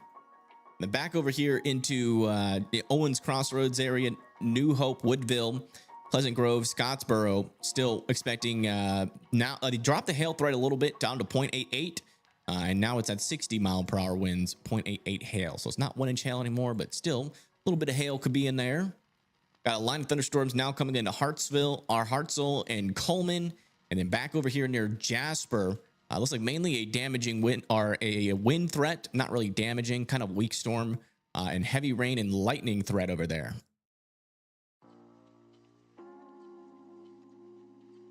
Tornado threat for Tuscaloosa, I would say it's relatively low.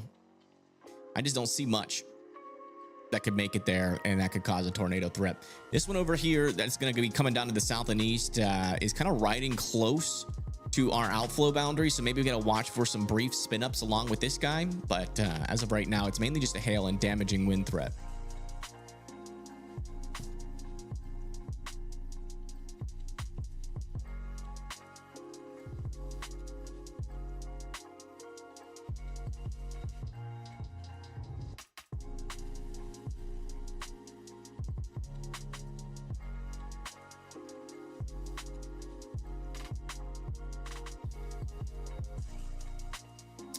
Madison, Alabama in the clear. Yeah. I mean, it's still gonna be a lot of lightning and heavy rain, but in terms of the tornado threat, you guys are good to go for the rest of the night.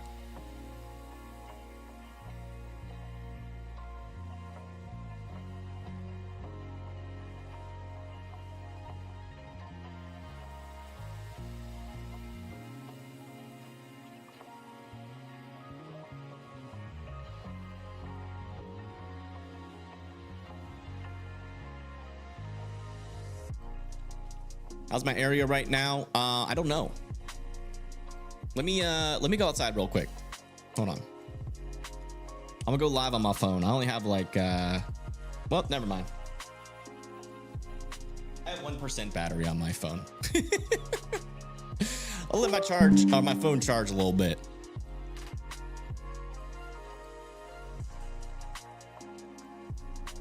I'll let that phone charge. I looks like they might allow this severe thunderstorm warning, and yeah, they allowed this severe thunderstorm warning near Huntsville and Scottsboro to be allowed to expire.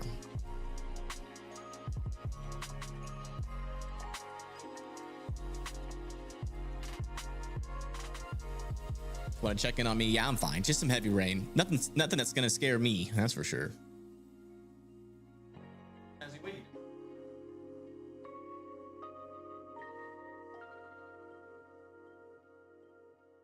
No scratching. A severe thunderstorm warning has been issued for these areas. New severe thunderstorm warning for this storm back over here. Heading into Alabama now. That's going to be for Sulligent, Detroit, Vernon. All need to be indoors and away from windows.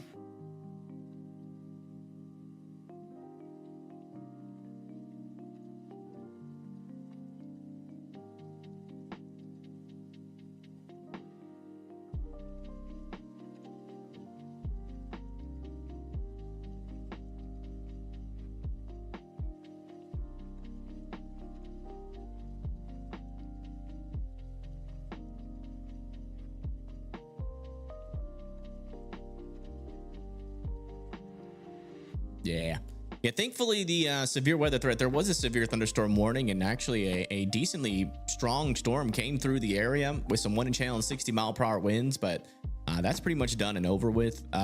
Just a lot of heavy rain and lightning. Decatur's good. Russellville, Florence is good. You know, the main people that need to be paying attention is back over here into Birmingham. Shout out to James Spann. As this storm is eventually gonna make its way pretty close to Birmingham. Not sure if that'll still be severe by the time it gets there. It's got a lot of mergers to go through before it gets to Birmingham, but I would still keep y'all's eye on it. And then all these other storms back into Mississippi are struggling. Except for this one. This one was slowly developing some more rotation. Let me see if that's still the case. Not from that radar.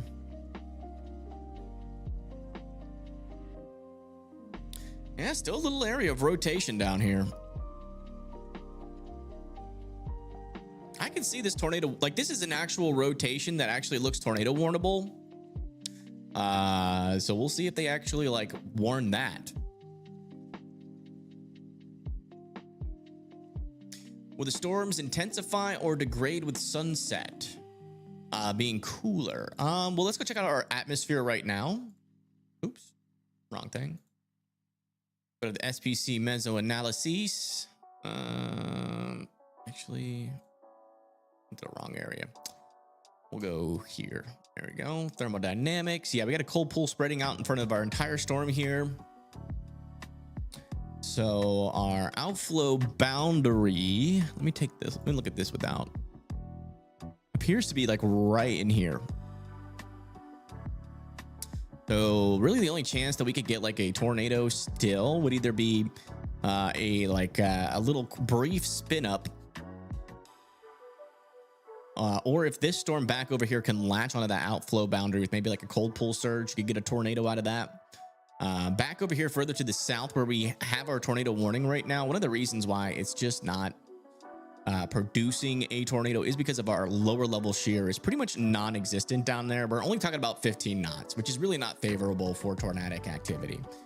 Back over here, you can see we have a little bit of lower level shear, which will help support tornadoes. And that is going to be enhanced by that little outflow boundary. So, I mean, I still do think there is a chance for tornadoes, or a tornado or two, back over here into areas like Winfield, Fayette, Jasper, near like the Birmingham area still. But I mean, we're dealing with a lot of convection, and a lot of times when you have an overly convective environment, the storms really struggle to mature into really anything. But maybe with a little bit of help from an outflow boundary, might kick the storm off. So I still think it's worth watching. Take a look at the Tuscaloosa Skylines cam. I cannot. That is a James Span's cam, and he does not let me use it, even though I've been on his show.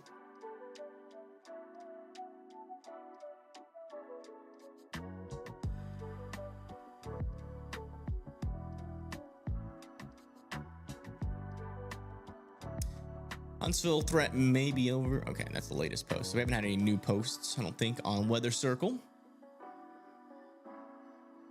Windy here in East Clinton. Thanks for letting me know. This storm here in Amory is it's moving more like in this direction here.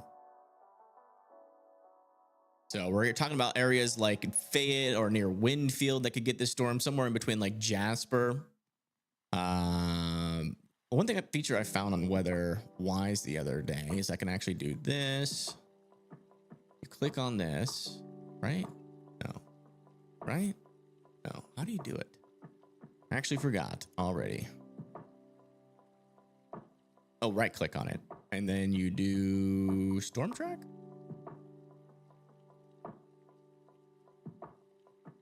Oh, wait, I gotta figure out how fast the storm is going. Oh, it has auto detection? Actually a pretty cool feature. I'm not gonna lie. Even though they're stealing other parts of my app. Gotta give them credit where it's due. All right, let me try that again.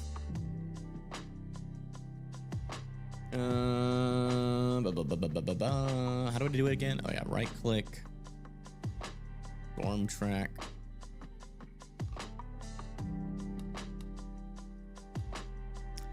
Okay, it looks like it's gonna be in Fayette in 44 minutes, Jasper in 1.3 hours, Summerton in 1.6 hours, Warrior 1.9 hours, Birmingham in 20 hours, Vestavia Hills, Alabaster, Trussville in 2.1 hours, and Calera, Alabama, 2.5 hours, or 2.3 hours.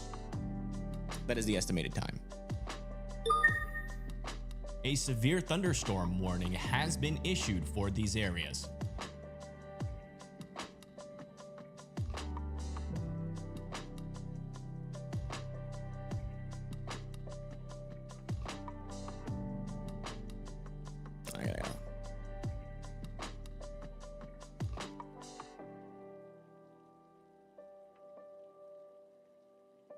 Figure out why my observer mode is faltering. Earthquake just hit Italy? Really? How strong? All right, well, this is now our only severe thunderstorm warning. No, it's not. Never mind. I lied. So I have this severe thunderstorm warning back down over here. Looks like that rotation is fizzled on that storm, so we're definitely going to see that tornado warning expire. And this one over here near Clinton. Got a severe thunderstorm warning here in Louisiana. It's moving to the east of Clinton. We can check back in with this tornado warning really quick.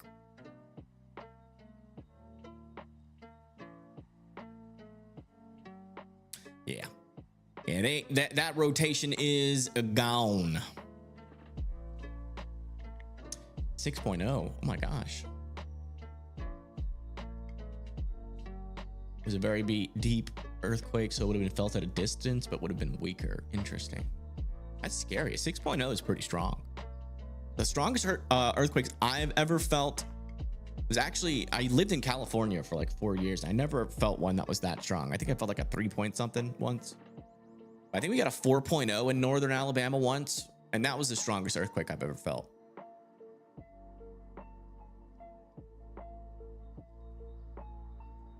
How bad will Starkville get?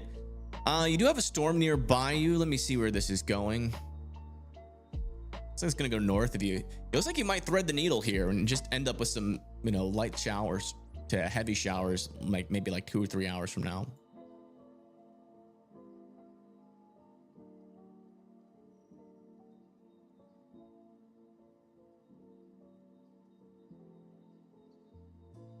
All right, guys, let me refill my water. I'm actually starting to get a little bit of a headache.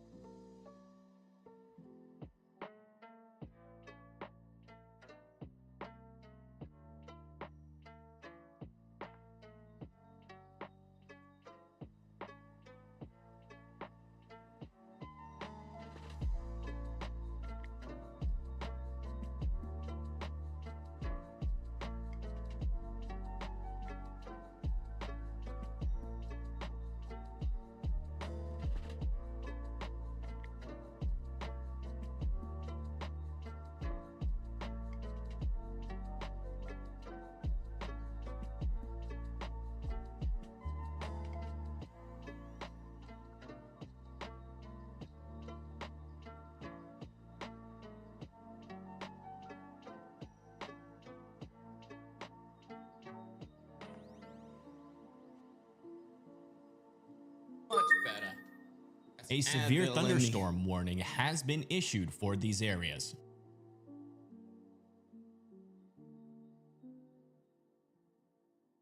All right. I have returned and my microphone sounds like crap because my headphones are screwed. Hold on. There we go. A little bit better. Was a 4 something in South Louisiana. Wow. Do we need to worry about a tornado in Georgia? No, I don't think so. Our environment out here is struggling right now. So I do think our tornado threat is pretty close to done here. I still want to keep an eye on this storm, but I've got a feeling that there's just going to be too much convection out in front of it, and that'll probably surge that outflow boundary further to the south. And then like, let me check our instability again, so I can have a mental picture of it. I mean, we've had 2 tornado warnings today, so one of which that probably shouldn't have been issued. Yeah, I mean, the thing is that we do have a decent amount of instability back over here, but we have 2 limiting factors. One, well, actually, there's a decent amount of forcing. That's not a limiting factor.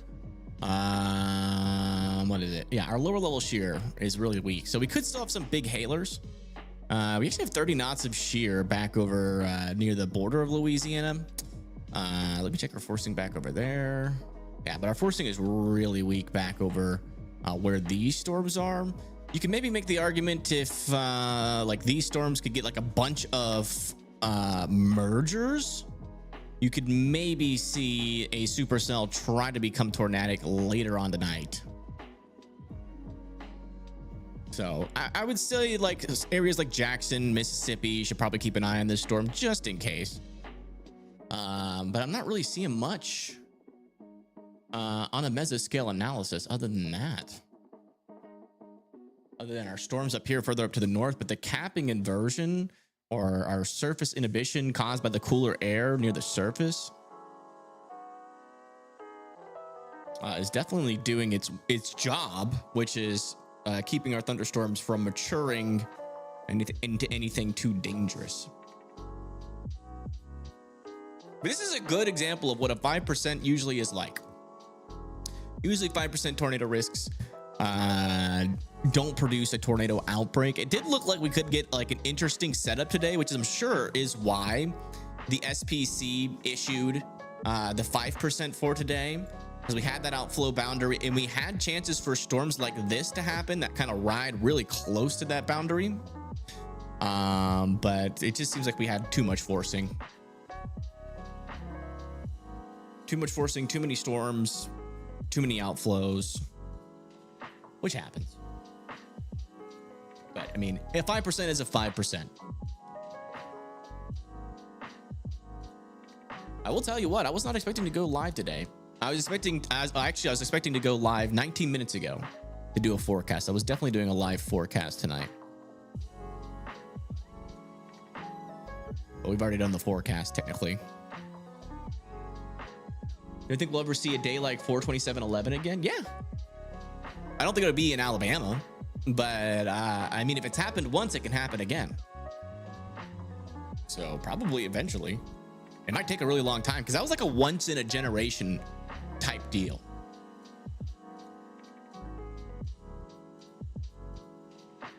But yeah, I was here northern Alabama when in April 27th, 2011, and we lost power up here because that EF5 tornado that went through, I think it was Hackleburg, tracked up into my county, did a lot of damage in Athens.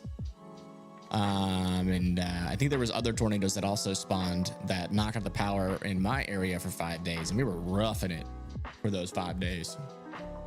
It was so weird because I was still pretty young, but I knew what tornadoes were. I think in 2011, how old was I? I was born in 1993. I guess I wasn't that young. That's like 18. Yeah, I wasn't that young. I was 18, I think. Is that math right? Either 17 or 18? Yeah. It's getting dark northwest of Brookhaven.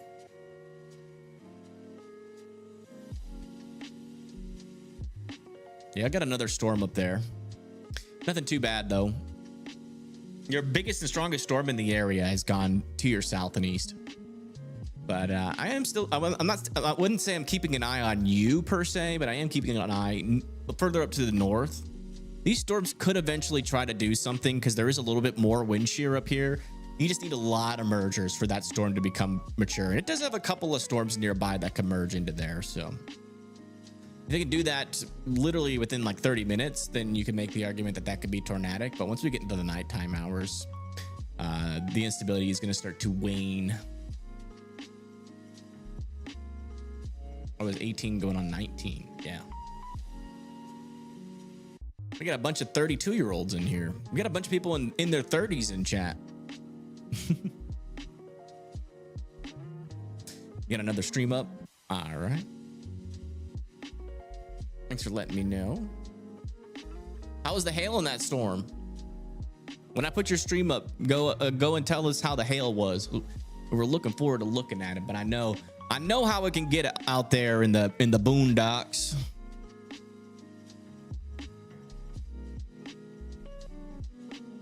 Service can get a little iffy.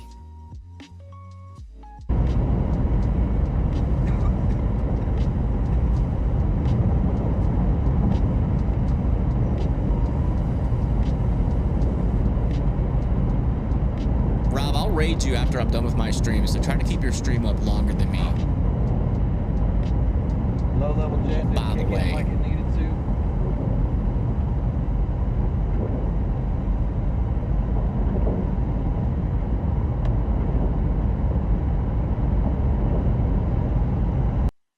Actually, let's rate him now while we still have people here. Rob is a really good storm chaser, guys. He storm chases mostly locally, but sometimes he ventures out. But I want to just go ahead and rate him right now while we have a lot of people here. And I want you guys to go over there and show him some love. Show him some love. Give him a like, give him a subscribe, and remember him because he lives in your local area. So whenever there's storms in this area, y'all can go ahead and watch him. So we're gonna go ahead and end the stream. I'm gonna raid Rob. So what that's gonna do is it's gonna automatically put you over there onto his stream, so you don't have to touch anything. You don't have to do anything at all. You don't have to do anything at all. Okay, so just stay still for just a second. Let me set it up. Don't go anywhere. You stay right there. Don't touch any buttons.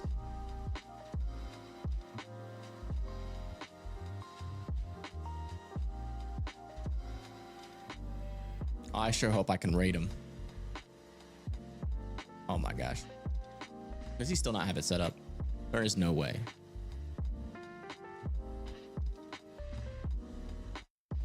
Oh, good. He got it set up. Thank the Lord. All right, guys. I see some of y'all are leaving. Terrible people. Before you leave here, hit that like and subscribe. But guys, I'm going to end the stream. Thank you guys so much for tuning in. Thankfully, it wasn't that crazy of a day. I'm still going to be like out and up and about. So, you know, if something does pop off later on today, like maybe that storm over there in Mississippi does something, we'll go back live. So we're not going to leave you in the dark. I mean, if a tornado warning comes on, we'll come back on live tonight. But yeah, we're going to raid Rob. Y'all stay right here. It's going to automatically transfer you over to his channel. And then, yeah, just go show him some love.